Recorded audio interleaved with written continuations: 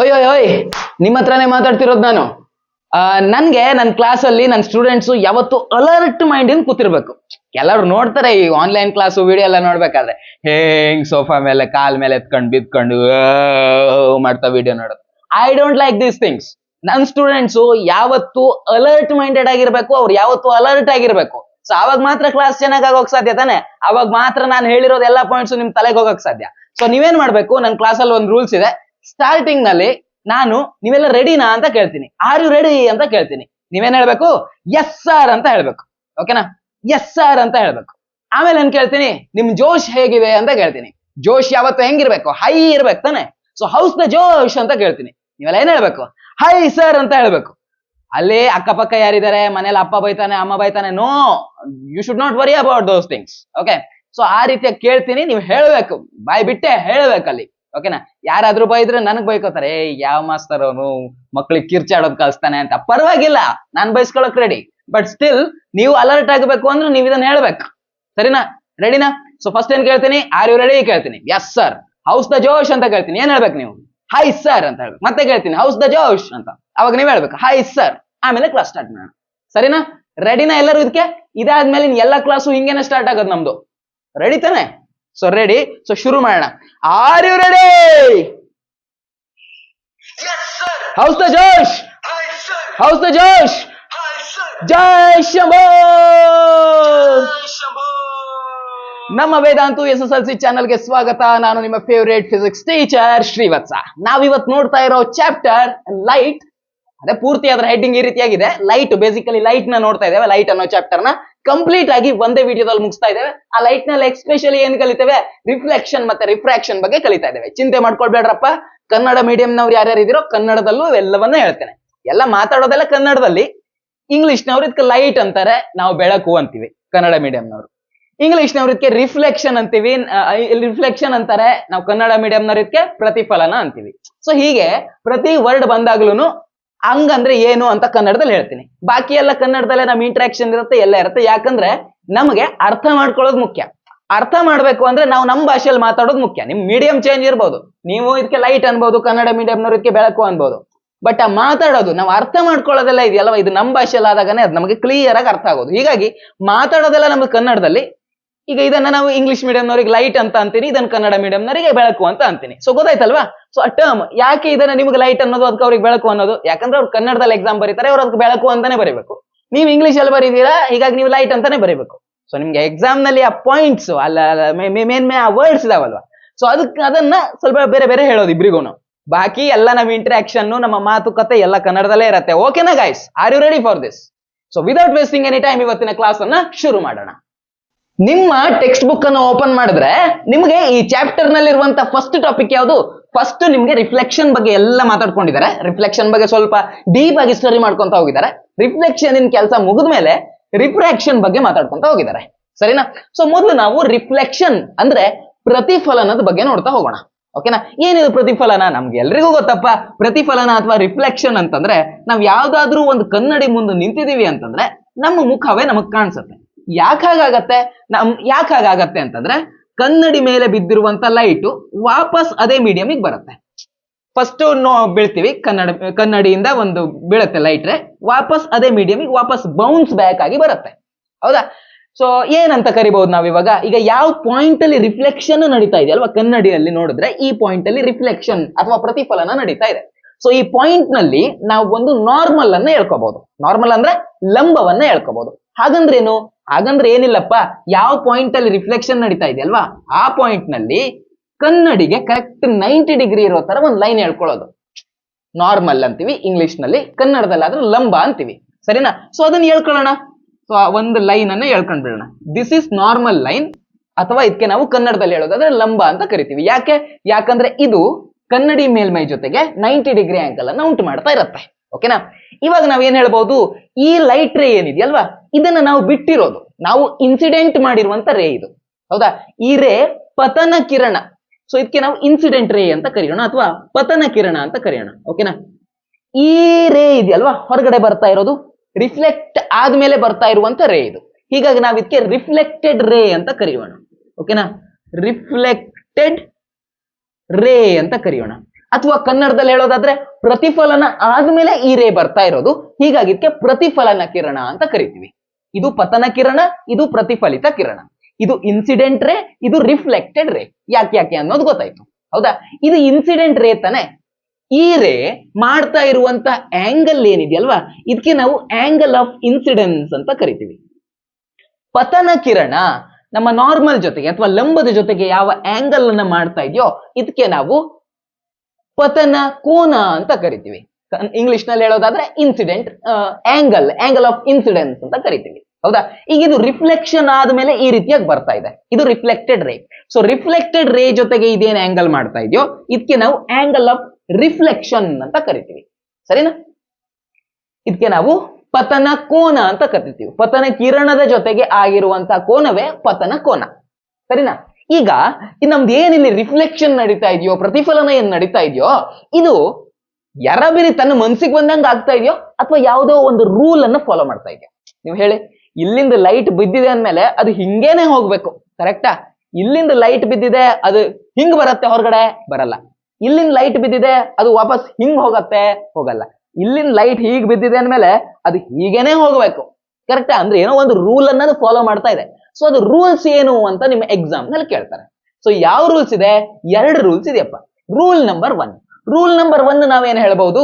Rule number 1 ಏನ್ ಹೇಳ್ಬಹುದಪ್ಪ ಅಂತಂದ್ರೆ, ನಮ್ದಿಲ್ ನೋಡ್ರೋ angle of incidence ನೋಡ್ರೋ, ಮತ್ತೆ ಆಂಗಲ್ ಆಫ್ ರಿಫ್ಲೆಕ್ಷನ್ ನೋಡಿ, 2 ಸೇಮ್ ಇದೆ ತಾನೆ, 2 ಸೇಮ್ ಇದೆ ತಾನೆ. ಸೊ ರೂಲ್ ನಂಬರ್ 1 ಅಲ್ಲಿ ಅದೇ ಬರೆದು ಬಿಡಿ, ಪತನ ಕೋನ ಮತ್ತೆ ಪ್ರತಿಫಲಿತ ಕೋನ 2 ಸೇಮ್ ಇರುತ್ತೆ.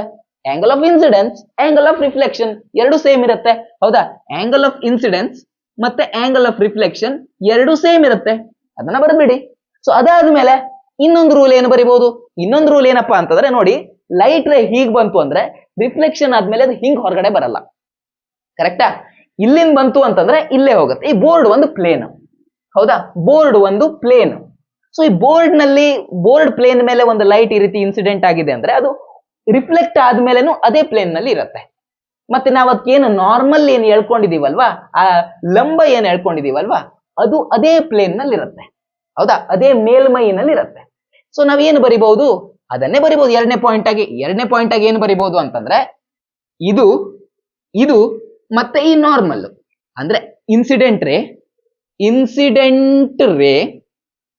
ರಿಫ್ಲೆಕ್ಟೆಡ್ ರೇ ಮತ್ತೆ ಇದು ನಾರ್ಮಲ್, ಹೌದಾ? ಸೊ ನಾರ್ಮಲ್ ಕನ್ನಡದಲ್ಲಿ ಹೇಳೋದಾದ್ರೆ ಪತನ ಕಿರಣ, ಪ್ರತಿಫಲಿತ ಕಿರಣ, ಲಂಬ 3 ಏನಾಗುತ್ತೆ? ಒಂದೇ ಮೇಲ್ಮೈಯಲ್ಲಿರುತ್ತೆ.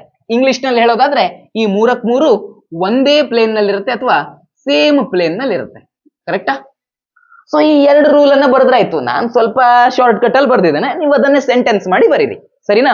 ಸೊ ಇದಾಗಿತ್ತು ರಿಫ್ಲೆಕ್ಷನ್ ಬಗ್ಗೆ ಏನ್ ಕೊಟ್ಟಿದಾರೋ ಅದು, ಸರಿನಾ? ನೆಕ್ಸ್ಟ್ ಇರೋದು ಅವ್ರು ಹೇಳ್ತಾ ಇರೋದು ಸ್ಫೆರಿಕಲ್ ಮಿರರ್ಸ್ ಬಗ್ಗೆ ನಿಮ್ ಬುಕ್ ನಲ್ಲಿ ಹೇಳಿದ್ದಾರೆ. ಏನಪ್ಪಾ ಸ್ಫೆರಿಕಲ್ ಮಿರರ್ಸ್ ಅಂತಂದ್ರೆ? ಸ್ಫೆರಿಕಲ್ ಮಿರರ್ಸ್ ಅಂದ್ರೆ ಹೆಂಗಿರುತ್ತೆ? ಇದು ನೋಡ್ರಿ, ಇದು ಸ್ಫೆರಿಕಲ್ ಮಿರರ್ ಇಲ್ಲಿ ಬಿಡಿಸಿರೋದು ಇಲ್ಲ, ನೆಟ್ಗಿದೆ, ಇದು ಪ್ಲೇನ್ ಇದೆ, ಹೌದಾ? ನೀವು ನಾರ್ಮಲಿ ಮುಖ ನೋಡ್ಕೊಳ್ಳೋ ಕನ್ನಡಿ ಹೇಗಿರುತ್ತೆ? ಪ್ಲೇನ್ ಇರುತ್ತೆ. So this is the plane mirror. Spherical mirror ಅಂದ್ರೆ ಹೇಗಿರ್ಬೇಕು? ಬಗ್ಗಿರ್ಬೇಕು, ಕರೆಕ್ಟಾ? ಸ್ಫೆರಿಕಲ್ ಅಂದ್ರೆ ಬಗ್ಗಿರ್ಬೇಕು. ಈಗ ನೋಡಿ, ಒಂದು ಸ್ಪಿಯರ್ ಅಥವಾ ಒಂದು ಬಾಲ್ ತಕೊಳ್ಳಿ, ಅದ್ರದ್ದು ಸರ್ಫೇಸ್ ಹೇಗಿರುತ್ತೆ? ಕ್ರಾಸ್ ಅಥವಾ ವಕ್ರವಾಗಿರುತ್ತೆ, ರೈಟ್? ಬಗ್ಗಿರುತ್ತೆ. ಸೊ ಆ ರೀತಿಯಾಗಿರುವಂತಹ ಮಿರರ್ ಗಳನ್ನ, ಇದನ್ನ ನಾರ್ಮಲ್ ಅಥವಾ ಇದನ್ನು ಪ್ಲೇನ್ ಮಿರರ್ ಅಂತ ಕರಿಬಹುದು. ಆ ರೀತಿಯಾಗಿರೋ ಮಿರರ್ ಗಳನ್ನ ನಾವು ಸ್ಫೆರಿಕಲ್ ಮಿರರ್ ಅಂತ ಕರಿಬಹುದು. ಸೊ ಆ ಸ್ಫೆರಿಕಲ್ ಮಿರರ್ಸ್ ಹೇಗಿರುತ್ತೆ? ಸ್ಫೆರಿಕಲ್ ಮಿರರ್ಸ್ ಒಂದೇ ಈ ರೀತಿಯಾಗಿರುತ್ತೆ, ಹೌದಾ? ಬಗ್ಗಿದ್ರಾಯ್ತು. ಸೊ ಅಥವಾ ಇನ್ನೊಂದು ಯಾವ ರೀತಿಯಾಗಿ ಬಗ್ಗಿರ್ಬೋದು, ಅಥವಾ ಇನ್ನೊಂದು ಉಲ್ಟಾ ಬಗ್ಗಿರ್ಬೋದು, ಕರೆಕ್ಟಾ? ಈ ರೀತಿಯಾಗಿನೂ ಬಗ್ಗಿರ್ಬೋದು, ಓಕೆನಾ? ಈ ರೀತಿಯಾಗೂ ಬಗ್ಗಿರ್ಬೋದು. ಸೊ 2ರದ್ದು ಡಿಫ್ರೆನ್ಸ್ ಗೊತ್ತಾಯ್ತಾ ನಿಮ್ಗೆ? ಅಥವಾ ಒಂದ್ ಕೆಲಸ ಮಾಡೋಣ, ಯಾವ ಕಡೆಗೆ ನಾವು ಮುಖ ನೋಡ್ಕೋತೀವೋ ಅಥವಾ ಯಾವ ಕಡೆಗೆ ಶೈನಿಂಗ್ ಸರ್ಫೇಸ್ ಇದೆಯೋ ಅದನ್ನ ನಾವು ಈ ಕಡೆಗೆ ಬಿಡಿಸ್ಬಿಡೋಣ, ಓಕೆನಾ? ಸೊ ಆ ರೀತಿಯಾಗಿ ಬಿಡಿಸ್ಬಿಡ್ತೀನಿ. ಇಲ್ಲಾಂದ್ರೆ 2 ನಿಮ್ಗೆ ಸೇಮ್ ತರ ಕಾಣಿಸುತ್ತೆ, ಆಮೇಲೆ ಆ ರೀತಿಯಾಗಿ ಬಿಡಿಸಿದ್ದೆ ಅಲ್ವಾ ನಾನು, ಯಾಕೆ ಸುಮ್ಮನೆ ಅಳಿಸೋದು ಅದನ್ನ? ಪರವಾಗಿಲ್ಲ, ಈ ರೀತಿಯಾಗಿ ಬಿಡಿಸ್ಕೊತೀನಿ, ಓಕೆನಾ? ಸೊ ಇಲ್ಲಿ ನಾನು ಮುಳು ತರ ಬಿಡಿಸಿದ್ದೇನಲ್ವಾ, ಆ ಕಡೆಗೆಯಿಂದ ಏನು ರಿಫ್ಲೆಕ್ಷನ್ ಆಗಲ್ಲ ಅಂತ ಅರ್ಥ. ಈ ಕನ್ನಡಿಲಿ ಈ ಕಡೆಗೆ ನಂದು ಕಾಣಿಸುತ್ತೆ, ಮುಖ ಕಾಣಿಸುತ್ತೆ, ಆ ಕಡೆಗೆ ಮುಖ ಕಾಣಿಸಲ್ಲ ಅಂದ್ಮೇಲೆ ನಾನು ಈ ಕಡೆಗೆ ಏನ್ ಮಾಡ್ತೀನಿ? ಮುಳು ಬಿಡಿಸ್ಕೊಬಿಡ್ತೀನಿ, ಈ ರೀತಿಯಾಗಿ ಬಿಡಿಸ್ಕೊತೀನಿ, ಓಕೆನಾ? ಈ ಕಡೆ ನನ್ನ ಮುಖ ಕಾಣಿಸುತ್ತೆ ತಾನೆ, ಅದನ್ನ ಪ್ಲೇನ್ ಆಗಿ ಇಟ್ಕೋತೀನಿ. ಈ ಮಿರರ್ ಅಲ್ಲಿ ಯಾವ್ದಿದೆ? ಯಾವ ಕಡೆ ಮುಳ್ಳಿದೆ? ಹಿಂದ್ಗಡೆಗೆ ಮುಳ್ಳಿದೆ. ಸೊ ಇಲ್ಲಿ ಮುಖ ಕಾಣಿಸೋದು ಅಥವಾ ಹೊಳೆಯೋ ಮೇಲ್ಮೈ ಯಾವುದು? ಈ ಕಡೆ ಮೈ ಹೊಳೆಯುತ್ತೆ, ಸರಿನಾ? ಸೊ ಈ 2 ಟೈಪಿನ ಮಿರರ್ ಆಯ್ತು. ಒಂದು ಒಳಬದಿಗೆ ಬಗ್ಗಿದೆ, ಒಂದು ಕಗ್ಗಾಗಿರೋ ಮಿರರ್ ಇದೆ, ಇನ್ನೊಂದು ಉಬ್ಬಿಕೊಂಡಿರುವಂತ ಮಿರರ್ ಇದೆ. ಹೌದಾ? ಸೊ ತಗ್ಗಾಗಿದೆ ಅನ್ನೋದಕ್ಕೆ ನಾವು ಕಾನ್ಕೇವ್ ಅಂತ ಕರಿತೀವಿ. ಕಾನ್ಕೇವ್ ಅಂತ ಕರಿತೀವಿ. ಕನ್ನಡದಲ್ಲಿ ಹೇಳೋದಾದ್ರೆ ತಗ್ಗಿರತ್ತಲ್ವಾ ಒಳಗಡೆಗೆ ಹೊಕ್ಕು ತರ ಇರತ್ತಲ್ವಾ, ಅದಕ್ಕೆ ನಾವು ನಿಮ್ನ ಅಂತ ಕರಿತೀವಿ. ಸರಿನಾ? ಸೊ ಇಲ್ಲಿದೆಯಲ್ವಾ, ಉಬ್ಬಿದೆಯಲ್ವಾ, ಮೇಲ್ಮೈ ಉಬ್ಬಿಕೊಂಡಿದೆಯಲ್ವಾ, ಇದಕ್ಕೆ ನಾವು ಪೀನ ಅಂತ ಕರಿತೀವಿ. ಕನ್ನಡದಲ್ಲಿ ಪೀನ ಅಂತ ಕರಿತೀವಿ. ಉಬ್ಬಿರೋದಕ್ಕೆ ಇಂಗ್ಲಿಷ್ ನಲ್ಲಿ ಕಾನ್ವೆಕ್ಸ್ ಅಂತ ಕರಿತೀವಿ. ಓಕೆನಾ? ಕಾನ್ವೆಕ್ಸ್ ಅಂತ ಕರಿತೀವಿ. ಏನಿಲ್ಲಪ್ಪ, ತಗ್ಗಿದ್ಯಾ, ಕೇವ್ ತರ ಗುಹೆ ತರ ಇದೆಯಾ, ಕಾನ್ಕೇವ್. ಉಬ್ಬಿದ್ಯಾ, ಕಾನ್ವೆಕ್ಸ್. ಓಕೆನಾ? ಕಾನ್ವೆಕ್ಸ್.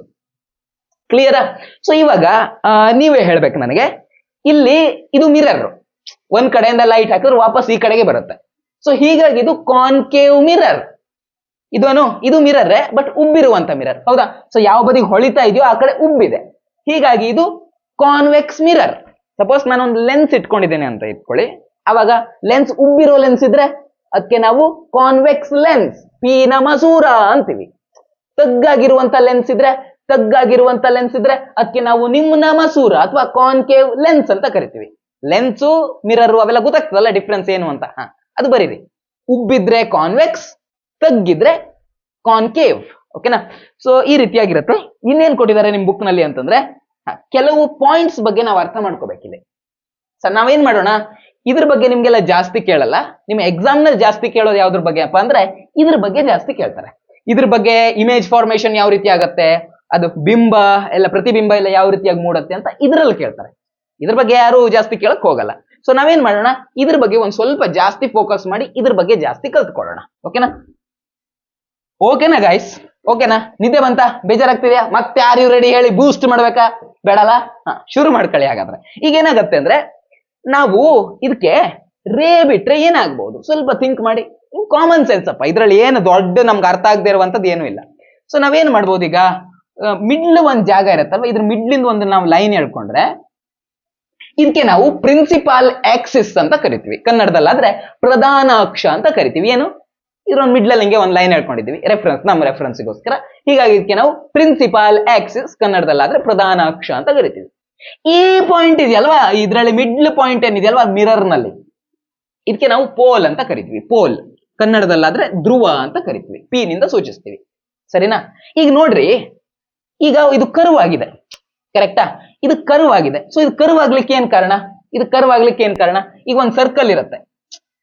ಹೌದಾ? ಸರ್ಕಲ್ ಇರುತ್ತೆ. ನಾವು ಮಿಡ್ಲಲ್ಲಿ ಒಂದು ಕಂಪಾಸ್ ಇಟ್ಕೊಂಡು ಈ ರೀತಿಯಾಗಿ ಅದನ್ನ ಸರ್ಕಲ್ ಮಾಡ್ಕೋತೀವಿ. ಹೌದಾ? ಸರ್ಕಲ್ ನಿಂದ ಯಾವುದೇ ಪಾರ್ಟ್ ತಗೊಂಡ್ರೆ ಅದು ಕರ್ವ್ ಆಗಿರುತ್ತೆ. ಯಾಕೆ ಕಾರಣ? ಯಾಕಂದ್ರೆ ಅದು ಒಂದು ರೇಡಿಯಸ್ಸಿನ ಸುತ್ತ, ಅದು ಒಂದು ಸೆಂಟರ್ ನ ಸುತ್ತ ಅದು ತಿರುಗ್ತಾ ಇರುತ್ತೆ. ಅಂದ್ರೆ ಪ್ರತಿ ಕರ್ವ್ ಸರ್ಫೇಸ್ಗೂ ಒಂದು ಸೆಂಟರ್ ಅಂತ ಏನೋ ಒಂದಿರುತ್ತೆ. ಹೌದಾ? ಸೊ ಇದು ಸೆಂಟರ್, ಇದು ಸರ್ಕಲ್ ಅಂತ ತಗೊಂಡ್ರೆ ಇದು ಸೆಂಟರ್. ಹಾಗೇನೆ ಈ ಕರ್ವ್ ಅನ್ನ ಯಾವುದೋ ಒಂದು ಸೆಂಟರ್ ನಿಂದ ನಾವು ಉಂಟು ಮಾಡಬಹುದು. ಆ ಸೆಂಟರ್ ಅನ್ನ ನಾವು ಸೆಂಟರ್ ಅಂತಾನೆ ಕರೆಯೋಣ. ಓಕೆನಾ? ಸೆಂಟರ್ ಅಂತ ಕರೆಯೋಣ. ಇದು ಪೂರ್ತಿ ಸರ್ಕಲ್ ಇತ್ತು, ಹೀಗಾಗಿ ಇದಕ್ಕೆ ನಾವು ಬರೀ ಸೆಂಟರ್ ಅಂತ ಕರಿತೀವಿ. ಇದು ಜಸ್ಟ್ ಕರ್ವ್ ಆಗಿದೆ. ಹೌದಾ? ಸೊ ಕರ್ವ್ ಆಗಿದೆ. ಆ ಕರ್ವ್ ಆಗೋದಕ್ಕೆ ಈ ಸೆಂಟರ್ ಕಾರಣ. ಸೊ ಇದಕ್ಕೆ ನಾವೇನಂತ ಕರೆಯೋಣ? ಸೆಂಟರ್ ಆಫ್ ಕರ್ವೇಚರ್ ಅಂತ ಕರೆಯೋಣ.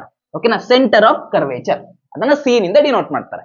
ಸೊ ಕನ್ನಡದಲ್ಲಿ ಹೇಳೋದಾದ್ರೆ ಇದು ಏನಿದೆಯಲ್ವಾ, ಮೇಲ್ಮೈ ಏನಿದೆಯಲ್ವಾ, ಇದು ವಕ್ರ ಆಗಿದೆ.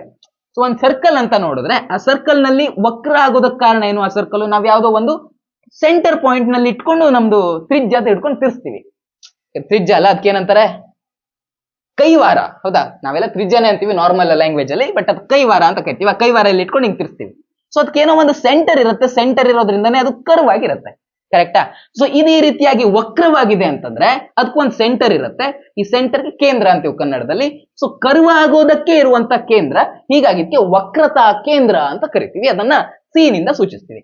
ಈಗ ನೋಡ್ರಪ್ಪ, ಇಲ್ಲಿಂದ ಸಿ ಎಷ್ಟು ದೂರ ಇದೆ ಅಂದ್ರೆ ಇದ್ರ ಎಕ್ಸಾಕ್ಟ್ ಮಿಡಲ್ ನಲ್ಲಿ ಒಂದು ಪಾಯಿಂಟ್ ಬರುತ್ತೆ. ಇದ್ರ ಎಕ್ಸಾಕ್ಟ್ ಮಿಡಲ್ ನಲ್ಲಿ. ಓಕೆನಾ? ಆ ಕಡೆನೂ ಅಲ್ಲ, ಈ ಕಡೆನೂ ಅಲ್ಲ, ಇದ್ರ ಎಕ್ಸಾಕ್ಟ್ ಮಿಡಲ್, ಪೋಲು ಮತ್ತೆ ಸೆಂಟರ್ ಆಫ್ ಕರ್ವೇಚರ್ ಏನಿದೆಯೋ ಇದರ ಮಿಡ್ಲ್ ಒಂದು ಪಾಯಿಂಟ್ ಬರುತ್ತೆ. ಆ ಪಾಯಿಂಟ್ಗೆ ನಾವು ಫೋಕಸ್ ಅಂತ ಕರಿತೀವಿ. ಯಾಕಕ್ಕೆ ಫೋಕಸ್ ಅಂತ ಕರಿತೀವಿ ಗೊತ್ತಾ? ಅಥವಾ ಫೋಕಸ್ ಅಂದ್ರೆ ಕನ್ನಡದಲ್ಲಿ ಏನಂತ ಅದಕ್ಕೆ ನನಗದು ಶಬ್ದ ನೆನಪಾಗ್ತಾ ಇಲ್ಲ. ನೀವು ಟೆಕ್ಸ್ಟ್ ಬುಕ್ ಅಲ್ಲಿ ಒಂದ್ಸಲ ನೋಡ್ಕೊಂಡು ಈ ಫೋಕಸ್ಗೆ ಏನಂತಾರೆ ಅಂತ ಹೇಳ್ಬಿಡಿ. ಓಕೆನಾ? ಸೊ ಏನಾಗುತ್ತೆ ಈ ಫೋಕಸ್ ನಲ್ಲಿ ಅಂತಂದ್ರೆ ಎಲ್ಲ ನಾವು ಲೈಟ್ ರೇ ಈ ರೀತಿಯಾಗಿ ಬಿಡ್ತೀವಿ ಅಂತಂದ್ರೆ ಪ್ಯಾರಲಲ್ ಆಗಿ ಅಥವಾ ಸಮಾಂತರವಾಗಿ ನಾವೇನಾದ್ರೂ ಲೈಟ್ ರೇ ಬಿಡ್ತೀವಿ ಅಂತಂದ್ರೆ ಆ ಎಲ್ಲ ಲೈಟ್ ರೇನು ಎಲ್ಲಿ ಫೋಕಸ್ ಆಗುತ್ತೆ ಗೊತ್ತಾ, ಈ ಪಾಯಿಂಟ್ ಅಲ್ಲಿ ಫೋಕಸ್ ಆಗುತ್ತೆ. ಇಲ್ಲಿಂದ ಬಂದ ರೇನು ಫೋಕಸ್ ಮೂಲಕ ಹೋಗುತ್ತೆ, ಇಲ್ಲಿಂದ ಬಂದಿರುವಂತ ರೇನು ಫೋಕಸ್ ಮೂಲಕ ಹೋಗುತ್ತೆ. ಸೊ ಮತ್ತೊಂದು ನಾನು ಪ್ಯಾರಲಲ್ ರೇ ಈ ರೀತಿಯಾಗಿ ತಗೊಂಡೆ ಅಂತಂದ್ರೆ ಆ ರೇನು ರಿಫ್ಲೆಕ್ಷನ್ ಆದ ನಂತರ ಎಲ್ಲಿಂದ ಹೋಗುತ್ತೆ, ಫೋಕಸ್ ಮೂಲಕನೇ ಹೋಗುತ್ತೆ. ಓಕೆನಾ. ಸೊ ನಾವು ಎಷ್ಟೇ ಪ್ಯಾರಲಲ್ ಆಗಿರೋ ರೇ ಬಿಟ್ರು ಆ ಎಲ್ಲಾ ಪ್ಯಾರಲಲ್ ಆಗಿರೋ ರೇ ಫೋಕಸ್ ಮೂಲಕನೇ ಹೋಗೋದು. ಸೊ ಇದೇನು ಮಾಡುತ್ತೆ, ಈ ಪಾಯಿಂಟ್ ಅಲ್ಲಿ ಎಲ್ಲ ರೇ ಬಂದು ಫೋಕಸ್ ಆಗತ್ತೆ ಅಲ್ವಾ, ಹೀಗಾಗಿ ಈ ಪಾಯಿಂಟ್ ಗೆ ನಾವು ಫೋಕಸ್ ಪಾಯಿಂಟ್ ಅಂತ ಕರಿತೀವಿ. ಸರಿನಾ, ಫೋಕಸ್ ಪಾಯಿಂಟ್ ಅಂತ ಕರಿತೀವಿ ಅಥವಾ ಪ್ರಿನ್ಸಿಪಾಲ್ ಫೋಕಸ್ ಅಂತಾನು ಕೆಲವರು ಕರೀತಾರೆ. ಸರಿನಾ. ಇವಾಗ ಮೇನ್ ವಿಷಯಕ್ಕೆ ಬರೋಣ. ನಿಮ್ಗೆ ಗೊತ್ತಾಯ್ತಲ್ವಾ ಹಾಗಂದ್ರೇನು, ಸೆಂಟರ್ ಆಫ್ ಕರ್ವೇಚರ್ ಅಂದ್ರೇನು, ಫೋಕಸ್ ಪಾಯಿಂಟ್ ಅಂದ್ರೆ ಏನು ಅನ್ನೋದು ಗೊತ್ತಾಯ್ತು. ಇವಾಗ ಏನ್ ಮಾಡೋಣ, ಇದ್ರಲ್ಲಿ ಒಂದ್ ಸ್ವಲ್ಪ ನಾವು ಡೀಟೇಲ್ ಆಗಿ ಹೋಗೋಣ. ಓಕೆನಾ, ಒಂದ್ ಸ್ವಲ್ಪ ಡೀಟೇಲ್ ಆಗಿ ಹೋಗೋಣ. ಕೆಲವು ವಿಷಯಗಳನ್ನ ಇಲ್ಲಿ ತಿಳ್ಕೊಳ್ಳೋದಿದೆ, ಆ ಕೆಲವು ವಿಷಯಗಳನ್ನ ಇಲ್ಲಿ ನಾವು ತಿಳ್ಕೊಂತ ಹೋಗೋಣ. ಓಕೆನಾ. ಸೊ ಈ ಪಾಯಿಂಟ್ ಯಾವ್ದಾಗಿತ್ತು ನಮ್ದು, ಮಿಡ್ಲ್ ಇರೋದು ನಮ್ದು ಪ್ರಿನ್ಸಿಪಲ್ ಫೋಕಸ್ ಅಥವಾ ಫೋಕಸ್ ಪಾಯಿಂಟ್ ಆಗಿತ್ತು. ಇಲ್ಲಿರೋದು ಫೋಕಸ್ ಪಾಯಿಂಟ್ ಆಗಿತ್ತು. ಇವಾಗ ನಾವ್ ಏನ್ ಮಾಡೋಣ, ಇನ್ನೊಂದು ವಿಷಯ ತಿಳ್ಕೊಳ್ಳೋಣ. ಇಲ್ಲಿ ನಮ್ದು ರೇ ಡಯಾಗ್ರಾಮ್ಸ್ ಎಲ್ಲ ಯಾವ ರೀತಿಯಾಗಿ ಬರುತ್ತೆ ಅನ್ನೋದನ್ನ ತಿಳ್ಕೊಳ್ಳೋಣ. ಓಕೆನಾ. ಸೊ ನಾವು ಒಂದು ರೂಲ್ ಅನ್ನ ಇಲ್ಲಿ ಫಾಲೋ ಮಾಡ್ಬೇಕಾಗತ್ತೆ. ಏನಪ್ಪಾ ಅಂದ್ರೆ ಏನ್ ರೂಲ್ ಅಂತಂದ್ರೆ ಹೇಳ್ತಾ ಹೋಗ್ತೀನಿ ನಿಮ್ಗೆ. ಓಕೆನಾ. ಸೊ ಆಬ್ಜೆಕ್ಟ್ ಅನ್ನ ನಾನು ಇನ್ಫಿನಿಟಿನಲ್ಲಿ ಇಟ್ಟಿದ್ದೀನಿ, ಅನಂತ ದೂರದಲ್ಲಿ ಆಬ್ಜೆಕ್ಟ್ ಇಟ್ಟಿದ್ದೀನಿ ಅಂತ ಇಟ್ಕೊಳ್ಳಿ. ನಮ್ಮ ವಸ್ತುವನ್ನ ಅನಂತ ದೂರದಲ್ಲಿ ಇಟ್ಟಿದ್ದೀನಿ. ಆವಾಗ ಇದರಿಂದ ರೇಸ್ ಎಲ್ಲ ಹೇಗ್ ಬರುತ್ತೆ, ರೇಸ್ ಎಲ್ಲ ಬರೋದು ಪ್ಯಾರಲಲ್ ಆಗಿ ಅಥವಾ ಸಮಾಂತರವಾಗಿ ಬರುತ್ತೆ. ಹೌದಾ, ನಮಗೆಲ್ಲ ಗೊತ್ತಪ್ಪ ಸಮಾಂತರವಾಗಿ ಬಂದಿರುವಂತ ರೇಸ್ ಎಲ್ಲ ಎಲ್ಲಿ ಮೀಟ್ ಆಗತ್ತೆ ಅಂತಂದ್ರೆ ಫೋಕಸ್ ಪಾಯಿಂಟ್ ನಲ್ಲಿ ಮೀಟ್ ಆಗತ್ತೆ. ಕರೆಕ್ಟಾ, ಇದು ಒಂದು ಫೋಕಸ್ ಪಾಯಿಂಟ್ ಅಲ್ಲಿ ಮೀಟ್ ಆಯ್ತು. ತಲೆನೂ ಎಲ್ಲಿ ಬಂತು, ಫೋಕಸ್ ಅಲ್ಲೇ ಸಿಕ್ತು. ಇದ್ರ ಆಬ್ಜೆಕ್ಟ್ ಇನ್ ಕಾಲ್ ಬಂದ್ಕೊಂಡು ಎಲ್ಲಿ ಸಿಕ್ತು, ಫೋಕಸ್ ನಲ್ಲೇ ಸಿಕ್ತು. ಸೊ ನಮ್ ಫೋಕಸ್ ನಲ್ಲಿ ತಲೆನೂ ಬರ್ಬೇಕು, ಕಾಲು ಬರ್ಬೇಕು, ಎಲ್ಲ ಒಂದೇ ಪಾಯಿಂಟ್ ಅಲ್ಲಿ ಬರ್ಬೇಕು. ಹೀಗಾಗಿ ನಮ್ಗೆ ಇಲ್ಲಿ ಸಿಕ್ತಿರುವಂತ ಪಾಯಿಂಟ್ ಏನಿರುತ್ತೆ, ಒಂದು ಚಿಕ್ಕ ಪಾಯಿಂಟ್ ಆಗಿರುತ್ತೆ. ನಮ್ಗೆ ಸಿಕ್ತಿರುವಂತ ಪ್ರತಿಬಿಂಬ ಒಂದು ಚಿಕ್ಕ ಪಾಯಿಂಟ್ ಆಗಿರುತ್ತೆ. ಸೊ ನಾವು ಅನಂತ ದೂರದಲ್ಲಿ ಇಟ್ಕೊಂಡಾಗ ನಮ್ಮ ಇಮೇಜ್ ಎಲ್ಲಿ ಬರುತ್ತೆ, ನಮ್ಮ ಇಮೇಜ್ ಬರೋದು, ಪ್ರತಿಬಿಂಬ ಬರೋದು ಫೋಕಸ್ ಪಾಯಿಂಟ್ ನಲ್ಲಿ. ಸರಿನಾ. ಈ ಫೋಕಸ್ ಪಾಯಿಂಟ್ ನಲ್ಲಿ ಪ್ರತಿಬಿಂಬ ಬರುತ್ತೆ. ಹೇಗಿರುತ್ತೆ, ಒಂದು ಬಿಂದುವಿನಷ್ಟೇ ಚಿಕ್ಕದಾಗಿರುತ್ತೆ, ಒಂದು ಪಾಯಿಂಟ್ ಅಷ್ಟೇ ಚಿಕ್ಕದಾಗಿರುತ್ತೆ. ಇವಾಗ ಏನ್ ಮಾಡೋಣ ನಾವು, ಇವಾಗ ಒಂದ್ ಕೆಲಸ ಮಾಡೋಣ, ಇದೇ ವಸ್ತುವನ್ನು ತಗೊಂಡ್ಬಂದು ಇಲ್ಲಿಡೋಣ. ನಮ್ಮ ರೂಲ್ ನಮಗ್ ಗೊತ್ತಿದ್ರೆ ಬಾಕಿ ಎಲ್ಲ ಕೆಲಸನೂ ನಾವು ಚೆನ್ನಾಗಿ ಮಾಡ್ಕೋಬಹುದು. ಸರಿನಾ. ಆ ರೂಲ್ ಒಂದು ನಮಗ್ ಗೊತ್ತಿದ್ರೆ ಸಾಕು, ಬಾಕಿ ಏನು ಗೊತ್ತಿರ್ಬೇಕಂತಿಲ್ಲ. ಓಕೆನಾ. ಜಸ್ಟ್ ರೂಲ್ ಗೊತ್ತಿರ್ಬೇಕು. ಇವೆಲ್ಲ ನೀವು ಎಲ್ಲಿ ಇಟ್ಟಾಗ ಎಲ್ಲಿ ಬರುತ್ತದೆ, ಇದನ್ನು ಸೀನಲ್ಲಿ ಇಟ್ಟಾಗ ಸೀನಲ್ಲೇ ಪ್ರತಿಬಿಂಬ ಬರುತ್ತದೆ, ಕಿವಿ ಹಿಂಗಾಕಿ ಬಡ ಬಡ ಬಡ ಬಡ ಬಾಯಿ ಹಾಕೋದಲ್ಲ, ಅಲ್ಲ, ಅರ್ಥ ಮಾಡ್ಕೊಳ್ಬೇಕು ಹೆಂಗ್ ರೇ ಡಯಾಗ್ರಾಮ್ ಬಿಡಿಸ್ಬೇಕು ಅಂತ. ಸರಿನಾ.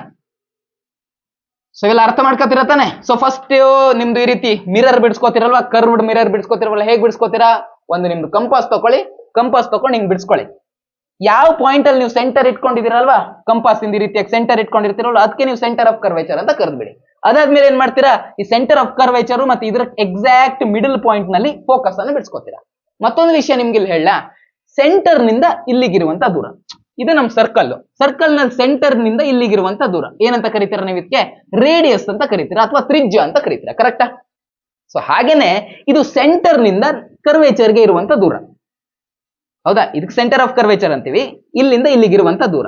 ಸೊ ನಾವ್ ಇದಕ್ಕೆ ಏನಂತ ಕರಿಬೇಕು, ಇದಕ್ಕೆ ಸೆಂಟರ್ ಆಫ್ ಕರ್ವೇಚರ್ ಅಂದ್ವಿ. ಸೊ ಈ ದೂರವನ್ನ, ಈ ಡಿಸ್ಟೆನ್ಸ್ ಅನ್ನ, ಇಲ್ಲಿ ಡಿಸ್ಟೆನ್ಸ್ ಅನ್ನ ರೇಡಿಯಸ್ ಅಂತ ಕರಿತಿದ್ವಿ. ಸೊ ಇಲ್ಲಿ ಡಿಸ್ಟೆನ್ಸ್ ಅನ್ನ ರೇಡಿಯಸ್ ಆಫ್ ಕರ್ವೇಚರ್ ಅಂತ ಕರಿತೀವಿ. ಸಿಂಪಲ್. ಓಕೆನಾ. ಸೊ ರೇಡಿಯಸ್ ಆಫ್ ಕರ್ವೇಚರ್ ಅಂದ್ರೆ ಏನಾಯ್ತು, ಸೆಂಟರ್ ನಿಂದ ಇಲ್ಲಿಗೆ ಇರುವಂತಹ ದೂರ. ಓಕೆನಾ, this is radius of curvature. So ಇಲ್ಲಿದೆಯಲ್ವಾ ಫೋಕಸ್ ಪಾಯಿಂಟ್ ನಿಂದ ಇಲ್ಲಿಗಿರುವಂತಹ ದೂರ, ಇದಕ್ಕೆ ಏನಂತ ಕರಿಬೇಕಾಯ್ತು, ಇದಕ್ಕೆ ನಾವು ಸಿಂಪಲ್ ಆಗಿ ಫೋಕಲ್ ಲೆಂತ್ ಅಂತ ಕರಿತೀವಿ. ಫೋಕಸ್ ನಿಂದ ಇರುವಂತಹ ಲೆಂತ್, ಹೀಗಾಗಿ ಇದಕ್ಕೆ ನಾವು ಫೋಕಲ್ ಲೆಂತ್ ಅಂತ ಕರಿತೀವಿ. ಸೇಮ್ ಇದಕ್ಕಾದ್ರೂ ಅಷ್ಟೇ, ಏನಂತ ಇವಕ್ಕೆ ಮಸೂರ ಲೆನ್ಸ್ ಎಲ್ಲ ಬರುತ್ತಲ್ವಾ, ಅದಕ್ಕಾದ್ರೂ ಹಿಂಗೆ. ನಂಗೆ ನೆನಪಾಯ್ತು, ಫೋಕಸ್ ಅಂದ್ರೆ ಸಂಗಮ. ಓಕೆ, ಪ್ರಿನ್ಸಿಪಲ್ ಫೋಕಸ್ ಅಥವಾ ಈ ಪಾಯಿಂಟ್ಗೆ ನಾವು ಪ್ರಧಾನ ಸಂಗಮ ಅಂತ ಕರಿತೀವಿ. ಹಾಗೇನೆ ಈ ದೂರ ಏನಿತ್ತಲ್ವಾ, ಇದನ್ನ ನಾವು ಸಂಗಮ ದೂರ ಅಂತ ಕರಿತೀವಿ ಕನ್ನಡ ಮೀಡಿಯಂನವ್ರೆ. ಓಕೆ, ನಂಗೆ ನೆನಪಾಯ್ತು, ಒಂದ್ ಸ್ವಲ್ಪ ಕಲ್ತು ತುಂಬಾ ವರ್ಷ ಆಯ್ತು, ನಾನು 10th ಅಲ್ಲಿ ಕನ್ನಡ ಮೀಡಿಯಂ ಅಲ್ಲಿ ಕಲ್ತದ್ದು. ಸೊ ಈಗ ಒಂದ್ ಸ್ವಲ್ಪ ಅದು ಮರಿತಾ ಬಂದಿದೆ. ಕೆಲವೊಂದ್ಸಲ ಈ ರೀತಿ ಎಲ್ಲ ಬಂದ ಮೇಲೆ ಅದು ನೆನಪಾಗತ್ತೆ. ಸರಿನಾ. ಈಗ ಈ ವಿಷಯ ಗೊತ್ತಾಯ್ತಲ್ವಾ ನಿಮ್ಗೆ ಏನಂತ. ಸೊ ಇವಾಗ ಏನ್ ಮಾಡೋಣ, ಅನಂತದಲ್ಲಿ ಇಟ್ಕೊಂಡಾಗ, ಇನ್ಫಿನಿಟಿಯಲ್ಲಿ ಇಟ್ಟುಕೊಂಡಾಗ ಎಲ್ಲಿ ಇಮೇಜ್ ಬರುತ್ತೆ ಅಂತ ನೋಡಿದ್ವಿ. ಇವಾಗ ಏನ್ ಮಾಡೋಣ, ಒಂದ್ ಸ್ವಲ್ಪ ಅದನ್ನ ಹತ್ರಕ್ಕೆ ತಗೊಬರೋಣ. ನಮ್ಮ ಸಿ ಇದೆಯಲ್ವಾ, ಸಿ ನಿಂದ ಒಂದ್ ಸ್ವಲ್ಪ ಆ ಕಡೆಗೆ ಇಟ್ಟು ನೋಡೋಣ. ಓಕೆನಾ. ನಮ್ಮ ಆಬ್ಜೆಕ್ಟ್ ಅನ್ನ ನಾವು ಸಿ ನಿಂದ ಒಂದ್ ಸ್ವಲ್ಪ ಆ ಕಡೆಗೆ ಇಟ್ಟು ನೋಡೋಣ, ನಮ್ ಇಮೇಜ್ ಯಾವ ರೀತಿಯಾಗಿ ಬರುತ್ತೆ ಅಂತ ನೋಡೋಣ. ಓಕೆನಾ. ಸೊ ಆಬ್ಜೆಕ್ಟ್ ಅನ್ನ ಇಲ್ಲಿ ಇಟ್ಕೊಂಡಿದ್ದೇನೆ ಅಂದ್ಮೇಲೆ ಇಮೇಜ್ ಬರ್ಬೇಕು ಅಂದ್ರೆ ನಾನು ಏನ್ ಮಾಡ್ಬೇಕು, ಯಾವ್ದಾದ್ರು ಎರಡು ರೇ ರಿಫ್ಲೆಕ್ಟ್ ಆದ್ಮೇಲೆ, ಇಲ್ಲಿ ರಿಫ್ಲೆಕ್ಷನ್ ನಡೆಯುತ್ತೆ ತಾನೇ, ಮಿರರ್ ಇದೆ. ಸೊ ರಿಫ್ಲೆಕ್ಷನ್ ನಡೆದ್ಮೇಲೆ ಎರಡು ರೇ ಎಲ್ಲಿ ಜಾಯಿಂಟ್ ಆಗ್ತಾ ಇದೆ ಅನ್ನೋದನ್ನ ನಾವು ನೋಡ್ಕೋಬೇಕು. ಸೊ ನಾವೇನ್ ಮಾಡೋಣ ಇವಾಗ ಈ ಇದ್ರ ಕಾಲಿದೆಯಲ್ವಾ, ನಮ್ದು ಆಬ್ಜೆಕ್ಟಿನ್ ಕಾಲು ಅಥವಾ ಅದ್ರ ಟೇಲ್ ಏನಿದೆಯಲ್ವಾ, ಅದರಿಂದ ಬಿಟ್ಟಿರುವಂತ ಲೈನ್ ಯಾವ ಪಾಯಿಂಟ್, ಯಾವುದು ರೇ ಸೆಂಟರ್ ಆಫ್ ಕರ್ವೇಚರ್ ಇನ್ ಮೂಲಕ ಹೋಗುತ್ತಲ್ವಾ, ರೂಲ್ ನಂಬರ್ 1, ಅದೇ ರೂಲ್ ಹೇಳ್ತಾ ಇದ್ನಲ್ವಾ, ರೂಲ್ ನಂಬರ್ 1, ಯಾವ ರೇ ಸೆಂಟರ್ ಆಫ್ ಕರ್ವೇಚರ್ ಮೂಲಕ ಹೋಗುತ್ತಲ್ವಾ ಅದು ವಾಪಸ್ ಅದೇ ಡೈರೆಕ್ಷನ್ ನಲ್ಲಿ ಬರುತ್ತೆ. ಓಕೆನಾ, ನಿಮ್ ತಲೆಯಲ್ಲಿರ್ಲಿ, ಯಾವ ರೇ ಸೆಂಟರ್ ಆಫ್ ಕರ್ವೇಚರ್ ಮೂಲಕ ಹೋದ್ರೆ, ಸಿ ಮೂಲಕ ಹೋದ್ರೆ ಅದೇ ಡೈರೆಕ್ಷನ್ ನಲ್ಲಿ ವಾಪಸ್ ಬರುತ್ತೆ. ಓಕೆನಾ, ವಾಪಸ್ ಬರುತ್ತೆ. ಇದು ನಿಮ್ ಮೊದಲನೇ ಪಾಯಿಂಟ್, ವಾಪಸ್ ಬರುತ್ತೆ. ಸೊ ಸಿ ಮೂಲಕ ನಾನು ಒಂದು ರೇ ಬಿಟ್ಟೆ ಅಂತಂದ್ರೆ, ಈಗ ಕಾಲಿಂದ ಹೋಗಿರುವಂತ ರೇ ಸಿ ಮೂಲಕ ಹೋಗಿದೆ, ಹೌದಾ, ಸಿ ಮೂಲಕ ಹೋಗಿದೆ ಅಂದ್ರೆ ಇಲ್ಲಿ ರಿಫ್ಲೆಕ್ಷನ್ ಆಗುತ್ತೆ, ವಾಪಸ್ ಅದೇ ಡೈರೆಕ್ಷನ್ ಅಲ್ಲಿ ಬರುತ್ತೆ. ಓಕೆನಾ. ರೂಲ್ ನಂಬರ್ 2 ಅಂತೂ ನಿಮ್ಗೆ ಸ್ಟಾರ್ಟಿಂಗ್ ನಲ್ಲಿ ಹೇಳಿದ್ದೀನಿ ನಾನು, ಪ್ಯಾರಲಲ್ ಆಗಿ ಬಿಟ್ರೆ ಪ್ಯಾರಲಲ್ ಆಗಿರೋರೆ ಹೇಗೆ ಹೋಗುತ್ತೆ, ಫೋಕಸ್ ಮೂಲಕ ಹೋಗುತ್ತೆ, ಪ್ರಧಾನ ಸಂಗಮದ ಮೂಲಕ ಹೋಗುತ್ತೆ, ಹೌದಾ. ಸೊ ಪ್ಯಾರಲಲ್ ರೇಸ್ ಹೇಗೋಗುತ್ತೆ, ಪ್ಯಾರಲಲ್ ರೇಸ್ ಫೋಕಸ್ ಮೂಲಕ ಹೋಗುತ್ತೆ, ಫೋಕಸ್ ಮೂಲಕ ಹೋಗುತ್ತೆ. ಸೊ ಇದ್ರ ಉಲ್ಟಾನು ನಿಜ. ಸೊ ಫೋಕಸ್ ಮೂಲಕನೇ ನಾನು ಯಾವ್ದಾದ್ರು ಒಂದು ರೇ ಬಿಟ್ಟೆ ಅಂತ ಇಟ್ಕೊಳ್ಳಿ, ಯಾವ್ದಾದ್ರು ರೇ ನಾನು ಫೋಕಸ್ ಮೂಲಕನೇ ಬಿಟ್ರೆ ಅದು ಪ್ಯಾರಲಲ್ ಆಗಿ ಹೋಗುತ್ತೆ. ಸೊ ಈ ಸೆಂಟೆನ್ಸ್ ಏನ್ ಬರ್ದಿದ್ದೀನಲ್ವಾ, ಇದ್ರದ್ದು ಸ್ಟ್ರೇಟು ನಿಜ, ಇದ್ರ ಉಲ್ಟಾನು ನಿಜ. ಓಕೆನಾ. ಸೊ ಇದಾಯ್ತು. ಇನ್ನೇನು ಬರುತ್ತೆ ರೂಲ್ಸ್ ಅಂತ ನಾವು ಮುಂದೆ ಡಯಾಗ್ರಾಮ್ ಬಿಡಿಸ್ತಾ ಹೋದಂಗೆ ನೋಡೋಣ. ಸದ್ಯಕ್ಕೆ ಈ 2 ರೂಲ್ ನಿಮ್ ತಲೆಯಲ್ಲಿ ಇರಬೇಕು. ಈ 2 ರೂಲ್ ನಿಮ್ ತಲೆಯಲ್ಲಿ ಇದ್ರೆ ನೀವು ಎಷ್ಟೋ ರೇ ಡಯಾಗ್ರಾಮ್ ಗಳನ್ನ ಬಿಡಿಸ್ಕೋಬಹುದು. ಸೊ ನಾವೇನ್ ಮಾಡೋಣ, ಒಂದು ರೇಯನ್ನ ಇಲ್ಲಿಂದ ಬಿಟ್ವಿ, ವಾಪಸ್ ಬಂತು. ಇವಾಗ ಏನ್ ಮಾಡೋಣ ಅಂದ್ರೆ ತಲೆಯಿಂದ ಒಂದು ರೇಯನ್ನ ಬಿಡೋಣ. ಹೇಗ್ ಬಿಡೋಣ, ತಲೆಯಿಂದ ಪ್ಯಾರಲಲ್ ಆಗಿ ಬಿಟ್ಟಿದ್ದೀನಿ. ಸೊ ಪ್ಯಾರಲಲ್ ಆಗಿ ಬಿಟ್ಟಿರೋದು ಹೆಂಗ್ ಬರ್ಬೇಕಪ್ಪ, ಪ್ಯಾರಲಲ್ ಆಗಿ ಬಿಟ್ಟಿರೋದು ರಿಫ್ಲೆಕ್ಷನ್ ಆದ್ಮೇಲೆ ಫೋಕಸ್ ನ ಮೂಲಕ ಹೋಗ್ಬೇಕು, ಕರೆಕ್ಟಾ. ಸೊ ಇದು ಹೇಗೆ ಹೋಗುತ್ತೆ, ಫೋಕಸ್ ನ ಮೂಲಕ ಹೋಗುತ್ತೆ. ಓಕೆನಾ. ಸೊ ಇನ್ನೇನು ಬಿಡೋಣ, ಇನ್ನೊಂದು ರೂಲ್ ನಮಗ್ ಗೊತ್ತಿದೆ, ನಾವು ಫೋಕಸ್ ಮೂಲಕ ಏನ್ ಬಿಡ್ತೀವೋ ಅದು ಯಾವ್ದ್ರ ಮೂಲಕ ಹೋಗುತ್ತೆ, ಅದು ಪ್ಯಾರಲಲ್ ಆಗಿ ಹೋಗುತ್ತೆ. ಪ್ಯಾರಲಲ್ ಆಗಿ ಬಿಟ್ಟದ್ದು ಫೋಕಸ್ ಮೂಲಕ ಬಂತು, ಈಗ ಫೋಕಸ್ ಮೂಲಕ ಬಿಡ್ತಾ ಇದ್ದೇವೆ, ಈಗ ಇದು ಪ್ಯಾರಲಲ್ ಆಗಿ ಹೋಗ್ಬೇಕು ತಾನೆ. ಸೊ ಈಗ ನಾನು ಫೋಕಸ್ ಮೂಲಕ ಬಿಡ್ತೇನೆ, ಸೊ ರಿಫ್ಲೆಕ್ಷನ್ ಆದ್ಮೇಲೆ ಹೇಗೆ ಹೋಗ್ಬೇಕು, ಅದು ಪ್ಯಾರಲಲ್ ಆಗಿ ಹೋಗ್ಬೇಕು. ನೋಡಿ, ತಲೆಯಿಂದ ಬಿಟ್ಟಿರುವಂತ 2 ರೇ, ತಲೆಯಿಂದ ಹೊರಟಿರುವಂತ 2 ರೇ ರಿಫ್ಲೆಕ್ಷನ್ ಆದ್ಮೇಲೆ ಹೇಗ್ ಬಂತು, ಒಂದು ರೇ ಹೀಗ್ ಬಂತು, ಹೌದಾ, ಇನ್ನೊಂದ್ ರೇ ರಿಫ್ಲೆಕ್ಷನ್ ಆದ್ಮೇಲೆ ಹೀಗ್ ಬಂತು. ಸೊ ಅದೇ ರೇ ರಿಫ್ಲೆಕ್ಷನ್ ಆದ್ಮೇಲೆ ಎಲ್ಲಿಗೆ ಮೀಟ್ ಆಗ್ತಾ ಇದೆ, ಈ ಪಾಯಿಂಟ್ ಅಲ್ಲಿ ಮೀಟ್ ಆಗ್ತಾ ಇದೆ. ಅಂದ್ರೆ ತಲೆಯ ಇಮೇಜ್ ನಮಗೆ ಎಲ್ಲಿ ಸಿಗತ್ತೆ, ಇಲ್ಲಿ ಸಿಗತ್ತೆ. ಸೊ ಈ ಪಾಯಿಂಟ್ ಅಲ್ಲಿ ನಮಗೆ ಸಿಗೋದು ತಲೆಯ ಇಮೇಜು.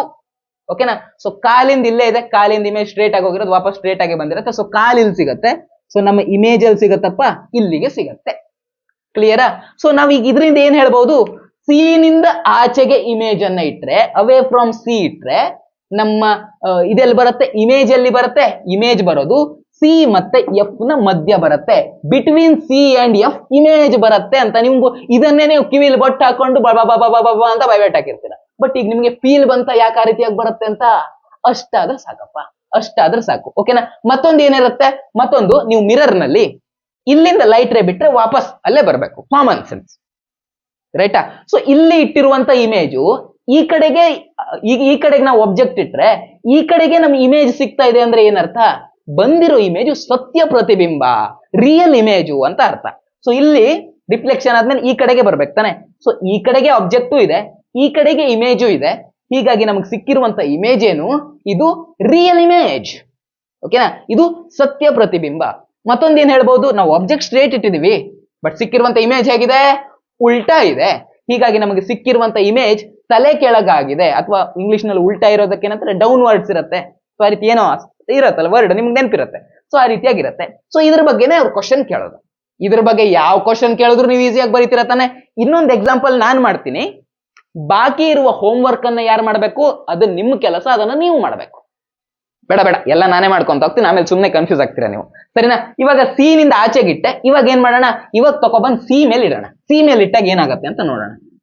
ಓಕೆನಾ ಗೈಸ್, ನಾನು ಆಕ್ಚುಲಿ ಏನ್ ಮಾಡ್ಬೇಕು ಅಂದ್ರೆ, ಆಕ್ಚುಲಿ ಇದನ್ನ ಸ್ಕೇಲ್ ಅಲ್ಲೆಲ್ಲ ತಕೊಂಡು ಎಷ್ಟು ಸೆಂಟಿಮೀಟರ್ ಬರುತ್ತೆ ಅಂತ ಎಕ್ಸಾಕ್ಟ್, ಈಗ ಸಿ ಇಷ್ಟು ದೂರ ಇದೆ ಅಂದ್ರೆ ಇವೆರಡರ ಮಿಡ್ಲ್ ಎಫ್ ಅನ್ನ ನಾನು ಕರೆಕ್ಟ್ ಆಗಿ ಬಿಡಿಸ್ಬೇಕು. ಸೊ ಈ ರೀತಿ ಇದನ್ನ ಕರೆಕ್ಟ್ ಆಗಿ ಬಿಡಿಸ್ಲಿಲ್ಲ ಅಂದ್ರೆ ನಮ್ಮ ಇಮೇಜ್ ಹೆಚ್ಚು ಕಮ್ಮಿ ಆಗುತ್ತೆ. ಓಕೆನಾ. ಸೊ ನಂದು ಇಲ್ಲೇನಾದ್ರೂ ಒಂದ್ ಸ್ವಲ್ಪ ಮಿಸ್ಟೇಕ್ ಆಗುತ್ತೆ ಅಂತಂದ್ರೆ ಅದಕ್ಕೆ ಏನ್ ಕಾರಣ, ನಾನು ಸಿ ಮತ್ತೆ ಇದ್ರ ನಡುವೆ ಕರೆಕ್ಟ್ ಮಿಡ್ಲ್ ಅಲ್ಲಿ ನಾನು ಎಫ್ ತಗೊಂಡಿಲ್ಲ ಅಂತ. ಸೊ ನೀವು ಡಯಾಗ್ರಾಮ್ ಹಾಕೋಬೇಕಾದ್ರೆ ಏನ್ ಮಾಡಬೇಕು, ಸ್ಕೇಲ್ ನಲ್ಲಿ ತಗೊಳ್ಳಿ. ಸಪೋಸ್ ಇದನ್ನ ಒಂದು 5 ಸೆಂಟಿಮೀಟರ್ ಇಟ್ಟಿದ್ದೀರಾ ಅಂದ್ರೆ ಎಫ್ ಎಲ್ಲಿ ಬರಬೇಕು, 2.5 ಸೆಂಟಿಮೀಟರ್ ಅಲ್ಲಿ ಬರಬೇಕು. ಸೊ ಇಷ್ಟಾದ್ರೂ ನೀವು ಕೆಲಸ ಮಾಡ್ಕೊಳ್ಳಿ, ಬಾಕಿ ಎಲ್ಲ ಈಸಿಯಾಗಿ ಬರುತ್ತೆ. ರೂಲ್ ಅಂತೂ ನಿಮ್ ತಲೆಯಲ್ಲಿ ಇದ್ದೇ ಇರುತ್ತೆ, ಹೌದಾ? 2 ರೂಲ್ ಇರೋದು, 2 ರೂಲ್ ನಿಮ್ ತಲೆಯಲ್ಲಿ ಇದ್ದೇ ಇರುತ್ತೆ, ಸರಿನಾ? ಇವಾಗ ನೆಕ್ಸ್ಟ್ ಹೋಗೋಣ. ನೆಕ್ಸ್ಟ್ ಏನ್ ಮಾಡೋಣ ಅಂತಂದ್ರೆ ನಾವು ಇದೇ ಆಬ್ಜೆಕ್ಟ್ ಅನ್ನು ತಗೊಂಡೋಗಿ ಸಿ ನಲ್ಲಿ ಇಡೋಣ. ಓಕೆನಾ? ಆಬ್ಜೆಕ್ಟ್ ಅನ್ನು ತಗೊಂಡೋಗಿ ಸಿ ನಲ್ಲಿ ಇಡೋಣ. ಸಿ ನಲ್ಲಿ ಇಡೋಣ. ಸಿ ನಲ್ಲಿ ಇಟ್ಟಾಗ ಏನಾಗುತ್ತೆ, ಒಂದು ಕಾಲಿಂದ ಬಿಡ್ತೀನಿ, ಅದು ಸಿ ಮೂಲಕನೇ ಹೋಗಿದೆ. ಸೊ ಸಿ ಮೂಲಕ ಹೋಗಿರೋದ್ರಿಂದ ರಿಫ್ಲೆಕ್ಟ್ ಆಗಿ ವಾಪಸ್ ಎಲ್ಲಿ ಬರುತ್ತೆ, ವಾಪಸ್ ಅದೇ ಡೈರೆಕ್ಷನ್ ಅಲ್ಲಿ ಬರುತ್ತೆ.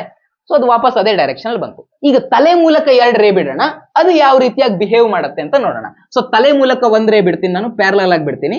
ಪ್ಯಾರಲಲ್ ಆಗಿ ಬಿಟ್ಟರೆ ಹೇಗೆ ಹೋಗಬೇಕು, ಫೋಕಸ್ ಮೂಲಕ ಹೋಗಬೇಕು. ಕರೆಕ್ಟಾ? ನನ್ನ ರೇ ಎಲ್ಲ ಈ ರೀತಿ ಹಾವು ಹೋದಾಗ ಹೋಗಿದೆ. ನೀವು ಸ್ಕೇಲ್ ಇಟ್ಕೊಂಡು ಕರೆಕ್ಟ್ ಆಗಿ ಬಿಡಿಸಿ, ಅವಾಗ ಕರೆಕ್ಟ್ ಆಗಿ ಸಿಗತ್ತೆ. ಇಲ್ಲಿ ಸ್ವಲ್ಪ ಏನಾದ್ರು ಹೆಚ್ಚು ಕಮ್ಮಿ ಆದ್ರೂ ನನಗೆ ಕ್ಷಮಿಸ್ಬಿಡಿ. ಓಕೆನಾ? ಸೊ ಇನ್ನೊಂದು ಏನ್ ಮಾಡೋಣ, ಇನ್ನೊಂದು ರೇಯನ್ನ ನಾವು ಫೋಕಸ್ ಮೂಲಕ ಬಿಡೋಣ. ಫೋಕಸ್ ಮೂಲಕ ಬಿಟ್ಟರೆ ಹೇಗೆ ಬರಬೇಕು, ಫೋಕಸ್ ಮೂಲಕ ಬಿಟ್ಟಿರುವಂತ ರೇ ಪ್ಯಾರಲಲ್ ಆಗಿ ಹೋಗ್ಬೇಕು. ಕರೆಕ್ಟಾ? ಸೊ ಇದು ಪ್ಯಾರಲಲ್ ಆಗಿ ಹೋಗುತ್ತೆ, ಅಂದ್ರೆ ಇಲ್ಲೆಲ್ಲೋ ಬರುತ್ತೆ ಇಮೇಜು, ಹೌದಾ? ನೀವು ಕರೆಕ್ಟ್ ಆಗಿ ಪರ್ಫೆಕ್ಟ್ ನಿಮ್ ಇಮೇಜ್ ಇದ್ರೆ ಅದು ಇದ್ರ ಕೆಳಗಡೆನೆ ಬರುತ್ತೆ. ಸೊ ನಮ್ಗೆ ಬಂದಿರುವಂತ ಇಮೇಜು ತಲೆಯಿಂದ ಹೊರಡಿರುವಂತ 2 ರೇ ರಿಫ್ಲೆಕ್ಷನ್ ಆದ್ಮೇಲೆ ಯಾವ ಪಾಯಿಂಟ್ ಅಲ್ಲಿ ಮೀಟ್ ಆಗಿದೆ, ಈ ಪಾಯಿಂಟ್ ಅಲ್ಲಿ ಮೀಟ್ ಆಗಿದೆ. ಕರೆಕ್ಟಾ? ಸೊ ನಮ್ಗೆ ಇಮೇಜ್ ಎಲ್ಲಿ ಬರುತ್ತೆ, ಇಮೇಜ್ ಇಲ್ಲೇ ಬರುತ್ತೆ. ಸೈಜ್ ಎಷ್ಟಿದೆ, ಎಷ್ಟು ಸೈಜ್ ನಲ್ಲಿ ನಾವು ಆಬ್ಜೆಕ್ಟ್ ಇಟ್ಕೊಂಡಿದೀವೋ ಅಷ್ಟೇ ಸೈಜಿನ ಇಮೇಜ್ ಕೂಡ ಸಿಕ್ಕಿದೆ.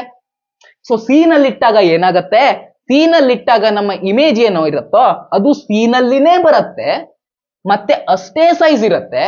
ಸೊ ಯಾವ ಕಡೆಗೆ ಆಬ್ಜೆಕ್ಟ್ ಇಟ್ಟಿದೇನೋ ಅದೇ ಕಡೆಗೆ ಇಮೇಜ್ ಬಂದಿದೆ. ಮಿರರ್ ನಲ್ಲಿ ಯಾವ ಕಡೆಗೆ ಆಬ್ಜೆಕ್ಟ್ ಇರ್ತೇವೋ ಅದೇ ಕಡೆ ಇಮೇಜ್ ಬರಬೇಕು, ಹೌದಾ? ಸೊ ಆ ರೀತಿಯಾಗಿ ಬಂದಿದೆ ಅಂದ್ರೆ ಬಂದಿರುವಂತ ಇಮೇಜು ರಿಯಲ್ ಇಮೇಜ್ ಅಂತ ಅರ್ಥ.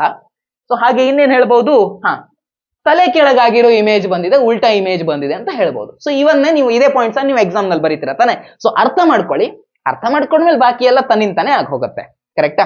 ಸೊ ಇವಾಗ ಏನ್ ಮಾಡೋಣ, ಇವಾಗ ಇಲ್ಲಿಟ್ಟು ನೋಡಿದ್ವಿ, ತುಂಬಾ ದೂರ ಇಟ್ಟು ಇನ್ಫಿನಿಟಿಲಿ ಇಟ್ಟು ನೋಡಿದ್ವಿ, ಆಮೇಲೆ ಸಿ ನಿಂದ ಸ್ವಲ್ಪ ಆ ಕಡೆಗೆ ಇಟ್ಟು ನೋಡಿದ್ವಿ, ಸಿ ಮೇಲೆ ಇಟ್ಟು ನೋಡಿದ್ವಿ. ಈಗ ಎಫ್ ಮತ್ತೆ ಸಿ ಮಧ್ಯೆ ಇಟ್ಟು ನೋಡೋಣ ಏನಾಗತ್ತೆ ಅಂತ ನೋಡೋಣ. ಓಕೆನಾ? ಇವಾಗ ಎಲ್ಲಿ ಇಟ್ಟು ನೋಡೋಣ, ಎಫ್ ಮತ್ತೆ ಸಿ ಮಧ್ಯೆ ಇಟ್ಟು ನೋಡೋಣ. ಬೋರ್ ಆಗ್ತಾ ಇದೆಯಾ? ಬೋರ್ ಆಗ್ತಾ ಇದ್ರು ಒಂದ್ ಕೆಲಸ ಮಾಡ್ರಪ್ಪ, ಈ ವಿಡಿಯೋ ಇರತ್ತಲ್ವಾ, ವಿಡಿಯೋ ನಿಮಗೆ 2x ನಲ್ಲಿ ಹಾಕೋಕ್ ಬರುತ್ತಾ? ಇಲ್ಲಿ ಮೇಲೆನೆ ಸೆಟ್ಟಿಂಗ್ ಐಕಾನ್ ಕಾಣ್ತಾ ಇರುತ್ತೆ, ಆ ಸೆಟ್ಟಿಂಗ್ ಐಕಾನ್ ಮೇಲೆ ಕ್ಲಿಕ್ ಮಾಡಿ, ಆ ಸ್ಪೀಡ್ ಅಂತ ಇರುತ್ತೆ, ಆ ಸ್ಪೀಡ್ ಮೇಲೆ ಕ್ಲಿಕ್ ಮಾಡ್ಕೊಂಡು ನಿಮ್ಗೆ ಎಷ್ಟು ಸ್ಪೀಡ್ ಬೇಕೋ ಅಷ್ಟು ಸ್ಪೀಡ್ ಅನ್ನು ಇಟ್ಕೊಂಡು ವಿಡಿಯೋ ನೋಡ್ತಾ ಹೋಗಿ. ಸರಿನಾ? ಬೋರ್ ಆಗಕ್ ಸಾಧ್ಯ ಇಲ್ಲ ಗುರು, ಜಸ್ಟ್ ಅಲರ್ಟ್ ಆಗಿರ್ಬೇಕು ನೀವು ಅಷ್ಟೇ. ಸರಿನಾ? ಎಲ್ಲ ಅರ್ಥ ಆಗ್ತಾ ಇದೆ ತಾನೆ? ಅರ್ಥ ಆದ್ರೆ ಬೋರ್ ಹೆಂಗಾಗುತ್ತೆ? ಮುಂದಕ್ಕೆ ಹೋಗೋಣ. ಸರಿನಾ? ಇವಾಗ ಎಲ್ಲಿ ಇಡ್ಬೇಕು ನಾವು, ಇವಾಗ ಸಿ ಮತ್ತೆ ಎಫ್ ನ ಮಧ್ಯೆ ಇಡೋಣ. ನಾನು ಸಿ ಎಲ್ಲಿತ್ತು, ಎಫ್ ಎಲ್ಲಿತ್ತು, ಇಲ್ಲೆಲ್ಲೋ ಸಿ ಇತ್ತು. ಕರೆಕ್ಟಾ? ಸೊ ಇಷ್ಟು ಸಿ ಅಂದ್ರೆ ಕರೆಕ್ಟ್ ಮಿಡ್ಲ್ ಅಲ್ಲಿ ನಾನೇನ್ ತಗೋಬೇಕು, ಎಫ್ ತಗೋಬೇಕು. ಓಕೆನಾ? ಸೊ ಇದ ಅಂದಾಜ್ ಮೇಲೆಲ್ಲ ತಗೊಂಡ್ರೆ ಎಕ್ಸಾಕ್ಟ್ ಇಮೇಜ್ ಬರಲ್ಲ ಮಕ್ಕಳ. ಸೊ ನಾವು ಕರೆಕ್ಟ್ ಮಿಡ್ಲ್ ಇಟ್ಕೊಳ್ಳೋದು ಅವೆಲ್ಲ ನಮ್ ತಲೆ ಖರ್ಚು ಮಾಡ್ಬೇಕು. ಓಕೆನಾ? ಸೊ ಈ ರೀತಿಯಾಗಿ ಇಟ್ಕೊಳ್ಳೋಣ. ಇದೇ ಅಂದ್ಮೇಲೆ ಇವಾಗ ಎಲ್ಲಿ ಇಡ್ಬೇಕು, ನಮ್ಮ ಆಬ್ಜೆಕ್ಟ್ ಅನ್ನ ನಾವು ಇಲ್ಲಿ ಇಟ್ಕೊಳ್ಳೋಣ. ಆಬ್ಜೆಕ್ಟ್ ಇಲ್ಲಿ ಇಟ್ಟಿದ್ದೀನಿ. ಸೊ ನಾನು ಏನ್ ಮಾಡ್ಕೋತೀನಿ, ಕಾಲಿಂದ ಹೋಗಿರುವಂತ ರೇ ವಾಪಸ್ ರಿಫ್ಲೆಕ್ಷನ್ ಆದ್ಮೇಲೆ ಅದೇ ಕಡೆಗೆ ಬರುತ್ತೆ. ಇದು ನಮಗೆ ಗೊತ್ತಿರುವಂತ ವಿಚಾರ. ತಲೆಯಿಂದ ರೇ ತಗೊಳ್ಳೋಣ ಈ ಸಲ. ತಲೆಯಿಂದ ಪ್ಯಾರಲಲ್ ಆಗಿ ಒಂದು ರೇ ತಗೋತೀನಿ, ರಿಫ್ಲೆಕ್ಷನ್ ಆಗುತ್ತೆ. ರಿಫ್ಲೆಕ್ಷನ್ ಆದ್ಮೇಲೆ ಅದು ಹೇಗೆ ಬರುತ್ತೆ, ಫೋಕಸ್ ಮೂಲಕ ಬರುತ್ತೆ. ಕರೆಕ್ಟಾ? ಈ ರೀತಿಯಾಗಿ ಹೋಗುತ್ತೆ. ಇನ್ನೊಂದು ರೇಯನ್ನ ಫೋಕಸ್ ಮೂಲಕನೇ ಬಿಡ್ತೀನಿ, ಅದು ರಿಫ್ಲೆಕ್ಷನ್ ಆದ್ಮೇಲೆ ಹೇಗೆ ಹೋಗ್ಬೇಕು, ಹೀಗೆ ಹೋಗ್ಬೇಕು. ಕರೆಕ್ಟಾ? ಈ ಪಾಯಿಂಟ್ ಅಲ್ಲಿ ನನಗೆ ಏನ್ ಸಿಗ್ತಾ ಇದೆ, ಇಮೇಜ್ ಸಿಗ್ತಾ ಇದೆ. ಸರಿನಾ? ಈ ಪಾಯಿಂಟ್ ಅಲ್ಲಿ ನಮಗೆ ಇಮೇಜ್ ಸಿಗ್ತಾ ಇದೆ ಅಂದ್ರೆ ತಲೆ ಇಮೇಜ್ ಅಲ್ಲಿ ಸಿಕ್ಕಿದೆ, ಇಲ್ಲಿ ಸಿಕ್ಕಿದೆ. ಈಗ ಇಲ್ಲಿ ಸಿಕ್ಕಿರೋ ತಲೆ ಇಮೇಜು, ಬಾಲದ ಇಮೇಜ್ ಅಲ್ಲಿ ಸಿಕ್ಕಿದೆ, ಇಲ್ಲಿ ಸಿಕ್ಕಿದೆ. ಈ ರೀತಿಯಾಗಿ ನಮ್ಮ ಇಮೇಜ್ ಸಿಗ್ತಾ ಇದೆ. ಸೊ ಸಿ ಮತ್ತೆ ಎಫ್ ನ ಇಟ್ಟಾಗ ಏನಾಯ್ತು, ಬಂದಿರೋದು ರಿಯಲ್ ಇಮೇಜ್. ಈ ಕಡೆಯಿಂದ ಬಿಟ್ಟಿದೀವಿ, ಮಿರರ್ ತಾನೆ. ಸೊ ಈ ಕಡೆ ಇಟ್ಟಿರೋದು ಈ ಕಡೆನೆ ಕಾಣಬೇಕು. ಸೊ ಈ ಕಡೆ ಇಟ್ಟಿದೀವಿ ಅಂದ್ಮೇಲೆ ಈ ಕಡೆಗೆ ಕಾಣ್ತಾ ಇದೆ. So this is a real image. ಇದು ಸ್ಟ್ರೇಟ್ ಇದೆ, ಇದು ಉಲ್ಟಾ ಇದೆ. ಸೊ ತಲೆ ಕೆಳಗಾಗಿರುವಂತ ಇಮೇಜ್. ಇನ್ನೇನ್ ಹೇಳ್ಬೋದಪ್ಪ ಇದ್ರ ಬಗ್ಗೆ, ಇದಿಷ್ಟು ಸೈಜ್ ಇತ್ತು, ಬಟ್ ನಮ್ ಇಮೇಜ್ ಸೈಜ್ ಎಷ್ಟಿದೆ, ದೊಡ್ಡದಿದೆ. ಸೊ ಇಮೇಜ್ ಸೈಜ್ ಏನ್ ಸಿಗ್ತಾ ಇದೆ, ದೊಡ್ಡ ಇಮೇಜ್ ಸಿಗ್ತಾ ಇದೆ. ದಿಸ್ ಇಸ್ ವೆರಿ ಇಂಪಾರ್ಟೆಂಟ್, ಹೌದಾ? ದೊಡ್ಡ ಇಮೇಜ್ ಸಿಗ್ತಾ ಇದೆ. ಸೊ ಮತ್ತೇನು ಹೇಳೋದಿರುತ್ತೆ ಇಲ್ಲಿ, ಇಲ್ಲ ಮತ್ತೇನು ಹೇಳೋದಿರಲ್ಲ. ಸರಿನಾ? ಸೊ ಇವಿಷ್ಟು ಪಾಯಿಂಟ್ ನಮ್ ತಲೆಯಲ್ಲಿ ಇರ್ಬೇಕು. ಈಗ ಏನ್ ಮಾಡೋಣ, ಈಗ ಎಫ್ ನಲ್ಲಿ ಇಟ್ಟು ಏನಾಗುತ್ತೆ ನೋಡೋಣ. ನಾವು ಇನ್ಫಿನಿಟಿಲಿ ಇಟ್ಟಾಗ ಏನಾಗಿತ್ತು, ಎಫ್ ನಲ್ಲಿ ಒಂದ್ ಚಿಕ್ಕ ಬಿಂದು ಕಾಣಿಸ್ಕೋತಾ ಇತ್ತು. ಇವಾಗ ಎಫ್ ನಲ್ಲಿ ಇಟ್ಟಾಗ ಏನು ಮಜಾ ಆಗತ್ತೆ ಅಂತ ನೋಡೋಣ. ಓಕೆನಾ? ಸೊ ಎಫ್ ನಲ್ಲಿ ಇಟ್ಟಾಗ ಏನು ಮಜಾ ಆಗತ್ತೆ ಅಂತ ನೋಡೋಣ. ಇದಕ್ಕೆ ನೀವು ಈ 2 ರೂಲ್ಸ್ ಸಾಕಾಗಲ್ಲ, ಒಂದು ಎಕ್ಸ್ಟ್ರಾ ರೂಲ್ ಅನ್ನ ನೀವು ಕಲಿಬೇಕಾಗತ್ತೆ. ಸರಿನಾ? ಸೊ ಒಂದು ಎಕ್ಸ್ಟ್ರಾ ರೂಲ್ ಅನ್ನ ನೀವು ಇಲ್ಲಿ ಕಲಿಬೇಕಾಗತ್ತೆ. ಸೊ ಆ ಒಂದು ಎಕ್ಸ್ಟ್ರಾ ರೂಲ್ ಏನು ನೋಡ್ತಾ ಹೋಗೋಣ. ಇಲ್ಲಿ ಅಂದ್ರೆ ಇಲ್ಲಿ ಎಫ್ ಇತ್ತು. ಕರೆಕ್ಟಾ? ಸೊ ನಾವ್ ಇವಾಗ ಏನ್ ಮಾಡೋಣ, ಇವಾಗ ಎಫ್ ನಲ್ಲಿ ಆಬ್ಜೆಕ್ಟ್ ಅನ್ನ ಇಟ್ಕೊಳ್ಳೋಣ. Okay, this is our object. So F ನಲ್ಲಿ ಆಬ್ಜೆಕ್ಟ್ ಇಟ್ಟಾಗ ಏನಾಗುತ್ತೆ, ಎಫ್ ನಲ್ಲಿ ಆಬ್ಜೆಕ್ಟ್ ಇಟ್ಟಾಗ ಏನಾಗತ್ತಪ್ಪ ಅಂತಂದ್ರೆ ನಾವು ಆಬ್ವಿಯಸ್ಲಿ ನಾನು ಆ ಕೆಲಸನೂ ಮಾಡ್ಬೋದು, ಇಲ್ಲಿ ಇಟ್ಕೊಂಡು ತರೋದನ್ನ ಮಾಡ್ಬೋದು. ಓಕೆನಾ, ತರೋಣ ಆ ರೀತಿಯಾಗಿ. ಒಂದು ಪ್ಯಾರಲಲ್ ಆಗಿ ಬಿಡ್ತೀನಿ, ಪ್ಯಾರಲಲ್ ಆಗಿ ಬಿಟ್ಟು ರಿಫ್ಲೆಕ್ಷನ್ ಆದ್ಮೇಲೆ ಹೇಗೆ ಬರ್ಬೇಕಪ್ಪ, ಫೋಕಸ್ ಮೂಲಕ ಹೋಗ್ಬೇಕು, ಈ ರೀತಿಯಾಗಿ ಹೋಗ್ಬೇಕು. ಕರೆಕ್ಟಾ, ಫೋಕಸ್ ನ ಮೂಲಕ ಹೋಗುತ್ತೆ. ಈಗ ನಾನು ಇನ್ನೊಂದು ಏನ್ ಮಾಡ್ತೀನಪ್ಪ ಅಂದ್ರೆ ಪೋಲ್ ನಲ್ಲಿ ಲೈಟ್ ರೇ ಬಿಟ್ಟಾಗ ಏನಾಗುತ್ತೆ ಅನ್ನೋದನ್ನ ನಾವು ನೋಡ್ಬೇಕು. ಓಕೆನಾ, ಸೊ ಪೋಲ್ ನಲ್ಲಿ ಲೈಟ್ ರೇ ಬಿಟ್ಟಾಗ ರೂಲ್ ನಂಬರ್ 3, ಪೋಲ್ ನಲ್ಲಿ ಲೈಟ್ ರೇ ಬಿಟ್ಟಾಗ, ಪೋಲ್ ನಲ್ಲಿ ರೇ ಬಿಟ್ಟಾಗ, ಪೋಲ್ ನಲ್ಲಿ ರೇ ಬಿಟ್ಟಾಗ ಅದೇನಾಗತ್ತೆ, ಹೆಂಗೆ ನಾವು ನಾರ್ಮಲಿ ಇದರಲ್ಲಿ ನಮ್ಮ ನಾರ್ಮಲ್ ಮಿರರ್ ಅಲ್ಲಿ ಹೀಗೆ ಬಿಟ್ಟಾಗ ಹೀಗೆ ಬರುತ್ತೆ ಅಲ್ವಾ, ಅಂದ್ರೆ ಏನಾಗತ್ತೆ ಇಲ್ಲಿ angle of incidence, angle of reflection ಎರಡು ಸೇಮ್ ಇರುತ್ತಲ್ವಾ, ಸೊ ಅದೇ ರೀತಿಯಾಗಿ ಇಲ್ಲಿ ಆಗುತ್ತೆ. ಓಕೆನಾ, ಸೊ ಇಲ್ಲಿ ಆಕ್ಚುಲಿ ಪ್ರತಿಯೊಂದು ಪಾಯಿಂಟ್ ಅಲ್ಲೂ ಅದೇ ಆಗ್ತಾ ಇರೋದು, ಬಟ್ ನಾವು ಅವಾಗ ಏನ್ ಮಾಡ್ಕೋತೀವಿ, ಸೆಂಟರ್ ನಿಂದ ನಾರ್ಮಲ್ ಅನ್ನ ಹೇಳ್ಕೊಂಡಿರ್ತೀವಿ, ಅವಾಗ ನಮ್ಗೆ angle of incidence, angle of reflection same ಬರುತ್ತೆ. ನೀವು ಅದ್ರ ಬಗ್ಗೆ ಎಲ್ಲ ತಲೆ ಕೆಡ್ಸ್ಕೊಳಕ್ ಹೋಗ್ಬೇಡಿ. ಸದ್ಯ ಈ 3 ರೂಲ್ ಇದೆಯಲ್ವಾ, ಅಷ್ಟೆಲ್ಲ ನೀವು ಡೀಪ್ ಆಗಿ PU ನಲ್ಲಿ ಕಲಿತೀರಾ, ಸೇಮ್ ಚಾಪ್ಟರ್ ನಾನೇ ಹೇಳ್ಕೊಡ್ತೀನಿ, ಸರಿನಾ? ಅವಾಗ ಚಂದ ಮಾಡಿ ಅರ್ಥ ಮಾಡಿಸೋಣ, ಅವಾಗ ಅವೆಲ್ಲ ಅಲ್ಲಿ ಥಿಂಕ್ ಮಾಡೋಣ. ಇಲ್ಲ ಅವೆಲ್ಲ ಬೇಡ, ಇಲ್ಲಿ ಜಸ್ಟ್ 3 ರೂಲ್ ನಿಮ್ ತಲೆ ಇರಲಿ. ಪೋಲ್ ನಲ್ಲಿ ಇಟ್ಟಾಗ ಏನಾಗುತ್ತೆ, ಪೋಲ್ ನಲ್ಲಿ ಇಟ್ಟಾಗ angle of incidence, angle of reflection ಎರಡು ಸೇಮ್ ಬರುತ್ತೆ. Okay, so angle of incidence, ಯಾಕಂದ್ರೆ ಆಮೇಲೆ ಮತ್ತೆ ಇಲ್ಲೆಲ್ಲ ನೋಡೋದಾದ್ರೆ ಮತ್ತೆ ನೀವು ನಾರ್ಮಲ್ ಹೇಳ್ಕೋಬೇಕು, ಸಿಕ್ಕಾಪಟ್ಟೆ ಕಿರಿಕಿರಿ ಇದೆ ಅದು. ಸೊ ಇಲ್ಲಿ ಆಂಗಲ್ ಆಫ್ ಇನ್ಸಿಡೆನ್ಸ್ ಮತ್ತೆ ಆಂಗಲ್ ಆಫ್ ರಿಫ್ಲೆಕ್ಷನ್ ಸೇಮ್ ಬರುತ್ತೆ. ಈ ರೀತಿಯಾಗಿ ಬರುತ್ತೆ, ನಾನು ಎರಡು ಸೇಮ್ ಬರುತ್ತೆ. ಓಕೆ, ಎರಡು ಸೇಮ್ ಬರುತ್ತೆ. ಓಕೆನಾ, ಸೊ ಪಿ ನಲ್ಲಿ ಇನ್ನೊಂದು ರೇ ಬಿಡೋಣ, ಇನ್ನೊಂದು ರೇ ತಗೊಂಡೋಗಿ ನಾವು ಪಿ ನಲ್ಲಿ ಬಿಡೋಣ. ಸೊ ಪಿ ನಲ್ಲಿ ಈ ರೇ ಬಿತ್ತು, ಇದು ಆಂಗಲ್. ಸೊ ವಾಪಸ್ ಬರ್ಬೇಕಾದ್ರೂ ಎಷ್ಟು ಆಂಗಲ್ ಅಲ್ಲಿ ಹೋಗ್ಬೇಕದು, ಅಷ್ಟೇ ಆಂಗಲ್ ನಲ್ಲಿ ಹೋಗ್ಬೇಕು. ಸೊ ಇದು ಅಷ್ಟೇ ಆಂಗಲ್ ನಲ್ಲಿ ಹೋಗಿರುತ್ತೆ, ಇಲ್ಲೆಷ್ಟೇ ಆಂಗಲ್ ಇದೆಯೋ ಇದು ಅಷ್ಟೇ ಆಂಗಲ್ ಇದೆ. ಓಕೆನಾ, ಈಗ ನಿಮ್ಗೆ ಏನ್ ಅನ್ಸ್ತಾ ಇದೆ, ಈ ಎರಡು ರೇ ಏನಿದೆಯಲ್ವಾ, ನಾನು ಅಷ್ಟು ಕರೆಕ್ಟ್ ಆಗಿ ಬಿಡಿಸ್ಲಿಲ್ಲ, ಸ್ವಲ್ಪ ಕರೆಕ್ಟ್ ಆಗಿ ಬಿಡಿಸೋಣ ಇದನ್ನ. ಓಕೆನಾ, ಯಾಕಂದ್ರೆ ಇದು ಕರೆಕ್ಟ್ ಆಗಿ ಬಿಡಿಸೋದು ಇಂಪಾರ್ಟೆಂಟ್, ಇಲ್ಲಿ ತುಂಬಾ ಇಂಪಾರ್ಟೆಂಟ್. ಓಕೆನಾ, ಸೊ ಇವು ರಿಫ್ಲೆಕ್ಟೆಡ್ ಆಗಿ ಎರಡು ರೇ ಬರ್ತಾ ಇದೆಯಲ್ವಾ, ಇದು ಪ್ಯಾರಲಲ್ ಆಗಿದೆ. ನೀವು ಇದು ಎಲ್ಲೇ ಹೋದ್ರೂ, ಎಷ್ಟೇ ಮುಂದೆ ಹೋದ್ರೇನು ಇದೇನಾಗಲ್ಲ, ಒಂದಕ್ಕೊಂದು ಸೇರಲ್ಲ. ಅಥವಾ ಇದನ್ನ ನಾವು ಹಿಂದ್ಗಡೆಗೆ ಎಕ್ಸ್ಟೆಂಡ್ ಮಾಡ್ಕೋತೀವಿ ಅಂತಂದ್ರೇನು ಪ್ಯಾರಲಲ್ ಆಗಿರೋ ರೇ ತಾನೆ, ಅದು ಹಿಂದ್ಗಡೆಗೂ ಎಕ್ಸ್ಟ್ರಾ ಎಕ್ಸ್ಟೆಂಡ್ ಮಾಡ್ಕೊಂಡ್ರು ಅದು ಸೇರಲ್ಲ. ಸೊ ನಾವ್ ಇದಕ್ಕೆ ಏನಂತ ಹೇಳ್ಬೋದು, ಇದಕ್ಕೆ ನಾವು ಇಮೇಜ್ ಇನ್ಫಿನಿಟಿಯಲ್ಲಿ ಸಿಗ್ತಾ ಇದೆ ಅಂತ ಹೇಳ್ಬೋದು. ಓಕೆನಾ ಗೈಸ್, ಇಮೇಜ್ ಎಲ್ಲಿ ಸಿಗ್ತಾ ಇದೆ, ಇಮೇಜ್ ಇನ್ಫಿನಿಟಿಯಲ್ಲಿ ಸಿಗ್ತಾ ಇದೆ ಅಂತ ಹೇಳ್ಬೋದು. ಯಾವಾಗ ಎಫ್ ನಲ್ಲಿ ಇಟ್ಟಾಗ, ನಾವು ಇನ್ಫಿನಿಟಿಲಿ ಆಬ್ಜೆಕ್ಟ್ ಇಟ್ಟಾಗ ಏನಾಗಿತ್ತು, ಎಫ್ ನಲ್ಲಿ ಇಮೇಜ್ ಸಿಗ್ತಾ ಇತ್ತು. ಹೌದಾ, ಇವಾಗ ನಾವೇನ್ ಮಾಡಿದೀವಿ, ಆಬ್ಜೆಕ್ಟ್ ಅನ್ನೇ ತಗೊಂಡೋಗಿ ಎಫ್ ನಲ್ಲಿ ಇಟ್ಟಿದೀವಿ, ಇಮೇಜ್ ಎಲ್ಲಿ ಸಿಗ್ತಾ ಇದೆ, ಇನ್ಫಿನಿಟಿಲಿ ಎಲ್ಲೋ ಸಿಗ್ತಾ ಇದೆ. ಸಿಗ್ತಾನೆ ಇಲ್ಲ ಇಮೇಜ್ ಸಿಗದೇ ಇಲ್ಲ, ಅದು ಹೋಗತ್ತೆ, ಅದು ಹೋಗ್ತಾನೆ ಇರತ್ತೆ ಅದು. ಸೊ ನಾವೇನ್ ಅನ್ಬೋದು, ಅದಕ್ಕೆ ಇನ್ಫಿನಿಟಿಲಿ ಸಿಗ್ತಾ ಇದೆ, ಮುಂದೆಲ್ಲೋ ದೂರದಲ್ಲಿ ಇನ್ಫಿನಿಟಿಲಿ ಸಿಗತ್ತೆ ಅಂತ ಹೇಳ್ಬೋದು. ಆ ರೀತಿಯಾಗಿ ಹೇಳ್ಕತ್ತೀವಿ ಅಷ್ಟೇ, ಸರಿನಾ? ಇವಾಗ ಏನ್ ಮಾಡೋಣ, ಇವಾಗ ಎಲ್ಲ ಪಾಯಿಂಟ್ಸ್ ಆಯ್ತು, ಇದು ಒಂದು ಪಾಯಿಂಟ್ ಬಾಕಿ ಇದೆ. ಹೌದಾ, ಎಫ್ ಮತ್ತೆ ಪಿ ನಡುವೆ ಆಬ್ಜೆಕ್ಟ್ ಇಟ್ಟಾಗ ಏನ್ ಕಥೆ ಆಗತ್ತೆ ಅನ್ನೋದನ್ನ ನೋಡೋಣ. ಓಕೆನಾ, ಎಫ್ ಮತ್ತೆ ಪಿ ನ ನಡುವೆ ಆಬ್ಜೆಕ್ಟ್ ಇಟ್ಟಾಗ ಏನಾಗತ್ತೆ ಅಂತ ನೋಡೋಣ. ಸೊ ಎಫ್ ಇಲ್ಲಿದೆ, ಪಿ ಇಲ್ಲಿದೆ. ಸೊ ಇವೆರಡರ ಮಿಡ್ಲ್ ಅಲ್ಲಿ ನಾನು ಆಬ್ಜೆಕ್ಟ್ ಇಟ್ಕೋತೀನಿ. ನಾನು ಇವಾಗ ಇವೆರಡರ ಮಿಡ್ಲ್ ಅಲ್ಲಿ ಆಬ್ಜೆಕ್ಟ್ ಇಟ್ಕೋತೀನಿ. ಇವಾಗ ಏನ್ ಕತೆ ಅಂತ ನೋಡೋಣ. ಏನ್ ಮಾಡೋಡ್ಬೇಕು ನಾವು, ನಮಗ್ ಗೊತ್ತಲ್ವಾ ಪ್ಯಾರಲಲ್ ಆಗಿ ಬಿಟ್ಟಿರುವಂತ ರೇ ಹೇಗ್ ಬರುತ್ತೆ, ಪ್ಯಾರಲಲ್ ಆಗಿ ಬಿಟ್ಟಿರುವಂತ ರೇ ಫೋಕಸ್ ಮೂಲಕ ಹೋಗುತ್ತೆ. ಈ ರೇ ಹೇಗೆ ಹೋಗ್ಬೇಕು, ಫೋಕಸ್ ಮೂಲಕ, ಅಂದ್ರೆ ಈ ರೀತಿಯಾಗಿ ಹೋಗ್ಬೇಕು. ಕರೆಕ್ಟಾ, ಈ ರೀತಿಯಾಗಿ ಹೋಗ್ಬೇಕು, ಫೋಕಸ್ ಮೂಲಕ ಹೋಗ್ಬೇಕು. ಇನ್ನೊಂದ್ರೆ ಬೇಕಾದ್ರೆ ಹೇಗ್ ಬಿಡೋಣ ನಾವು, ಇನ್ನೊಂದ್ರೆ ಹೇಗ್ ಬಿಡೋಣ ಅಂದ್ರೆ ಇಲ್ಲಿ ಬಿಡೋಣ. ಎಲ್ಲಿ ಬಿಡೋಣ, ಇಲ್ಲಿ. ಅಥವಾ ನೀವು ಸೆಂಟರ್ ನಿಂದ ಬೇಕಾದ್ರೆ ಬಿಟ್ರೆ ವಾಪಸ್ ಬರುತ್ತೆ, ಅದನ್ನು ನೀವು ಕನ್ಸಿಡರ್ ಮಾಡಬಹುದು. ಓಕೆನಾ, ಯಾವ್ದು ರೀತಿ ಬೇಕಾದ್ರೂ ಕನ್ಸಿಡರ್ ಮಾಡಬಹುದು. ಈಗ 3 ರೂಲ್ ಇದೆಯಲ್ಲ, 3ರಲ್ಲಿ ಯಾವ ರೂಲ್ ಬೇಕಾದ್ರೂ ನೀವು ಹಾಕೋಬಹುದು. ಓಕೆನಾ, ಅಥವಾ 3ಕ್ಕೆ 3 ರೂಲ್ ಹಾಕೋತೀರ ಅಂದ್ರೆ 3ಕ್ಕೆ 3 ಹಾಕೋಬಹುದು. ಬಟ್ ನಮ್ಗೇನು ತಲೆ ಇಮೇಜ್ ಸಿಗ್ಬೇಕು ಅಂದ್ರೆ ನನ್ಗೆ ಯಾವ್ದಾದ್ರು 2 ರೇ ಮೀಟ್ ಆಗ್ಬೇಕು. ಹೀಗಾಗಿ ನಾನು ಯಾವ್ದಾದ್ರು 2 ರೇ ಮೀಟ್ ಆಗೋ ತರ ಐಡಿಯಾ ಮಾಡ್ಕೋತೀನಿ. ಓಕೆನಾ, ಸೊ ನಾನು ಏನ್ ಮಾಡೋಣ, ಇವಾಗ ಇಲ್ಲಿ ನಾನು ಈ ರೂಲ್ ಅನ್ನು ಬೇಕಾದ್ರೂ ಇಲ್ಲಿ ಹಾಕೊಂಡು ಮಾಡ್ಕೋಬಹುದು. ಅಥವಾ ಸಿ ನಿಂದ ಬಿಟ್ಟದ್ದು, ಸಿ ನಿಂದ ಯಾವುದೇ ರೇ ಬಿಟ್ರು ಅದು ವಾಪಸ್ ಬರುತ್ತೆ. ಸಿ ಮೂಲಕ ಹೋದ್ರೆ ಏನಾಗುತ್ತೆ, ಸಿ ಮೂಲಕ ಯಾವುದೇ ರೇ ಬಿಟ್ರು ಅದು ವಾಪಸ್ ಬರುತ್ತೆ. ಸೊ ಆ ರೂಲ್ ಅನ್ನು ಬೇಕಾದ್ರೂ ಹಾಕೋಬಹುದು. ಸೊ ನಾನು ಏನ್ ಮಾಡ್ಕೋತೀನಿ, ಸದ್ಯ ನಿಮ್ ಬುಕ್ ನಲ್ಲಿ ಅದೇ ರೀತಿ ಕೊಟ್ಟಿದ್ದಾರೆ. ಐ ಥಿಂಕ್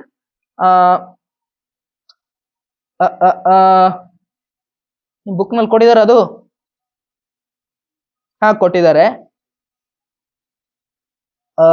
ನಿಮ್ ಬುಕ್ ನಲ್ಲಿ ಯಾವ ರೀತಿ ಕೊಟ್ಟಿದಾರಪ್ಪ, ಸಿಗ್ತಾನೆ ಇಲ್ಲ ಅದು. ಎಫ್ ಪಿ ಇನ್ನೊಂದು ರೇಯನ್ನ ಸಿ ಮೂಲಕ ತಗೊಂಡಿದ್ದಾರೆ. ಸೊ ನಿಮ್ ಬುಕ್ ನಲ್ಲಿ ಯಾವ ರೀತಿ ಡಯಾಗ್ರಾಮ್ ಇದೆಯಲ್ವಾ, ಸೊ ಅದೇ ರೀತಿ ಡಯಾಗ್ರಾಮ್ ಅನ್ನ ನಾನು ಇಲ್ಲಿ ಹಾಕೋತೀನಿ. ಓಕೆನಾ, ಸೊ ಇನ್ನೊಂದು ರೇ ಯಾವ ರೀತಿಯಾಗಿ ಬಿಡ್ಬೇಕು, ಸಿ ಮೂಲಕ ಬಿಡ್ಬೇಕು. ಎಲ್ಲಿಂದ, ನಾವು ತಲೆ ಇಮೇಜ್ ಎಲ್ಲಿ ಬರುತ್ತೆ ಅಂತ ನೋಡ್ತಾ ಇದೀವಿ, ಹೌದ್ ತಾನೆ? ಸೊ ತಲೆಗೆ ಬಿಡ್ಬೇಕು. ನನ್ನ ಹತ್ರ ಸ್ಕೇಲ್ ಇದ್ರೆ ಆ ಡಯಾಗ್ರಾಮ್ ಎಲ್ಲ ನಾನು ನೀಟಾಗಿ ಬಿಡಿಸ್ತೀನಿ, ಬಟ್ ಇಲ್ಲಿ ಸ್ಕೇಲ್ ಇಲ್ಲ, ಸೊ ಕಷ್ಟ ಆಗ್ತಾ ಇದೆ. ಸೊ ಹೇಗ್ ಬಿಡೋಣ, ತಲೆ ಮೂಲಕ ಬಿಡೋಣ. ಓಕೆನಾ, ಸೊ ತಲೆ ಮೂಲಕ ಬಿಟ್ಟಿರೋದು ಏನಾಗುತ್ತೆ, ಹೀಗೋಗತ್ತೆ, ರಿಫ್ಲೆಕ್ಟ್ ಆಗತ್ತೆ, ಸಿ ಮೂಲಕ ಬಿಟ್ರೆ ವಾಪಸ್ ಅದೇ ಡೈರೆಕ್ಷನ್ ಅಲ್ಲಿ ಬರುತ್ತೆ. ಸೊ ವಾಪಸ್ ಅದೇ ಡೈರೆಕ್ಷನ್ ಅಲ್ಲಿ ಬರ್ಬೇಕದು. ಸೊ ವಾಪಸ್ ಹೀಗೇನೆ ಅದು ಬೆಳ್ಕೊಂಡು ಹೋಗತ್ತೆ. ಇದು ಹೇಗೋಗತ್ತೆ, ಇದು ಹೀಗೋಗತ್ತೆ, ಇದು ಹೀಗೋಗತ್ತೆ. ನೋಡಿ, ಹೋಗ್ತಾ ಹೋಗ್ತಾ ಹೋಗ್ತಾ ಇದ್ದಂಗೂ ಇದು ಅಗಲ ಆಗ್ತಾ ಹೋಗ್ತಾ ಇದೆ, ಹೋಗ್ತಾ ಹೋಗ್ತಾ ಇದ್ದಂಗೂ ಇದು ಅಗಲ ಆಗ್ತಾ ಹೋಗ್ತಾ ಇದೆ. ಸೊ ಇದು ಈ ಕಡೆಗಂತೂ ಎಷ್ಟು ಹೋದ್ರೂ ಅದು ಸೇರಲ್ಲ, ಬಟ್ ಪ್ಯಾರಲಲ್ ಆಗಿಲ್ಲ, ಇದು ಸ್ವಲ್ಪ ಈ ರೀತಿ ಅಗಲ ಆಗ್ತಾ ಹೋಗ್ತಾ ಇದೆ. ನಾನು ಇಲ್ಲಿ ಬಿಡಿಸಿರೋದು ಕರೆಕ್ಟ್ ಆಗಿಲ್ಲ, ನೀವು ಸ್ಕೇಲ್ ನಲ್ಲಿ ಬಿಡಿಸಿದ್ರೆ ಅಂದ್ರೆ ನಿಮ್ಗೆ ನೀಟಾಗಿ ಇಡಿರೋ ಡಯಾಗ್ರಾಮೇ ಸಿಗುತ್ತೆ. ಈ ಕಡೆ ಹೋಗ್ತಾ ಇದ್ದಂಗೆ ಇದು ಅಗಲ ಆಗ್ತಾ ಇರುತ್ತೆ. ಹೀಗಾಗಿ ಈ ಕಡೆಗಂತೂ ಇದ್ರ ಇಮೇಜ್ ಸಿಗಕ್ ಸಾಧ್ಯನೇ ಇಲ್ಲ, ಅಪ್ಪನಾಣೆಗೂ ಸಾಧ್ಯ ಇಲ್ಲ, ಹೌದಾ? ಸೊ ಇದ್ರ ಇಮೇಜ್ ಎಲ್ಲಿ ಸಿಗ್ಬೇಕಾಯ್ತು, ಈ ಕಡೆಗೆಲ್ಲೋ ಸಿಗ್ಬೇಕಾಯ್ತು. ಸೊ ಈ ಎರಡು ರೇ ಇದೆಯಲ್ವಾ, ಈ ಎರಡು ರೇಯನ್ನ ನಾವು ಒಂದ್ ಸ್ವಲ್ಪ ಎಕ್ಸ್ಟೆಂಡ್ ಮಾಡ್ಕೊಂಡ್ರೆ, ಎರಡು ರಿಫ್ಲೆಕ್ಟೆಡ್ ರೇಗಳನ್ನ ಒಂದ್ ಸ್ವಲ್ಪ ಈ ಕಡೆ ಎಕ್ಸ್ಟೆಂಡ್ ಮಾಡ್ಕೊಂಡ್ರೆ ನಮ್ಗೆ ಇಮೇಜ್ ಸಿಗತ್ತೆ. ಸೊ ಎರಡನ್ನು ಎಕ್ಸ್ಟೆಂಡ್ ಮಾಡ್ಕೊಳ್ಳೋಣ. ಇಲ್ಲೊಂದು ರಿಫ್ಲೆಕ್ಟೆಡ್ ರೇ ಇತ್ತು, ನಾನು ಎಕ್ಸ್ಟೆಂಡ್ ಮಾಡ್ಕೋತೀನಿ. ಇನ್ನೊಂದು ರಿಫ್ಲೆಕ್ಟೆಡ್ ರೇ ಆಗಿತ್ತು, ಈಗ ಬಂದ್ ಹೀಗೆ ವಾಪಸ್ ಹೋಗಿತ್ತು, ಇದೊಂದು ರಿಫ್ಲೆಕ್ಟೆಡ್ ರೇ ತಾನೆ. ಸೊ ಇದನ್ನ ಒಂದ್ ಸ್ವಲ್ಪ ಹಿಂದ್ಗಡೆಗೆ ಎಕ್ಸ್ಟೆಂಡ್ ಮಾಡ್ಕೋತೀನಿ. ಓಕೆನಾ? ಇದನ್ನು ಎಕ್ಸ್ಟೆಂಡ್ ಮಾಡ್ಕೋತೀನಿ, ಇದನ್ನು ಎಕ್ಸ್ಟೆಂಡ್ ಮಾಡ್ಕೋತೀನಿ. ಸೊ ಏನಾಗುತ್ತೆ, ಅದು ಈ ಪಾಯಿಂಟ್ ಅಲ್ಲೆಲ್ಲೋ ಸಿಗ್ತಾ ಇದೆ, ಹೌದಾ? ಸೊ ತಲೆ ಹೇಗ್ ಬರುತ್ತೆ, ತಲೆ ಇಮೇಜ್ ತಾನೆ, ತಲೆಯಿಂದ ಹೊರಟಿರುವಂತ ಎರಡು ರೇ ರಿಫ್ಲೆಕ್ಟ್ ಆದ್ಮೇಲೆ ಸಿಗ್ತಾ ಇರೋತ್ತಾನೆ. ಸೊ ಈ ಪಾಯಿಂಟ್ ಅಲ್ಲಿ ಏನ್ ಸಿಗ್ಬೇಕು, ನನ್ಗೆ ತಲೆ ಸಿಗ್ಬೇಕು. ಸೊ ಈ ರೀತಿಯಾಗಿ ಇಲ್ಲಿ ಸಿಗತ್ತೆ. ಈಗ ನೀವು ಹೇಳಿ ಮಕ್ಕಳ, ಇಲ್ಲಿ ನಮಗ್ ಸಿಕ್ಕಿರೋದು ರಿಯಲ್ ಇಮೇಜಾ ಅಥವಾ ವರ್ಚುವಲ್ ಇಮೇಜಾ, ಸತ್ಯ ಪ್ರತಿಬಿಂಬನ ಅಥವಾ ಮಿಥ್ಯ ಪ್ರತಿಬಿಂಬನ? ಇದು ಮಿರರ್, ಈ ಕಡೆಯಿಂದ ಮುಖ ನೋಡ್ಕೋತೀವಿ ಅಂದ್ರೆ ನಮ್ಗೆ ಈ ಕಡೆಗೆ ಕಾಣಬೇಕು, ರೈಟ್? ಈ ಕಡೆಗೆ ಅದು ಬರಬೇಕು, ಈ ಕಡೆ ಲೈಟ್ ರೇ ಬಿಡ್ತಿದ್ದೇವೆ ಅದು ಈ ಕಡೆಗೆ ಬರಬೇಕು, ಆವಾಗ ಅದು ಸತ್ಯ ಆಗ್ತಾ ಇತ್ತು. ಬಟ್ ನಾವು ಈ ಕಡೆ ಏನ್ ಬಿಟ್ಟಿದೀವಿ, ಇಮೇಜ್ ಅಲ್ಲಿ ಫಾರ್ಮ್ ಆಗಿದೆ, ಇಮೇಜ್ ಈ ಕಡೆ ಫಾರ್ಮ್ ಆಗಿದೆ. ಸೊ ಈಸ್ ಇಟ್ ಸತ್ಯ ಪ್ರತಿಬಿಂಬ ಆರ್ ಮಿಥ್ಯ ಪ್ರತಿಬಿಂಬ? Is it real image or virtual image? This is a virtual image, ಹೌದಾ? ಯಾಕಂದ್ರೆ ಈ ಕಡೆಗೆ ಬರ್ಲಿಲ್ಲ, ಅದು ಆ ಕಡೆಗೆ ಬಂತು. ಮಿರರ್ ಅಂದ್ಮೇಲೆ ಈ ಕಡೆಗೆ ಬರ್ಬೇಕಾಗಿತ್ತು. ಇದು ಲೆನ್ಸ್ ಆಗಿತ್ತಾ? ಲೆನ್ಸ್ ಆಗಿತ್ತಾ? ಲೆನ್ಸ್ ಆದ್ರೆ ಈ ಕಡೆ ಏನ್ ಬಿಟ್ಟದ್ ಈ ಕಡೆ ಕಂಡ್ರೆ ನಾವು ರಿಯಲ್ ಅಂತ ಹೇಳ್ಬೋದು. ಇದೇನಿಲ್ಲಿ ಮಿರರ್, ಮಿರರ್ ಅಂದ್ಮೇಲೆ ಈ ಕಡೆ ಏನ್ ಬಿಟ್ಟದ್ ವಾಪಸ್ ಈ ಕಡೆಗೆ ಬರ್ಬೇಕು ತಾನೆ. ಬಟ್ ಈ ಕಡೆಗೆ ಬಂದಿದ್ಯಾ ಇಮೇಜು? ಇಲ್ಲ. ಆಬ್ಜೆಕ್ಟ್ ಈ ಕಡೆ ಇಟ್ಟಿದೀವಿ, ಇಮೇಜ್ ಈ ಕಡೆ ಬಂದಿದೆ, ಹೀಗಾಗಿ this is a virtual image. Okay, ಮಿಥ್ಯ ಪ್ರತಿಬಿಂಬ. ಸೊ ಇರೋ ಆಬ್ಜೆಕ್ಟ್ ಇನ್ ಸೈಜ್ಗಿಂತ ಎಷ್ಟೋ ಪಟ್ಟು ದೊಡ್ಡದಾಗಿದೆ ಇದು. ಸೊ ಇಲ್ಲಿ ಏನಾಗತ್ತೆ, ಇರೋದಕ್ಕಿಂತ ದೊಡ್ಡದಾಗಿರುತ್ತೆ. ಮತ್ತೆ ಇಲ್ಲಿ ಸಿಕ್ಕಿರೋದು ತಲೆ ಕೆಳಗಾಗಿದ್ಯೋ ಅಥವಾ ಸ್ಟ್ರೇಟ್ ಆಗಿದೆಯೋ? ಸ್ಟ್ರೇಟ್ ಆಗಿದೆ, ರೈಟ್? ನೆಟ್ಗೆ ನಿಂತ್ಕೊಂಡಿದೆ. ಸೊ ಇವನ್ನೆಲ್ಲ ನಾವೇನು ಮಾಡ್ಬೋದು, ಬರಿಬಹುದು. ಓಕೆನಾ? ಐ ಥಿಂಕ್ ಇಮೇಜ್ ಫಾರ್ಮೇಶನ್ ಎಲ್ಲ ಮುಗೀತು ಅಂತ ಅಂದ್ಕೊಂಡಿದ್ದೇನೆ. ಇನ್ನೇನಿದೆ? ಇನ್ನೇನು ಇಲ್ಲ. ಸೊ ಇನ್ನು ಇಲ್ಲಿ ಕೊಟ್ಟಿರೋದು ಯಾವುದು, ನಿಮ್ಮ ಕಾನ್ಕೇವ್ ಅಥವಾ ಕಾನ್ವೆಕ್ಸ್ ಮಿರರ್ ಏನಿದೆ ಅಲ್ವಾ, ಇದ್ರ ಬಗ್ಗೆ ಒಂದೇ ಇಮೇಜ್ ಅವ್ರು ಕೊಟ್ಟಿರೋದು. ಸೊ ಅದನ್ನ ಒಂದ್ಸಲ ನೋಡ್ಕೊಂಡ್ ಬಿಡೋಣ. ಸೊ ಆ ಒಂದೇ ಇಮೇಜ್ ಅನ್ನ ಅವ್ರು ಕೇಳ್ತಾರೆ. ಈ ಇದ್ರ ಬಗ್ಗೆ ಇದೆಯಲ್ವಾ, ಕಾನ್ಕೇವ್ ಮಿರರ್ ಬಗ್ಗೆ ಇದೆಯಲ್ವಾ, ಈ ರೀತಿ ಎಲ್ಲ ನಿಮ್ಗೆ ಡಯಾಗ್ರಾಮ್ ಅನ್ನ ಅವ್ರು ಕೇಳ್ಬೋದು. ಕಾನ್ವೆಕ್ಸ್ ಮಿರರ್ ಬಗ್ಗೆ ಅಪರೂಪ ಕೇಳಿದ್ರು ಒಂದೇ ಡಯಾಗ್ರಾಮ್ ಕೇಳೋದವ್ರು. ಸೊ ಆ ಯಾವ ಡಯಾಗ್ರಾಮ್ ಅಂತ ಅದನ್ನ ನೋಡ್ಬಿಡೋಣ. ಓಕೆ, ಇವೆಲ್ಲ ಅರ್ಥ ಇತ್ತಾನೆ? ಪ್ರತಿ ಪಾಯಿಂಟ್ ಅರ್ಥ ಇತ್ತಾನೆ? ಹಾ, ಅದು ಅರ್ಥ ಆಗ್ಬೇಕಿಲ್ಲಿ, ಸರಿನಾ? ಇವಾಗ ಮುಂದಕ್ಕೆ ಹೋಗೋಣ. ಇವಾಗ ಯಾವ್ದದು ಕಾನ್ಕೇವ್ ಮಿರರ್ ಬಗ್ಗೆ ಒಂದ್ ಸ್ವಲ್ಪ, ಅದ್ರ ಬಗ್ಗೆ ಎಲ್ಲ ಇಮೇಜ್ ಇಲ್ಲ, ನಿಮ್ ಬುಕ್ ಅಲ್ಲಿ ಕೊಟ್ಟಿರೋದೇ ಎರಡು, ಅದ್ರಲ್ಲಿ ಒಂದು ಎಕ್ಸಾಮ್ ಅಲ್ಲಿ ಕೇಳ್ತಾರೆ, ಸರಿನಾ? ಸೊ ಏನ್ ಮಾಡೋಣ, ಇದು ನಮ್ಮ ಯಾವ mirror, convex mirror. So convex mirror ಅಂದ್ರೆ ಉಬ್ಬಿರೋ ಜಾಗ ಹೊಳಿಬೇಕು, ಬಾಕಿ ಜಾಗ ನಾವೇನ್ ಮಾಡೋಣ, ರಫ್ ಮಾಡೋಣ. ಓಕೆನಾ? ಗೆರೆ ಗೆರೆ ಗೆರೆ ಗೆರೆ ಗೆರೆ ಗೆರೆ ಗೆರೆ ಗೆರೆ ಹೊಡೆದ್ಬಿಡೋಣ. ಸೊ ಈ ಕಡೆಗೆ ಅದು ರಿಫ್ಲೆಕ್ಷನ್ ಆಗುತ್ತೆ. This is our principal axis. ದೂರದಲ್ಲೆಲ್ಲ ನಾವು ಆಬ್ಜೆಕ್ಟ್ ಇಟ್ಕೊಂಡಿದೀವಿ ಅಂತ ಇಟ್ಕೊಳ್ಳಿ. ಇನ್ಫಿನಿಟಿನಲ್ಲಿ ಇದೆ ಆಬ್ಜೆಕ್ಟ್, ಆಬ್ಜೆಕ್ಟ್ ಅಲ್ಲಿ ಇದೆ, ಇನ್ಫಿನಿಟಿನಲ್ಲಿ ಇದೆ. ಸೊ ಇದರಿಂದ ಬರ್ತಾ ಇರುವಂತ ರೇ ಹೇಗೆ ಬರುತ್ತೆ, ಪ್ಯಾರಲಲ್ ಆಗಿ ಬರುತ್ತೆ, ಪ್ಯಾರಲಲ್ ಆಗಿ ಬರುತ್ತೆ. ಇದು ಪ್ಯಾರಲಲ್ ಆಗಿ ಬರುತ್ತೆ, ಇದು ಪ್ಯಾರಲಲ್ ಆಗಿ ಬರುತ್ತೆ. ಎಲ್ಲ ರೇಸ್ ಹೇಗೆ ಬರುತ್ತೆ, ಪ್ಯಾರಲಲ್ ಆಗಿ ಬರುತ್ತೆ. ಸೊ ಪ್ಯಾರಲಲ್ ಆಗಿರೋ ಬಂದಿರುವಂತ ರೇ. ಈಗ ಏನ್ ಮಾಡ್ತವೆ, ಅದು ಮಿರರ್ ಹೀಗಿದೆ, ಇಲ್ಲಿ ಬಿದ್ಮೇಲೆ ಲೈಟ್ ಹೇಗೆ ಹೋಗ್ಬೇಕು, ಹೀಗೆ ಹೋಗ್ಬೇಕು. Common sense guys, right? So ಇಲ್ಲಿ ಬಿದ್ದಿರುವಂತ ಲೈಟ್ ಹೇಗೆ ಹೋಗ್ಬೇಕು, ಹೀಗೆ ಹೋಗುತ್ತೆ. ಇಲ್ಲಿ ಬಿದ್ದಿರೋದು ಹೇಗೆ ಹೋಗುತ್ತೆ, ಇಲ್ಲಿ ಬಿದ್ದಿರೋದು ಹೀಗೆಲ್ಲೋ ಹೋಗುತ್ತೆ. ಇಲ್ಲಿ ಬಿದ್ದಿರೋದು ಹೇಗೆ ಹೋಗುತ್ತೆ, ಇದಂತೂ ಪೋಲ್, ಹೌದಾ? ಪೋಲ್ ನಿಂದ ಹೋಗೋದು ಹೇಗ್ ಬರುತ್ತೆ, ಪೋಲ್ ಅಥವಾ ಇಲ್ಲಿ ಎಲ್ಲ ಸಿ ಇರುತ್ತೆ, ಕರೆಕ್ಟ್? ಸೊ ಇದು ಸಿ ಮೂಲಕ ಹೋಗುತ್ತೆ, ಸಿ ಕಡೆಗೆಲ್ಲ ಬರುತ್ತೆ. ಸೊ ಸಿ ಮೂಲಕ ಹೋಗುತ್ತೆ, ವಾಪಸ್ ಅದೇ ಡೈರೆಕ್ಷನ್ ಅಲ್ಲಿ ಬರ್ಬೇಕು ಇದು. ಸೊ ಇದ್ರದ್ದೇನು ಇಲ್ಲ. ಇದು ಹೆಂಗ್ ಹೋಗುತ್ತೆ, ರಿಫ್ಲೆಕ್ಷನ್ ಆದ್ಮೇಲೆ ಹಿಂಗೆಲ್ಲೋ ಬರುತ್ತೆ, ಕರೆಕ್ಟಾ? ಸೊ ಇದು ರಿಫ್ಲೆಕ್ಷನ್ ಆದ್ಮೇಲೆ ಹೆಂಗ್ ಹೋಗುತ್ತೆ, ಹಿಂಗೆಲ್ಲೋ ಹೋಗುತ್ತೆ. ಸೊ ಇಲ್ಲಿ ಎಲ್ಲ ಪಾಯಿಂಟ್ ಗಳನ್ನ ನಾವು ಎಕ್ಸ್ಟೆಂಡ್ ಮಾಡ್ಕೊಂತ ಹೋದ್ರೆ, ಆಕ್ಚುಲಿ ನಾನು ಇಲ್ಲಿ ಬಿಡಿಸಿರೋದು ಅಷ್ಟು ಪರ್ಫೆಕ್ಟ್ ಆಗಿಲ್ಲ. ಸೊ ಎಲ್ಲ ಪಾಯಿಂಟ್ ಗಳನ್ನ ನಾವು ಎಕ್ಸ್ಟೆಂಡ್ ಮಾಡ್ಕೊಂತ ಹೋದ್ರೆ, ಇದು ಯಾವುದೋ ಒಂದು ಪಾಯಿಂಟ್ ನಲ್ಲಿ ಎಲ್ಲದರದ್ದು ಎಕ್ಸ್ಟೆನ್ಷನ್ ಯಾವುದೋ ಒಂದು ಪಾಯಿಂಟ್ ಅಲ್ಲಿ ಸಿಗುತ್ತೆ. ಸೊ ಇದರ ಫೋಕಸ್ ಈ ಕಡೆಗಿದೆ ಅಂತ ನಾವು ಹೇಳ್ಬೋದು. ಓಕೆನಾ? ದಿಸ್ ಇಸ್ ವರ್ಚುವಲ್, ಈ ಕಡೆಗೆ ಸಿಗೋದು ವರ್ಚುವಲ್, ಆ ಕಡೆ ಇದೆ ಅಂತ ನಾವು ಹೇಳ್ಬೋದು ಅಷ್ಟೇ. ಅದು ಎಕ್ಸ್ಟೆಂಡ್ ಮಾಡ್ಕೊಂಡ್ಮೇಲೆ ಸಿಕ್ಕಿರೋ ಫೋಕಸ್ ಅದು ಅಷ್ಟೇ, ಅದಕ್ಕೆ ಅಷ್ಟು ವ್ಯಾಲ್ಯೂ ಇಲ್ಲ. ಸೊ ಇಲ್ಲಿ ನೋಡಿ, ಓಕೆನಾ? ಈ ರೀತಿಯಾಗಿದೆ, ಈ ರೀತಿಯಾಗಿರೋ ಡಯಾಗ್ರಾಮ್ ಬರುತ್ತೆ. ಸೊ ಇದನ್ನ ನೀವು ಹೀಗೆ ಬಿಡಿಸಬಹುದು. ಓಕೆ, ಇದು ಜಾಸ್ತಿ ಕೇಳಲ್ಲ. ಜಾಸ್ತಿ ಕೇಳೋದು ಯಾವುದು, ಜಾಸ್ತಿ ಕೇಳೋದು ನೀವು ಇವಾಗ ನೋಡಿದ್ರಲ್ವಾ, ಕಾನ್ಕೇವ್ ಮಿರರ್ ಅಥವಾ ನಿಮ್ನ ಮಸೂರ ಸಾರಿ ನಿಮ್ನ ದರ್ಪಣ ಅದ್ರ ಬಗ್ಗೆ ಜಾಸ್ತಿ ಕೇಳ್ತಾರೆ. ಸರಿನಾ? ಯಾಕಂದ್ರೆ ಅದ್ರಲ್ಲಿ ಎಲ್ಲೆಲ್ಲ ಪೊಸಿಷನ್ ಇಟ್ಕೊಂಡು ಕರೆಕ್ಟ್ ಆಗಿ ಎಲ್ಲ ಜಡ್ಜ್ ಮಾಡಬಹುದು. ಹೀಗಾಗಿ ಅದನ್ನೇ ಕೇಳೋದು. ಐ ಥಿಂಕ್ ರಿಫ್ಲೆಕ್ಷನ್ ಇಂದೆಲ್ಲ ಮುಗಿತಾ? ಇನ್ನೊಂದು ಬರುತ್ತೆ ನಿಮ್ಗೆ, ಸೈನ್ ಕನ್ವೆನ್ಷನ್ ಅಂತ ಬರುತ್ತೆ. ಓಕೆನಾ? ಸೈನ್ ಕನ್ವೆನ್ಷನ್ ಅಂತ ಬರುತ್ತೆ. ಸೈನ್ ಕನ್ವೆನ್ಷನ್ ಅಂದ್ರೆ ಏನಪ್ಪಾ? ಸೈನ್ ಕನ್ವೆನ್ಷನ್ ಅಂದ್ರೆ ನೀವು ಮ್ಯಾಥ್ಸ್ ಅಲ್ಲಿ ಗ್ರಾಫ್ ಎಲ್ಲ ಹಾಕಿರ್ತೀರ. ಕಾರ್ಟೇಸಿಯನ್ ಸೈನ್ ಕನ್ವೆನ್ಷನ್ ಅಂತ ಬರುತ್ತೆ. ಮ್ಯಾಥ್ಸ್ ಅಲ್ಲಿ ಗ್ರಾಫ್ ಹಾಕಿರ್ತೀರ ತಾನೆ? ಯಾವ ರೀತಿಯಾಗಿ ಹಾಕಿರ್ತೀರಪ್ಪ? ಒಂದು ವೈ ಆಕ್ಸಿಸ್ ತಗೊಂಡಿರ್ತೀರಾ, ಇನ್ನೊಂದು ಎಕ್ಸ್ ಆಕ್ಸಿಸ್ ತಗೊಂಡಿರ್ತೀರಾ. ಇದು ಎಕ್ಸ್ ಆಕ್ಸಿಸ್, ಇದು ವೈ ಆಕ್ಸಿಸ್, ಕರೆಕ್ಟಾ? ಸೊ ನೀವೆಲ್ಲ ಯಾವ್ದಕ್ ಪ್ಲಸ್ ಅಂತ ತಗೋತೀರಾ? ಯಾವ್ದೆಲ್ಲ ರೈಟ್ ಸೈಡ್ಗೆಲ್ಲ ಬರ್ತಾ ಹೋಗುತ್ತೋ, ಯಾವ್ಯಾವ ವ್ಯಾಲ್ಯೂ ರೈಟ್ ಸೈಡ್ಗೆ ಬರುತ್ತೋ ಇದರ ನೀವು ಪಾಸಿಟಿವ್ ಅಂತ ಕನ್ಸಿಡರ್ ಮಾಡ್ತೀರಾ. ಯಾವ್ಯಾವ ವ್ಯಾಲ್ಯೂ ಎಲ್ಲ ನೆಗೆಟಿವ್ ಲೆಫ್ಟ್ ಸೈಡ್ಗೆ ಬರ್ತಾ ಇರುತ್ತೋ ಈ ವ್ಯಾಲ್ಯೂಸ್ ಎಲ್ಲ ನೀವು ಹೇಗೆ ಕರಿತೀರಾ? ನೆಗೆಟಿವ್ ವ್ಯಾಲ್ಯೂಸ್ ಅಂತ ಕರಿತೀರಾ. ಕರೆಕ್ಟ್ ತಾನೆ? ಯಾವ್ಯಾವ್ದೆಲ್ಲ ಮೇಲ್ಗಡೆ ವ್ಯಾಲ್ಯೂಸ್ ತಗೊಂಡಿದ್ದೀರೋ ಎಲ್ಲ ವ್ಯಾಲ್ಯೂಸ್ಗೂ ನೀವು ಹೆಂಗ್ ಕರಿತೀರಾ? ಪಾಸಿಟಿವ್ ವ್ಯಾಲ್ಯೂಸ್ ಅಂತ ಕರಿತೀರಾ. ಯಾವ್ಯಾವ್ದನ್ನೆಲ್ಲ ನೀವು ಕೆಳಗಡೆ ತಗೋತಾ ಇದೀರೋ ಅದಕ್ಕೆಲ್ಲ ನೀವು ನೆಗೆಟಿವ್ ವ್ಯಾಲ್ಯೂಸ್ ಅಂತ ಕರಿತೀರಾ. ಕರೆಕ್ಟಾ? ಸೊ ನಾವ್ ಏನು ಮಾಡ್ಬೇಕು? ಇದೇ ಐಡಿಯಾ ರೈಟಿಗೆ ಹೋದ್ರೆ ಪಾಸಿಟಿವ್, ಲೆಫ್ಟಿಗೆ ನೆಗೆಟಿವ್, ಮೇಲಕ್ಕೆ ಹೋದ್ರೆ ಪಾಸಿಟಿವ್, ಕೆಳಗೆ ಹೋದ್ರೆ ನೆಗೆಟಿವ್. ಸೊ ಇದೇ ಐಡಿಯಾವನ್ನ ನಾವು ಇಲ್ಲಿ ಅಪ್ಲೈ ಮಾಡ್ಕೋಬೇಕು. ಎಲ್ಲಿ? ನಮ್ಮ ಇದರಲ್ಲಿ ಗೊತ್ತಾಯ್ತಲ್ವಾ ನಿಮ್ಗೆ? ಡಯಾಗ್ರಾಮ್ ಎಲ್ಲ ಹಾಕ್ಬೇಕಾದ್ರೆ ಇದೇ ಅನ್ನ ನಾವು ಇಲ್ಲಿ ಅಪ್ಲೈ ಮಾಡ್ಕೋಬೇಕು. ಸೊ ಅದನ್ನೇ ಅಪ್ಲೈ ಮಾಡ್ಕೊಳ್ಳೋಣ. ಓಕೆನಾ? ಅದನ್ನೇ ಅಪ್ಲೈ ಮಾಡ್ಕೊಳ್ಳೋಣ. ಒಂದು ಎಕ್ಸಾಂಪಲ್ ಜೊತೆ ನಿಮ್ಗೆ ಅರ್ಥ ಮಾಡಿಸ್ತೀನಿ. ಓಕೆನಾ? ಇವಾಗ ಏನ್ ಮಾಡೋಣ? ಇವಾಗ ನಾವು ಒಂದು ಡಯಾಗ್ರಾಮ್ ಹಾಕೊಳ್ಳೋಣ. ನಮ್ಮ ಇದ್ಯಾವ್ದು, ಯಾವ ಮಿರರ್ ಇದು? ಕಾನ್ಕೇವ್ ಮಿರರ್, ಕರೆಕ್ಟಾ? ಈ ರೀತಿಯಾಗಿ ಪೇಂಟ್ ಮಾಡ್ಕೊತಿದ್ದೀನಿ. ಸೊ ರಿಫ್ಲೆಕ್ಟ್ ಆಗ್ತಾ ಇರೋದು ಈ ರೀತಿಯಾಗಿದೆ. ರಿಫ್ಲೆಕ್ಟ್ ಆಗ್ತಾ ಇರೋ ಮೇಲ್ಮೈ ತಗ್ಗಿದೆ, ಹೀಗಾಗಿ ಇದಕ್ಕೆ ನಾವು ಕಾನ್ಕೇವ್ ಮಿರರ್ ಅಂತ ಕರಿಬೇಕು. ಇಲ್ಲಿರೋದು ನಮ್ಮ ಪ್ರಿನ್ಸಿಪಲ್ ಆಕ್ಸಿಸ್.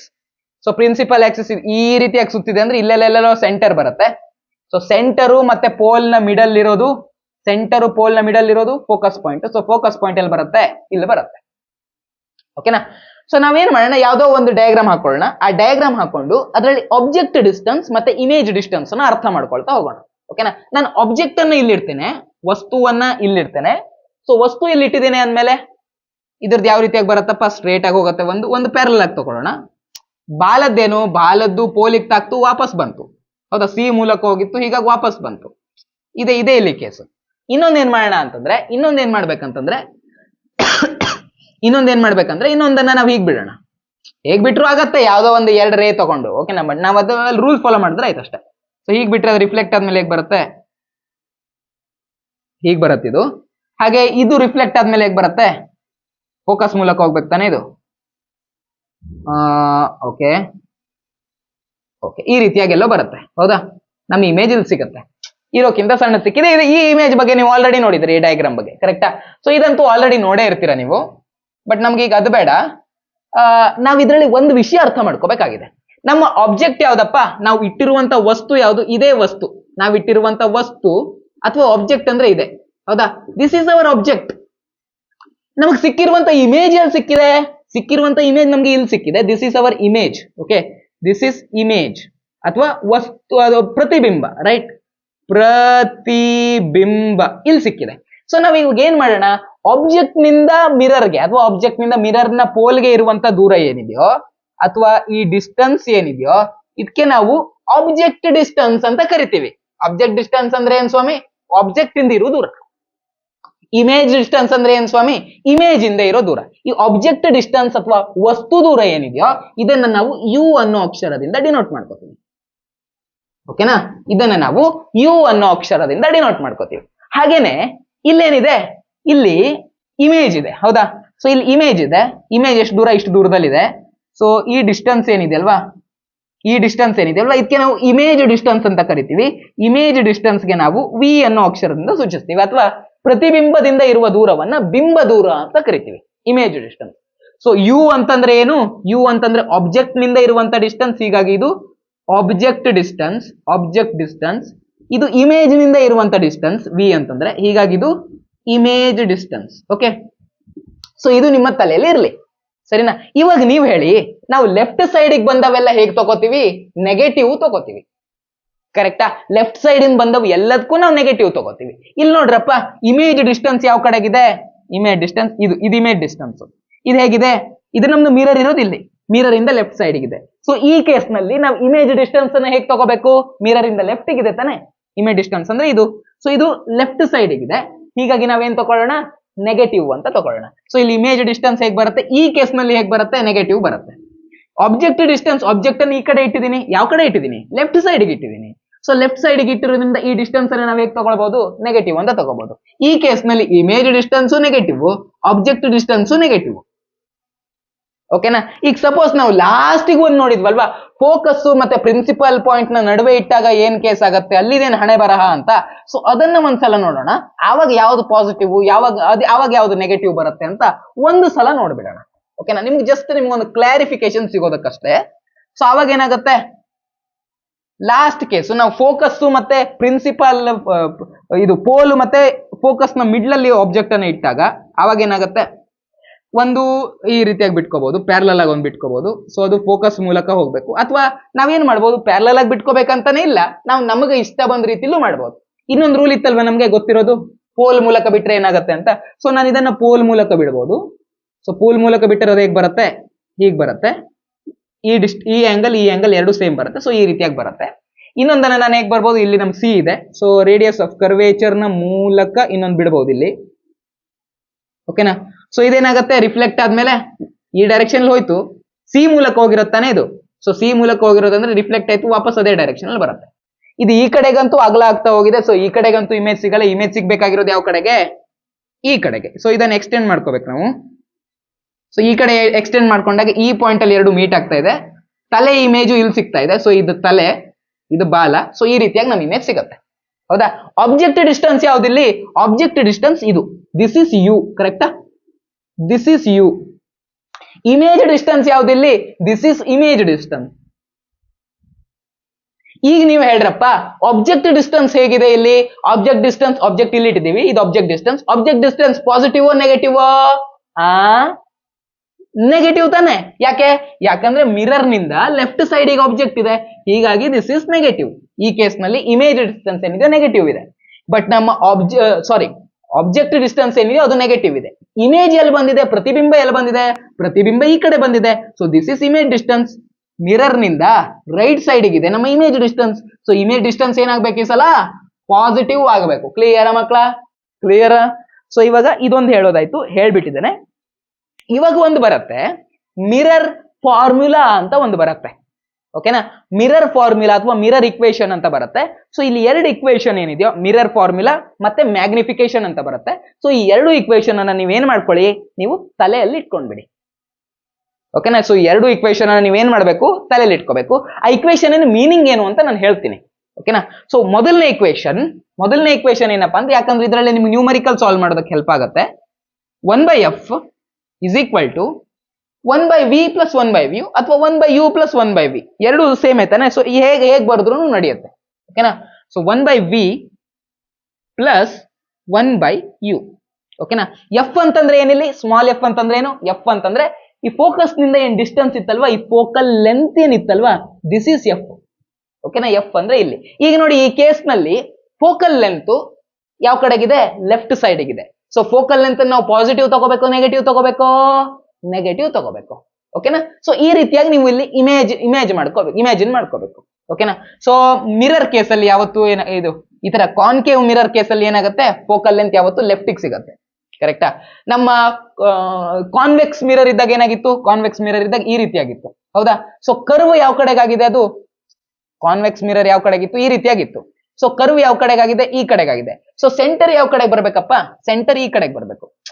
ಈ ಕೇಸ್, ಈ ಕಾನ್ವೆಕ್ಸ್ ಮಿರರ್ ಕೇಸ್ ನಲ್ಲಿ ಸೆಂಟರ್ ಈ ರೀತಿಯಾಗಿ ಬರ್ಬೇಕು. ಹೌದಾ. ಸೊ ಈ ರೀತಿಯಾಗಿ ಸೆಂಟರ್ ಬರ್ಬೇಕು, ಇಲ್ಲಿ ಸೆಂಟರ್ ಬರುತ್ತೆ. ಸೊ ಸೆಂಟರು ಇದು ಪೋಲ್ ಆಯ್ತು. ಪೋಲ್ ಮತ್ತೆ ಸೆಂಟರ್ ಮಿಡ್ಲ್ ಯಾರು ಇರ್ತಾನೆ, ಮಿಡ್ಲ್ ಇರೋದು ಎಫ್. ಹೌದಾ, ಪ್ರಿನ್ಸಿಪಲ್ ಫೋಕಸ್.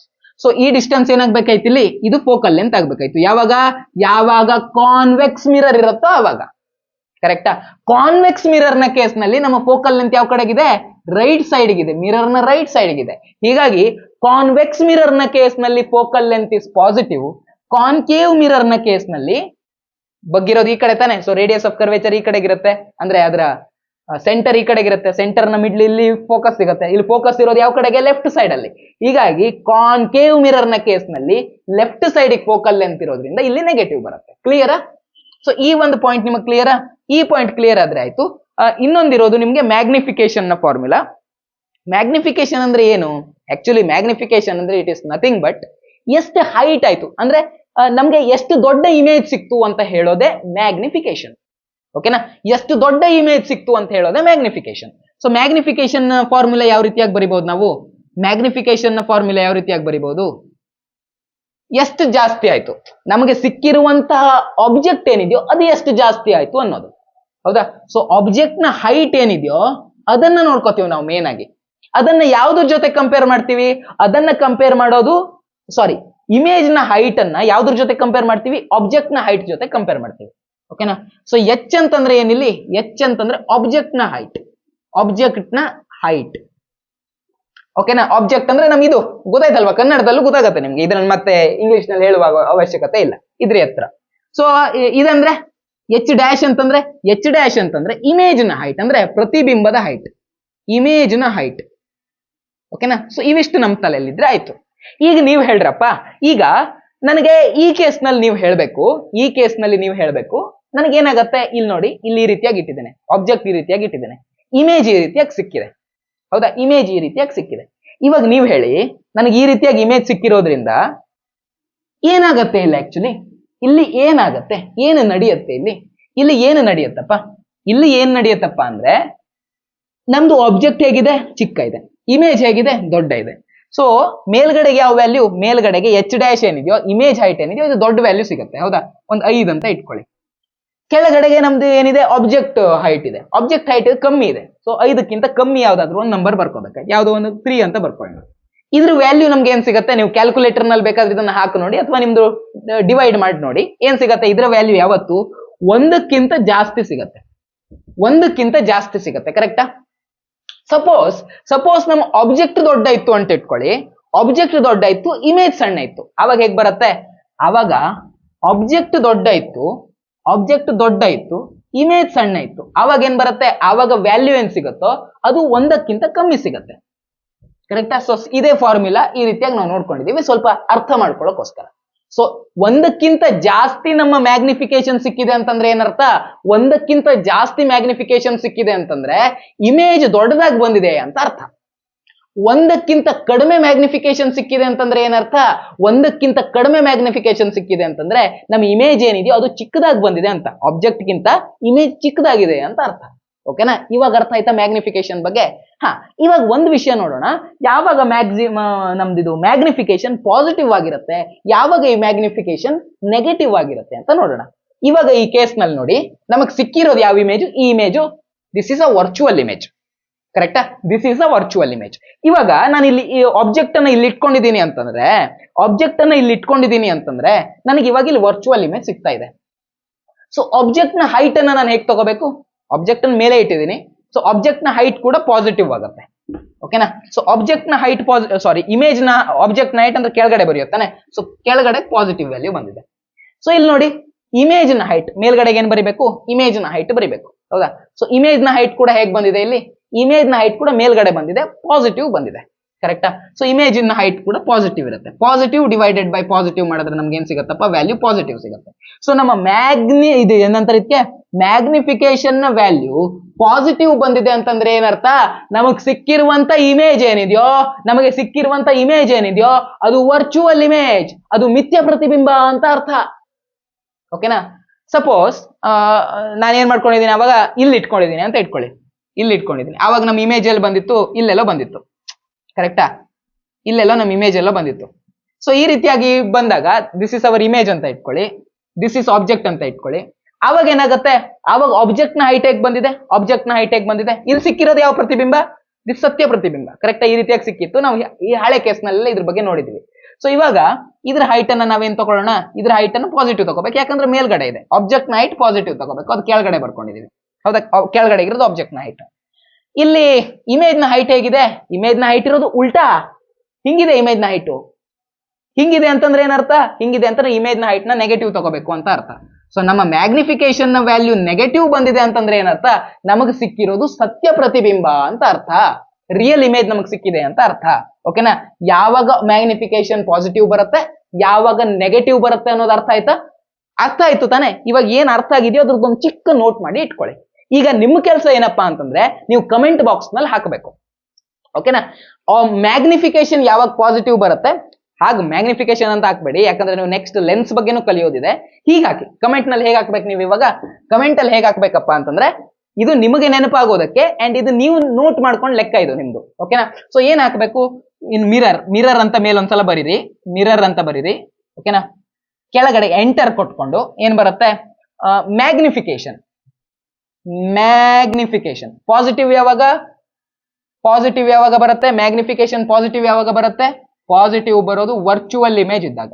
ಹೌದಾ? ಸೊ ಇದನ್ನ ನೀವು ಕಮೆಂಟ್ ನಲ್ಲಿ ಹಾಕಬೇಕು. This is your notes, this is your home work. ಓಕೆನಾ? ಸೊ ನೆಗೆಟಿವ್ ಯಾವಾಗ ಬರುತ್ತೆ ಅಂತಂದ್ರೆ ನಮಗೆ ಸಿಕ್ಕಿರುವಂತ ಇಮೇಜು, ಮ್ಯಾಗ್ನಿಫಿಕೇಶನ್ ನೆಗೆಟಿವ್ ಯಾವಾಗ ಬರುತ್ತೆ, ನಮಗೆ ಸಿಕ್ಕಿರುವಂತಹ ಇಮೇಜು ಸತ್ಯ ಪ್ರತಿಬಿಂಬ ಆದಾಗ. ಹೌದಾ? ಅಥವಾ ವರ್ಚುವಲ್ ಇಮೇಜ್ ಅಂತ ಇಂಗ್ಲಿಷ್, ರಿಯಲ್ ಇಮೇಜ್ ಅಂತ ಇಂಗ್ಲಿಷ್ ಅಲ್ಲಿ ಹೇಳ್ತೀವಿ, ಸತ್ಯ ಪ್ರತಿಬಿಂಬ ಅಂತ ಕನ್ನಡದಲ್ಲಿ ಹೇಳ್ತೀವಿ. ನೀವು ಕನ್ನಡದ ಮೀಡಿಯಂನವರಾಗಿದ್ರೆ ಕನ್ನಡದಲ್ಲಿ ಹಾಕಿ ಕಮೆಂಟ್ ಅನ್ನ, ಇಂಗ್ಲಿಷ್ ಮೀಡಿಯಂನವರಾಗಿದ್ರೆ ಇಂಗ್ಲಿಷ್ ನಲ್ಲಿ ಹಾಕಿ. ಓಕೆನಾ?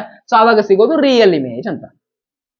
ಓಕೆನಾ? ಅದೇ ರೀತಿ ನೀವು ಇವಾಗ ಮಿರರ್ ನ ಮ್ಯಾಗ್ನಿಫಿಕೇಶನ್ ಬಗ್ಗೆ ಹಾಕಿದ್ದೀರಾ, ಅದೇ ರೀತಿ ನೀವೇನ್ ಹಾಕ್ಬೇಕು, ಈ ಹಿಂದೆ ಏನ್ ನೋಡಿದ್ರಿ ನೀವು, ಇದಂತಾನೆ ನೀವು ನೋಡಿರೋದು. ಇನ್ನೇನಾದ್ರೂ ನೋಡಿದ್ರೆ ಯಾವ್ದು ಪಾಸಿಟಿವ್ ಬರುತ್ತೆ, ಯಾವ್ದು ನೆಗೆಟಿವ್ ಬರುತ್ತೆ ಅಂತ. ಇನ್ನೊಂದು ನೀವು ನೋಡಿರೋದು ಇದು ಫೋಕಲ್ ಲೆಂತ್. ಓಕೆನಾ? ಫೋಕಲ್ ಲೆಂತ್ ಬಗ್ಗೆ. ಫೋಕಲ್ ಲೆಂತ್ ಯಾವಾಗ ನೆಗೆಟಿವ್ ಬರುತ್ತೆ, ಯಾವಾಗ ನಾವು ತಗೊಂಡಿರುವಂತ ಕಾನ್ಕೇವ್ ಮಿರರ್ ಯಾವಾಗ ತಗೋತಿರೋ ಆವಾಗ ನಮ್ಗೆ ಫೋಕಲ್ ಲೆಂತ್ ನೆಗೆಟಿವ್ ಬರುತ್ತೆ. ಯಾವಾಗ ಕಾನ್ವೆಕ್ಸ್ ಮಿರರ್ ತಗೋತೀವೋ ಆವಾಗ ಫೋಕಲ್ ಲೆಂತ್ ಪಾಸಿಟಿವ್ ಬರುತ್ತೆ. ಯಾಕೆ ಅಂತೆಲ್ಲ ಹೇಳಿದೀನಿ. ಹೌದಾ? ಸೊ ಈ ಎರಡು ವಿಷಯ ಏನಿದೆಯೋ ಇದನ್ನ ನೀವು ತಲೆಯಲ್ಲಿ ಇಟ್ಕೋಬೇಕು. ಸೊ ಈ ಎರಡನ್ನು ನೀವೇನ್ ಮಾಡಿ ಕಮೆಂಟ್ ಅಲ್ಲಿ ಹಾಕಿಬಿಡಿ. ಸರಿನಾ? ಎಷ್ಟು ಜನ ಹೋಮ್ವರ್ಕ್ ಮಾಡ್ತೀರಾ ಅಂತ ನೋಡೋಣ. ನೆಕ್ಸ್ಟ್ ಇದೆಲ್ಲ ಆಯ್ತು. ಒಂದು ಎಕ್ಸಾಂಪಲ್ ಕೊಟ್ಟಿದ್ದಾರೆ ಇದ್ರದ್ದೆಲ್ಲ, ಅದೇನಿಲ್ಲ, ವ್ಯಾಲ್ಯೂ ಸಬ್ಸ್ಟಿಟ್ಯೂಟ್ ಮಾಡಿ ಆನ್ಸರ್ ತೆಗೆಯೋದು ಅಷ್ಟೇ, ಮತ್ತೇನು ಇರಲ್ಲ ಅಲ್ಲಿ. ಸೊ ಈ ತರದ್ದೆಲ್ಲ ಯಾವಾಗ ನೋಡೋಣ, ಅದನ್ನ ನಾವು ರಿವೈಸ್ ಮಾಡ್ಕೋತೀವಲ್ವ, ಒಂದ್ ದಿವಸ ಕ್ವಶನ್ಸ್ ಎಲ್ಲ ಪ್ರಾಕ್ಟೀಸ್ ಮಾಡ್ತೀವಲ್ವ, ಸಂಡೇ ಬಂದು ಲೈವ್ ಮಾಡ್ತೀನಲ್ವಾ, ಅವಾಗ ನೋಡೋಣ. ಓಕೆನಾ? ಸೊ ಇನ್ನೇನಿದೆ, ಇನ್ನು ರಿಫ್ರಾಕ್ಷನ್ ಆಫ್ ಲೈಟ್ ಇದೆ. ಸೊ ಇವಾಗ ರಿಫ್ರಾಕ್ಷನ್ ಆಫ್ ಲೈಟ್ ಬಗ್ಗೆ ನೋಡ್ತಾ ಹೋಗೋಣ.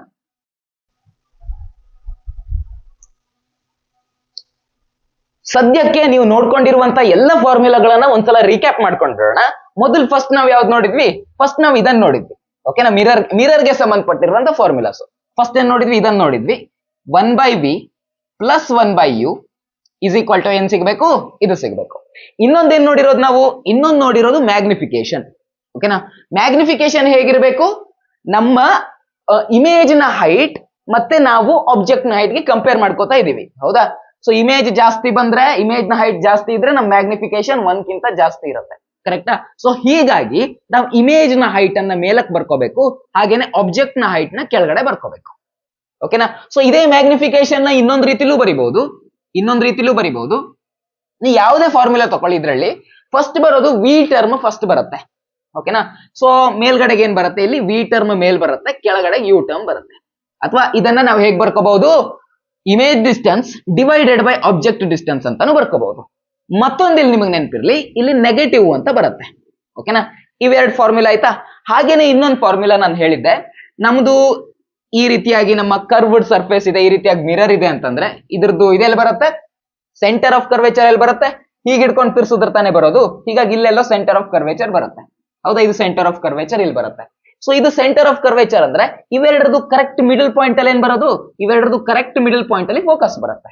ಹೌದಾ? ಸೊ ಯಾವ್ದು ಫೋಕಲ್ ಲೆಂತ್ ಆಗ್ಬೇಕಾಯ್ತು, ಫೋಕಸ್ ನಿಂದ ಇರುವಂತ ದೂರ ಫೋಕಲ್ ಲೆಂತ್ ಆಗ್ಬೇಕಾಯ್ತು. ಸೆಂಟರ್ ಆಫ್ ಕರ್ವೇಚರ್ ನಿಂದ ಇರುವಂತ ದೂರ, ಸರ್ಕಲ್ ನಲ್ಲಿ ಸೆಂಟರ್ ನಿಂದ ಇಲ್ಲಿರೋದಕ್ಕೆ ಏನಂತ ಕರಿತೀವಿ, ರೇಡಿಯಸ್ ಅಂತ ಕರಿತೀವಿ. ಹಾಗೇನೆ ಇಲ್ಲಿ ಸೆಂಟರ್ ನಿಂದ ಇಲ್ಲಿಗಿರುವಂತಹ ದೂರಕ್ಕೆ ನಾವು ರೇಡಿಯಸ್ ಆಫ್ ಕರ್ವೇಚರ್ ಅಂತ ಕರಿತೀವಿ. ಓಕೆನಾ? ಸೊ ಈಗ ನೀವ್ ಹೇಳಿ, ರೇಡಿಯಸ್ ಆಫ್ ಕರ್ವೇಚರ್ ಮತ್ತೆ ಇದ್ರ ನಡುವೆ ಏನ್ ಸಂಬಂಧ ಇದೆ ಅಂತ ನೀವ್ ಹೇಳಿ. ಏನಾಗತ್ತೆ ಇವುಗಳ ನಡುವಿನ ಸಂಬಂಧ, ಇದ್ರ ನಡುವಿನ ಸಂಬಂಧ ನಾವ್ ಹೇಗೆ ಹೇಳ್ಬಹುದು, ರೇಡಿಯಸ್ ಆಫ್ ಕರ್ವೇಚರ್ ನ ಅರ್ಧ ನಮ್ಮ ಫೋಕಲ್ ಲೆಂತ್ ಇರುತ್ತೆ. ಅಥವಾ ಹೀಗೆ ಹೇಳ್ಬಹುದಾ, ಫೋಕಲ್ ಲೆಂತ್ ನ 2 ಪಟ್ಟು, ಫೋಕಲ್ ಲೆಂತ್ ಅನ್ನ ಡಬಲ್ ಮಾಡಿದ್ರೆ ನಮ್ಗೆ ರೇಡಿಯಸ್ ಆಫ್ ಕರ್ವೇಚರ್ ಸಿಗುತ್ತೆ. ಹೀಗೂ ಹೇಳ್ಬಹುದು, ಎರಡು ರೀತಿಯಲ್ಲಿ ಹೇಳ್ಬಹುದು. ಹೌದಾ?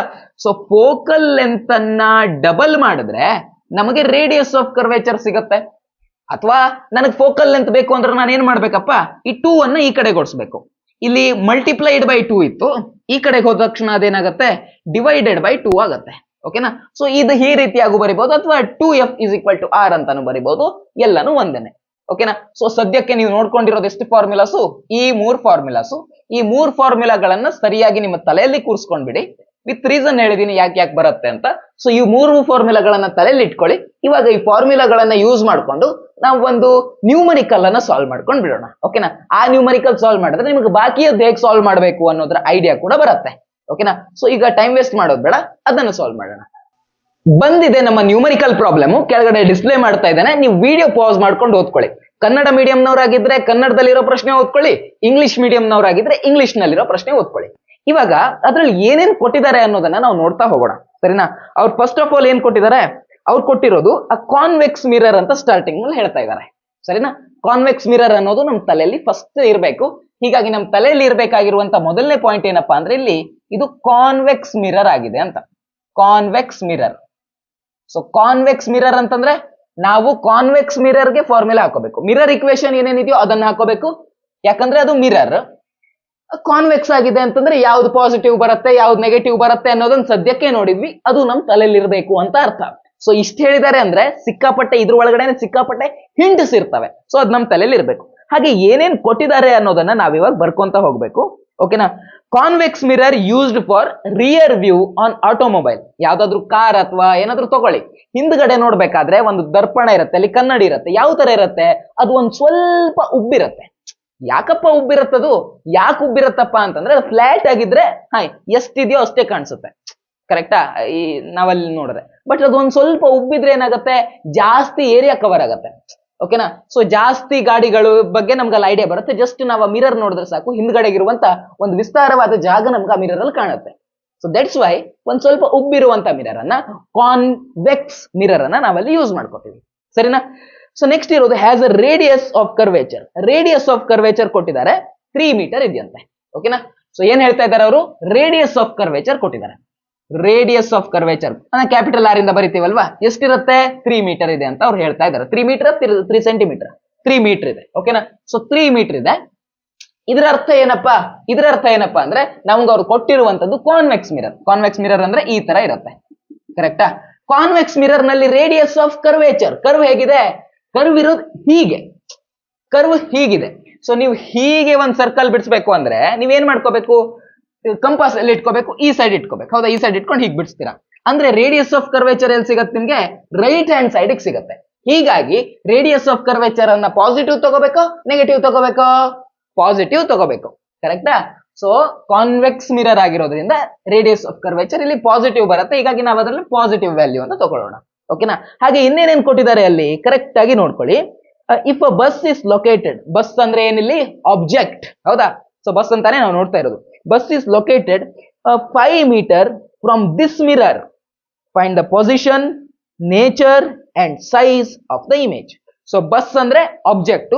ಸೊ ಆಬ್ಜೆಕ್ಟ್ ಡಿಸ್ಟೆನ್ಸ್ ಎಷ್ಟಿದೆ, ಆಬ್ಜೆಕ್ಟ್ ಡಿಸ್ಟೆನ್ಸ್ ಇರೋದು 5 ಮೀಟರ್. 5 ಮೀಟರ್ ದೂರದಲ್ಲಿದೆ ತಾನೆ. ಸೊ ಆಬ್ಜೆಕ್ಟ್ ಡಿಸ್ಟೆನ್ಸ್ ಅಥವಾ ವಸ್ತು ದೂರ ಎಷ್ಟಿರ್ಬೇಕಾಯ್ತು, 5 ಮೀಟರ್ ಇರ್ಬೇಕಾಯ್ತು. ಆಬ್ಜೆಕ್ಟ್ ಡಿಸ್ಟೆನ್ಸ್ ಅಥವಾ ವಸ್ತು ದೂರವನ್ನ ಯು ನಿಂದ ಬರೀತೇವೆ. So ಅದಿರೋದು 5 metre. ಈಗ ಎಲ್ಲಿ ಇಟ್ಕೋತೀರಪ್ಪ ನೀವು ಈ ರೀತಿಯಾಗಿ ಮಿರರ್ ಇಟ್ಕೊಂಡೆಲ್ಲ ಮಾಡ್ಬೇಕಾದ್ರೆ, ಈ ರೀತಿ ಮಿರರ್ ಇದೆ ನಿಮ್ದು, ಕಾನ್ವೆಕ್ಸ್ ಮಿರರ್ ಇದೆ ಅಂತ ಇಟ್ಕೊಳ್ಳಿ. ಎಲ್ಲಿ ಇಟ್ಕೋತೀರಾ ಆಬ್ಜೆಕ್ಟ್ ಎಲ್ಲ ಯೂಶುವಲಿ ನೀವು ಲೆಫ್ಟ್ ಹ್ಯಾಂಡ್ ಸೈಡ್ ಅಲ್ಲೇ ಇಟ್ಕೊಂಡು ಮಾಡ್ತೀರಾ, ಹೌದಾ?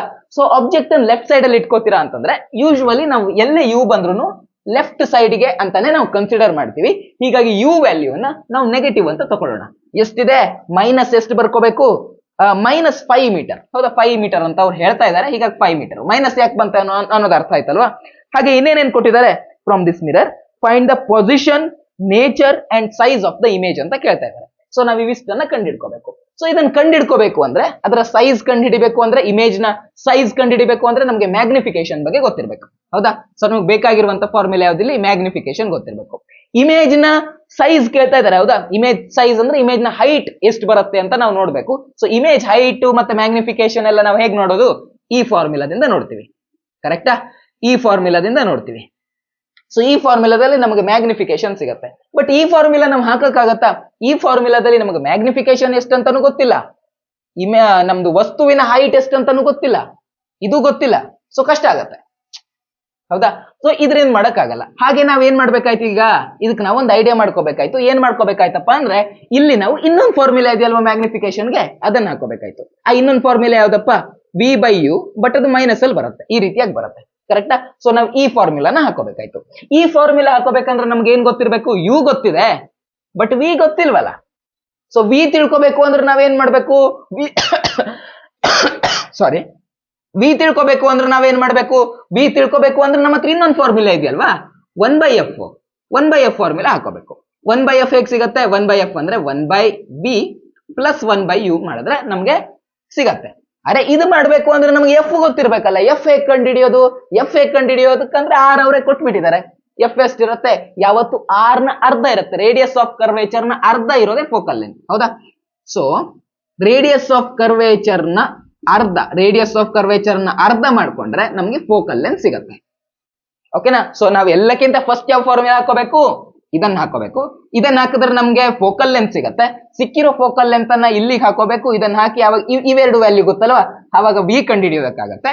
ಸೊ ವಿ ಗೊತ್ತಿದೆ ಅಂತಂದ್ರೆ, ವಿ ನು ಗೊತ್ತು, ಯು ಆಲ್ರೆಡಿ ಗೊತ್ತು ಅಂದ್ರೆ ನಾವು ಇದನ್ನ ಕಂಡುಹಿಡಿಯೋಕ್ಕಾಗತ್ತೆ. ಆಮೇಲೆ ಮ್ಯಾಗ್ನಿಫಿಕೇಶನ್ ಅನ್ನ ಕಂಡುಹಿಡಿಯೋದಕ್ಕಾಗತ್ತೆ. ಓಕೆನಾ, ತಲೆಗೆ ಹೋಗ್ತಾ. ಸೊ ಇವಾಗ ಅದನ್ನ ಮಾಡ್ತಾ ಬರೋಣ. ಫಸ್ಟ್ ಏನ್ ಹಾಕೊಳ್ಳೋಣ, ಫಸ್ಟ್ ಈ ಫಾರ್ಮುಲಾ ಹಾಕೊಳ್ಳೋಣ. F is equal to r/2. So F focal length ಎಷ್ಟಾಗತ್ತೆ, r/2. ಆರ್ ಎಷ್ಟಿರೋದು, ಆರ್ ಇರೋದು 3. ಸೊ 3/2 ಅಂತಂದ್ರೆ 1.5 ಆಯ್ತು. 1.5 ಅಂತ ಬೇಕಾದ್ರೂ ಬರೀಬಹುದು, ಬಟ್ ನಾವು 3/2 ಅನ್ನ ಸದ್ಯಕ್ಕೆ ಇದ್ದಕ್ಕಿದ್ದಾಗೆ ಇಟ್ಕೊಳ್ಳೋಣ. ಓಕೆನಾ.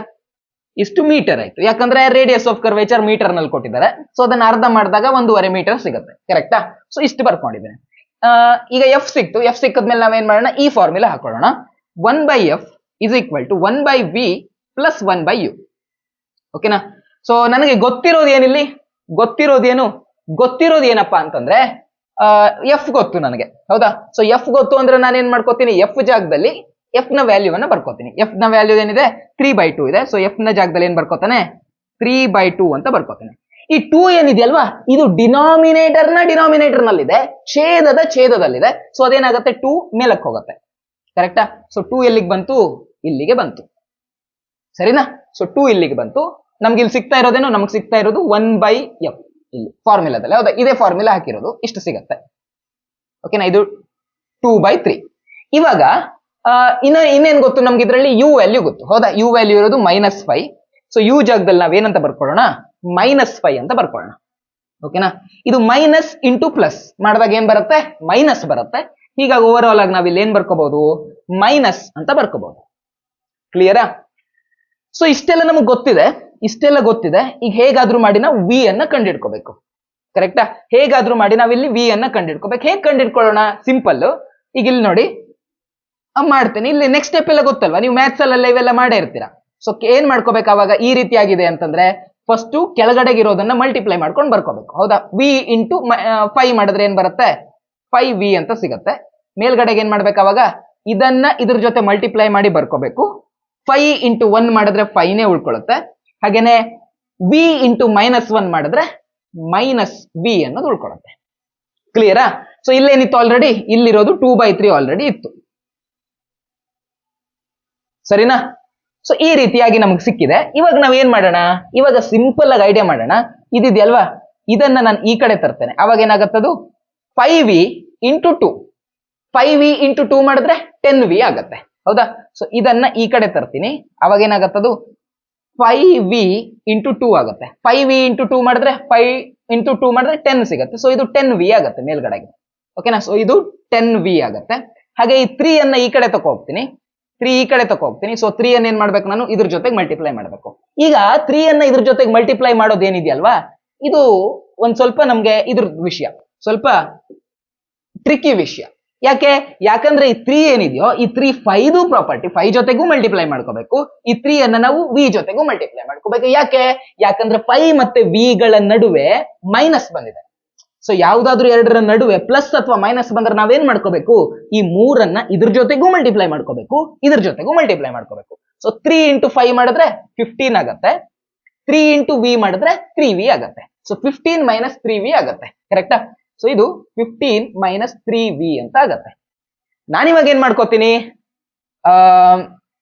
ಈ -3v ಇತ್ತಲ್ವಾ, ಇದನ್ನ ನಾನು ಈ ಕಡೆ ತಗೊಬರ್ತೀನಿ. -3v ಈ ಕಡೆ ಬಂದ್ರೆ ಪ್ಲಸ್ 3v ಆಗತ್ತೆ. 10v ಪ್ಲಸ್ 3v 13v ಆಗತ್ತೆ, ಹೌದಾ. ಇದನ್ನ ಈ ಕಡೆ ತಗೊಬಂದ್ರೆ ಪ್ಲಸ್ 3v ಆಯ್ತು. 10v ಪ್ಲಸ್ 3v ಮಾಡಿದ್ರೆ 13v ಆಗತ್ತೆ. ಸೊ ಇದನ್ನ ಇಲ್ಲಿ ತಗೊಬಂದ್ರೆ ಏನಾಗತ್ತೆ, 13v ಅಂತ ಆಗತ್ತೆ. ನನಗ್ ಬೇಕಾಗಿರೋದೇನಪ್ಪ, ನನಗ್ ಬೇಕಾಗಿರೋದು v. ಸೊ ನನಗೆ v ಬೇಕು ಅಂತಂದ್ರೆ ನಾನು 13 ಅನ್ನ ಈ ಕಡೆ ಓಡಿಸ್ಬೇಕು.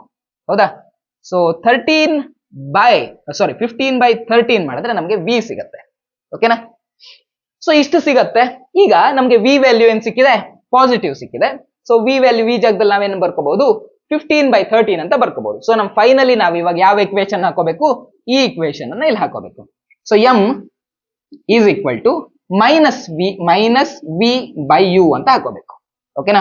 ಸೊ ವಿ ಎಷ್ಟಿದೆಯಪ್ಪ, ವಿ ಇರೋದು 15/13. ಓಕೆ, ವಿ ಇರೋದು 15/13. ಕೆಳಗಡೆಗೆ ಡಿನಾಮಿನೇಟರ್ ನಲ್ಲಿ ಇರೋದು ಯು ಎಷ್ಟಿದೆ, ಯು ಇರೋದು -5. ಕರೆಕ್ಟಾ. ಸೊ ಯು ಇರೋದು -5. ಆಲ್ರೆಡಿ ಇಲ್ಲೊಂದು ಮೈನಸ್ ಇತ್ತು, ಈ ಮೈನಸ್ ಅನ್ನ ಇಲ್ಲಿ ಬರ್ಕೊಂಡೆ, ವಿ ಜಾಗದಲ್ಲಿ ಇದನ್ನ ಬರ್ದೆ, ಯು ಅಂತಂದ್ರೆ -5 ಅದನ್ನ ಬರ್ದೆ. ಕ್ಲಿಯರ್ ಅಲ್ವಾ. ಸೊ ಇವಾಗ ಏನ್ ಮಾಡ್ಕೋತೀನಿ ನಾನು, ಈ ಮೈನಸ್ ಇಂಟು ಮೈನಸ್ ಏನಾಗುತ್ತೆ ಇದು, ಅಥವಾ ಮೈನಸ್ ಡಿವೈಡೆಡ್ ಬೈ ಮೈನಸ್ ಏನಾಗುತ್ತೆ, ಇದು ಪ್ಲಸ್ ಆಗುತ್ತೆ. ಸೊ ಆ ಪ್ಲಸ್ ಅನ್ನ ಬರ್ಕೊಳ್ಳೋ ಅವಶ್ಯಕತೆ ಇಲ್ಲ. ಸೊ ಇದೇನಿದೆ, ಈ 13 ಏನಿದೆ, 13 ಡಿನಾಮಿನೇಟರ್ ಅಲ್ಲಿ ಇಲ್ಲ. 13 ಇರೋದು ಎಲ್ಲಿ, ನ್ಯೂಮರೇಟರ್ ನ ಡಿನಾಮಿನೇಟರ್ ನಲ್ಲಿ. ಅಂದ್ರೆ ಈ 13 ಅನ್ನ ನಾವು ಕೆಳಗಡೆನೆ ಬರ್ಕೋಬಹುದು. ಹೌದಾ. ಸೊ 13 ಅನ್ನ ನಾವು ಕೆಳಗಡೆನೆ ಬರ್ಕೋಬಹುದು. ಸೊ ಇಲ್ಲಿ 13 ಅಂತ ಬರ್ಕೋಬಹುದು. ಓಕೆನಾ. 13 ಇಂಟು 5 ಮಾಡಿದ್ರೆ 13 5 ಎಷ್ಟು, 13 ಇಂಟು 5 5 3 15. ಸಾರಿ ನನ್ನ ಬಾಯಲ್ಲಿಲ್ಲ, ಯಾಕಂದ್ರೆ ನಾವೆಲ್ಲ ಈಗ ಕಾಲೇಜಲ್ಲೆಲ್ಲ ಬರೀ ಕ್ಯಾಲ್ಕುಲೇಟರ್ ಯೂಸ್ ಮಾಡೋದು. ಅದು ಮಾಡಿ ಮಾಡಿ ಮಾಡಿ ಮಗ್ಗಿ ಎಲ್ಲ ಮರ್ತು ಹೋಗ್ಬಿಟ್ಟಿದೆ. ಸೊ 13 5 15, 1 5 1 5 1 6 65. ಓಕೆ, 13 5 65. ಕೆಳಗಡೆ ಎಷ್ಟು ಬರುತ್ತೆ, 65 ಅಂತ ಬರುತ್ತೆ. 13 ಇಂಟು 3 ಮಾಡಿದ್ರೆ 13 ಇಂಟು 5 ಮಾಡಿದ್ರೆ 65 ಬರುತ್ತೆ. 65. ಸೊ ಇದನ್ನ ಮಾಡಿದ್ರೆ ಎಷ್ಟು ಬರುತ್ತೆ ನಿಮ್ಗೆ, 5 3 15. ಕರೆಕ್ಟಾ.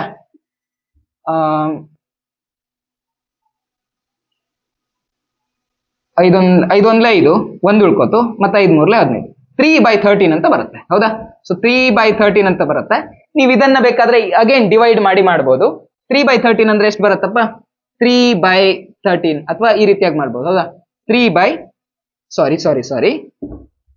3 ಇರೋದೆಲ್ಲಿ, 3 ಇರೋದು ಮೇಲ್ಗಡೆ, ಅಂದ್ರೆ 3 ಅನ್ನ ಎಲ್ಲಿ ಬರ್ಕೋಬೇಕು, ಇಲ್ಲಿ ಬರ್ಕೋಬೇಕು. ಡಿವೈಡೆಡ್ ಬೈ 13 ಇದೆ, ಸೊ ಇಲ್ಲಿ 13 ಅಂತ ಬರ್ಕೋಬೇಕು. ಕ್ಲಿಯರಾ.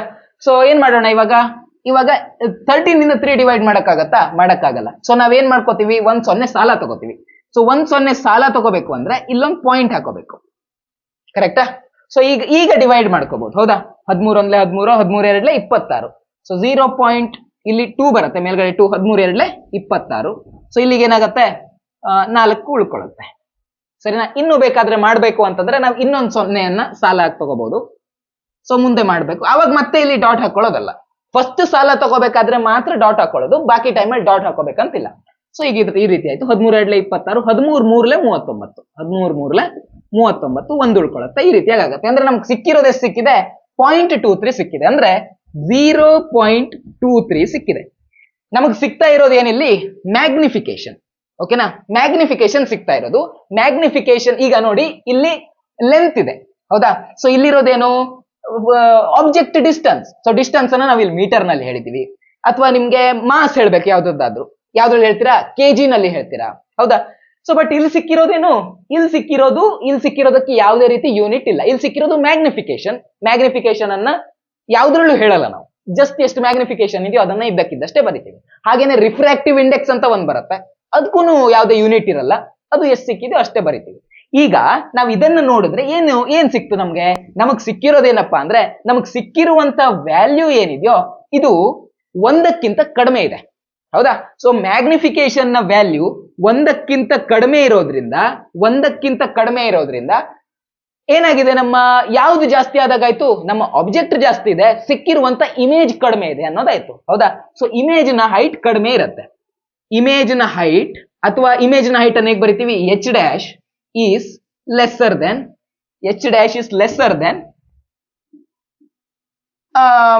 ಅದು ಆಬ್ಜೆಕ್ಟಿನ್ ಹೈಟ್. ಹೌದಾ. ಆಬ್ಜೆಕ್ಟಿನ್ ಹೈಟ್ ಗಿಂತ ಇಮೇಜ್ ನ ಹೈಟ್ ಕಡಿಮೆ ಇದೆ. ಹೀಗಾಗಿನೇ ನಮ್ಗೆ ಇದು 1ಕ್ಕಿಂತ ಕಮ್ಮಿ ಸಿಕ್ಕಿದೆ. ಮೊದಲನೇ ಕನ್ಕ್ಲೂಷನ್, ಇಮೇಜ್ ಏನಿದೆ ಚಿಕ್ಕದಾಗಿ ಸಿಗುತ್ತೆ ಅನ್ನೋದು.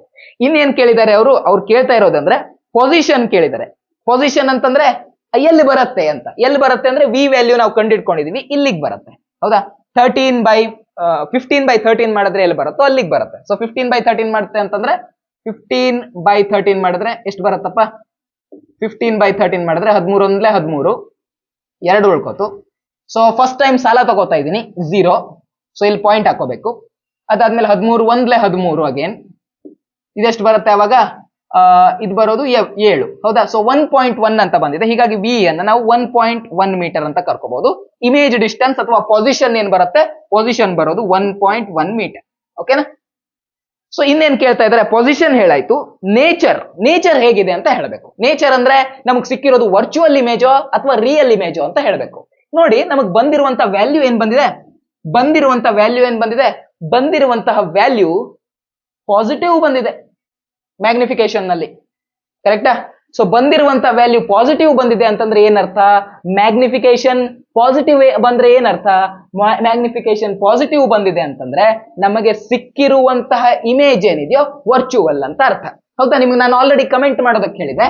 ಮ್ಯಾಗ್ನಿಫಿಕೇಶನ್ ಪಾಸಿಟಿವ್ ಅಂದ್ರೆ ಪಾಸಿಟಿವ್ ಮ್ಯಾಗ್ನಿಫಿಕೇಶನ್ ಅಂತಂದ್ರೆ ಇಮೇಜ್ ವರ್ಚುವಲ್ ಅಂತ ಅರ್ಥ, ವರ್ಚುವಲ್ ಅಥವಾ ಮಿಥ್ಯ ಪ್ರತಿಬಿಂಬ ಅಂತ ಅರ್ಥ. ಓಕೆನಾ? ಮ್ಯಾಗ್ನಿಫಿಕೇಶನ್ ನೆಗೆಟಿವ್ ಮ್ಯಾಗ್ನಿಫಿಕೇಶನ್ ಇದ್ರೆ ನಮಗ್ ಸಿಕ್ಕಿರುವಂತದ್ದು ಇಮೇಜ್ ಏನಿದೆಯೋ ಅದು ರಿಯಲ್ ಅಂತ ಅರ್ಥ ಅಥವಾ ಸತ್ಯ ಪ್ರತಿಬಿಂಬ ಅಂತ ಅರ್ಥ. ಓಕೆನಾ? ಸೊ ಇದಾಗಿತ್ತು ನಮ್ಮ ನ್ಯೂಮರಿಕಲ್. ಸೊ ಇದೇ ರೀತಿಯ ನ್ಯೂಮರಿಕಲ್ ನಾವು ನಿಮ್ಗೆ ಕೇಳ್ತಾರೆ, ಅಥವಾ ಕೆಲವೊಂದ್ಸಲ ಕೇಳ್ಬೇಕಾದ್ರೆ ನಮಗೆ ಸಿಕ್ಕಿರುವಂತ ಆಬ್ಜೆಕ್ಟ್ ಗಿಂತ ನಮ್ಮ ಇಮೇಜ್ 3 ಪಟ್ಟು ಜಾಸ್ತಿ ಇದೆ ಅಂತ ಹೇಳಿದ್ರು ಅಂತ ಇಟ್ಕೊಳ್ಳಿ.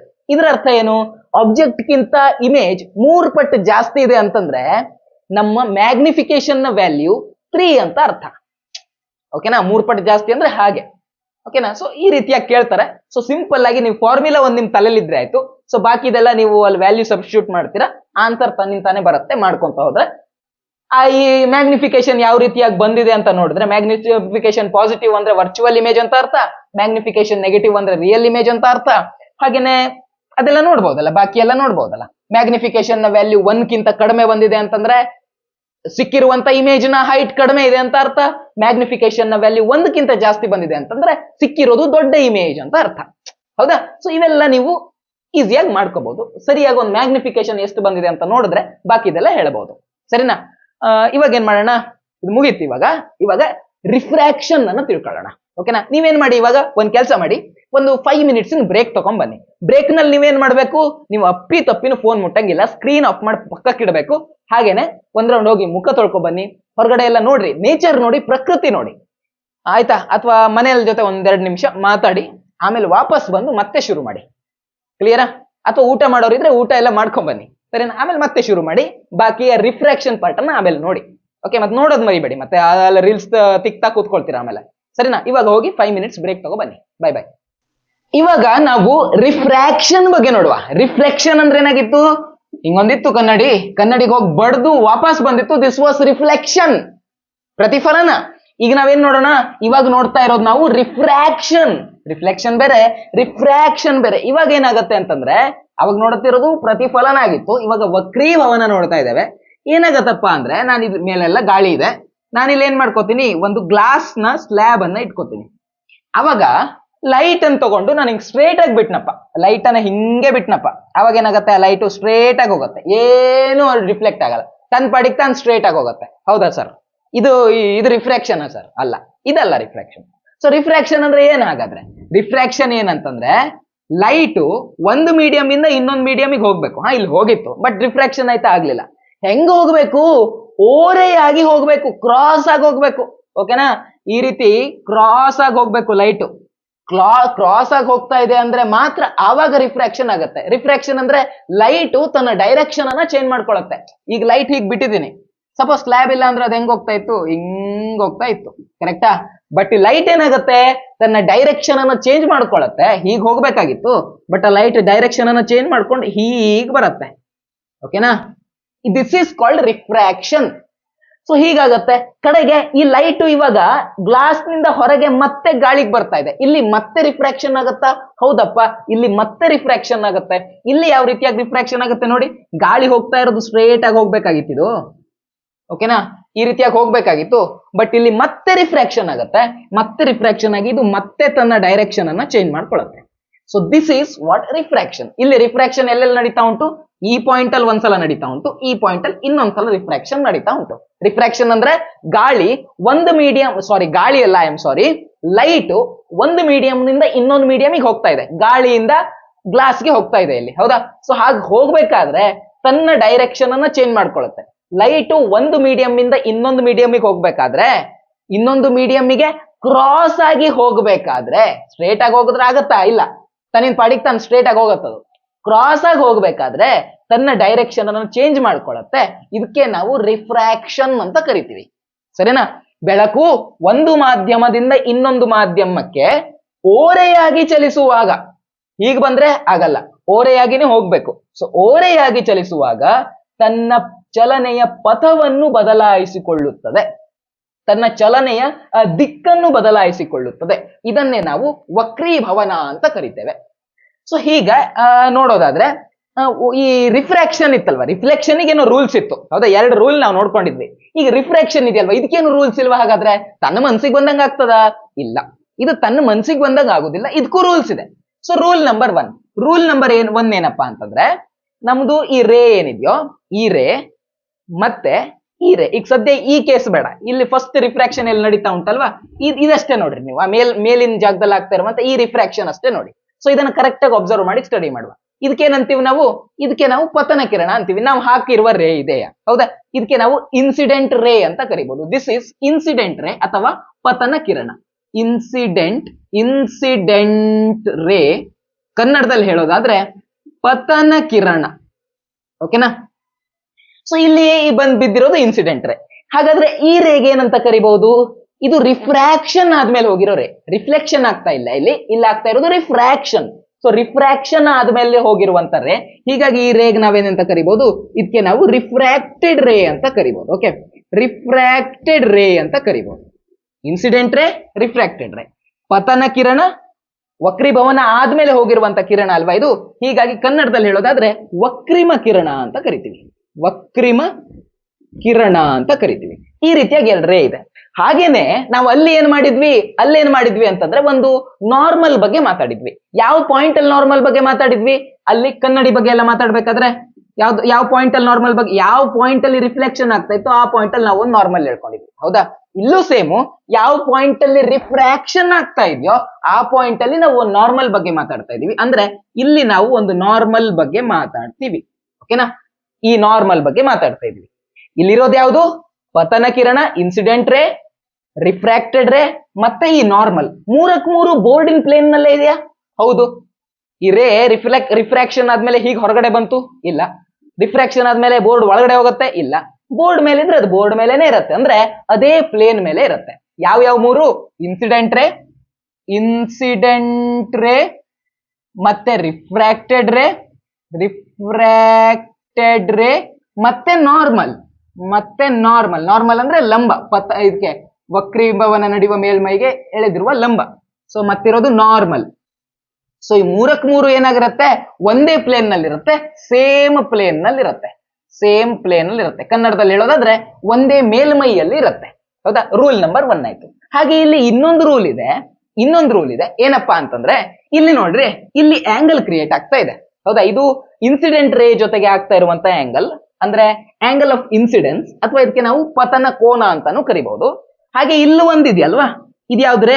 ರಿಫ್ರಾಕ್ಟೆಡ್ ರೇ. ಇದು ರಿಫ್ರಾಕ್ಟೆಡ್ ರೇ ಜೊತೆಗೆ ಆಗ್ತಾ ಇರುವಂತ ಆಂಗಲ್. ನಾವು ಯಾವತ್ತು ಆಂಗಲ್ ಅನ್ನ ಲೆಕ್ಕ ಮಾಡ್ಬೇಕಾದ್ರೆ ಇಲ್ಲಿಂದ ಲೆಕ್ಕ ಮಾಡಲ್ಲ. ಎಲ್ಲಿಂದ ಲೆಕ್ಕ ಮಾಡ್ತೀವಿ? ನಾವು ಒಂದು ನಾರ್ಮಲ್ ಹೇಳ್ಕೊಂಡಿರ್ತೀವಲ್ವಾ, ಆ ನಾರ್ಮಲ್ ನಿಂದ ಲೆಕ್ಕ ಮಾಡ್ಕೊಂಡಿರ್ತೀವಿ. ಅಂದ್ರೆ ನಾವು ಹೇಳ್ಕೊಂಡಿರುವ ಲಂಬದಿಂದ ಆಂಗಲ್ ಅನ್ನ ಮೆಜರ್ ಮಾಡ್ಕೋತೀವಿ ಯಾವತ್ತು, ಓಕೆನಾ? ಇದೊಂದು ರೂಲ್ ನಮ್ಮ ಆಪ್ಟಿಕ್ಸ್ ನಲ್ಲ, ಇದನ್ನೇ ನಾವು ಫಾಲೋ ಮಾಡೋದು, ಓಕೆನಾ? ಸೊ ಈ ಆಂಗಲ್ ಗೆ ನಾವೇನಂತ ಕರಿಬೇಕಾಯ್ತು?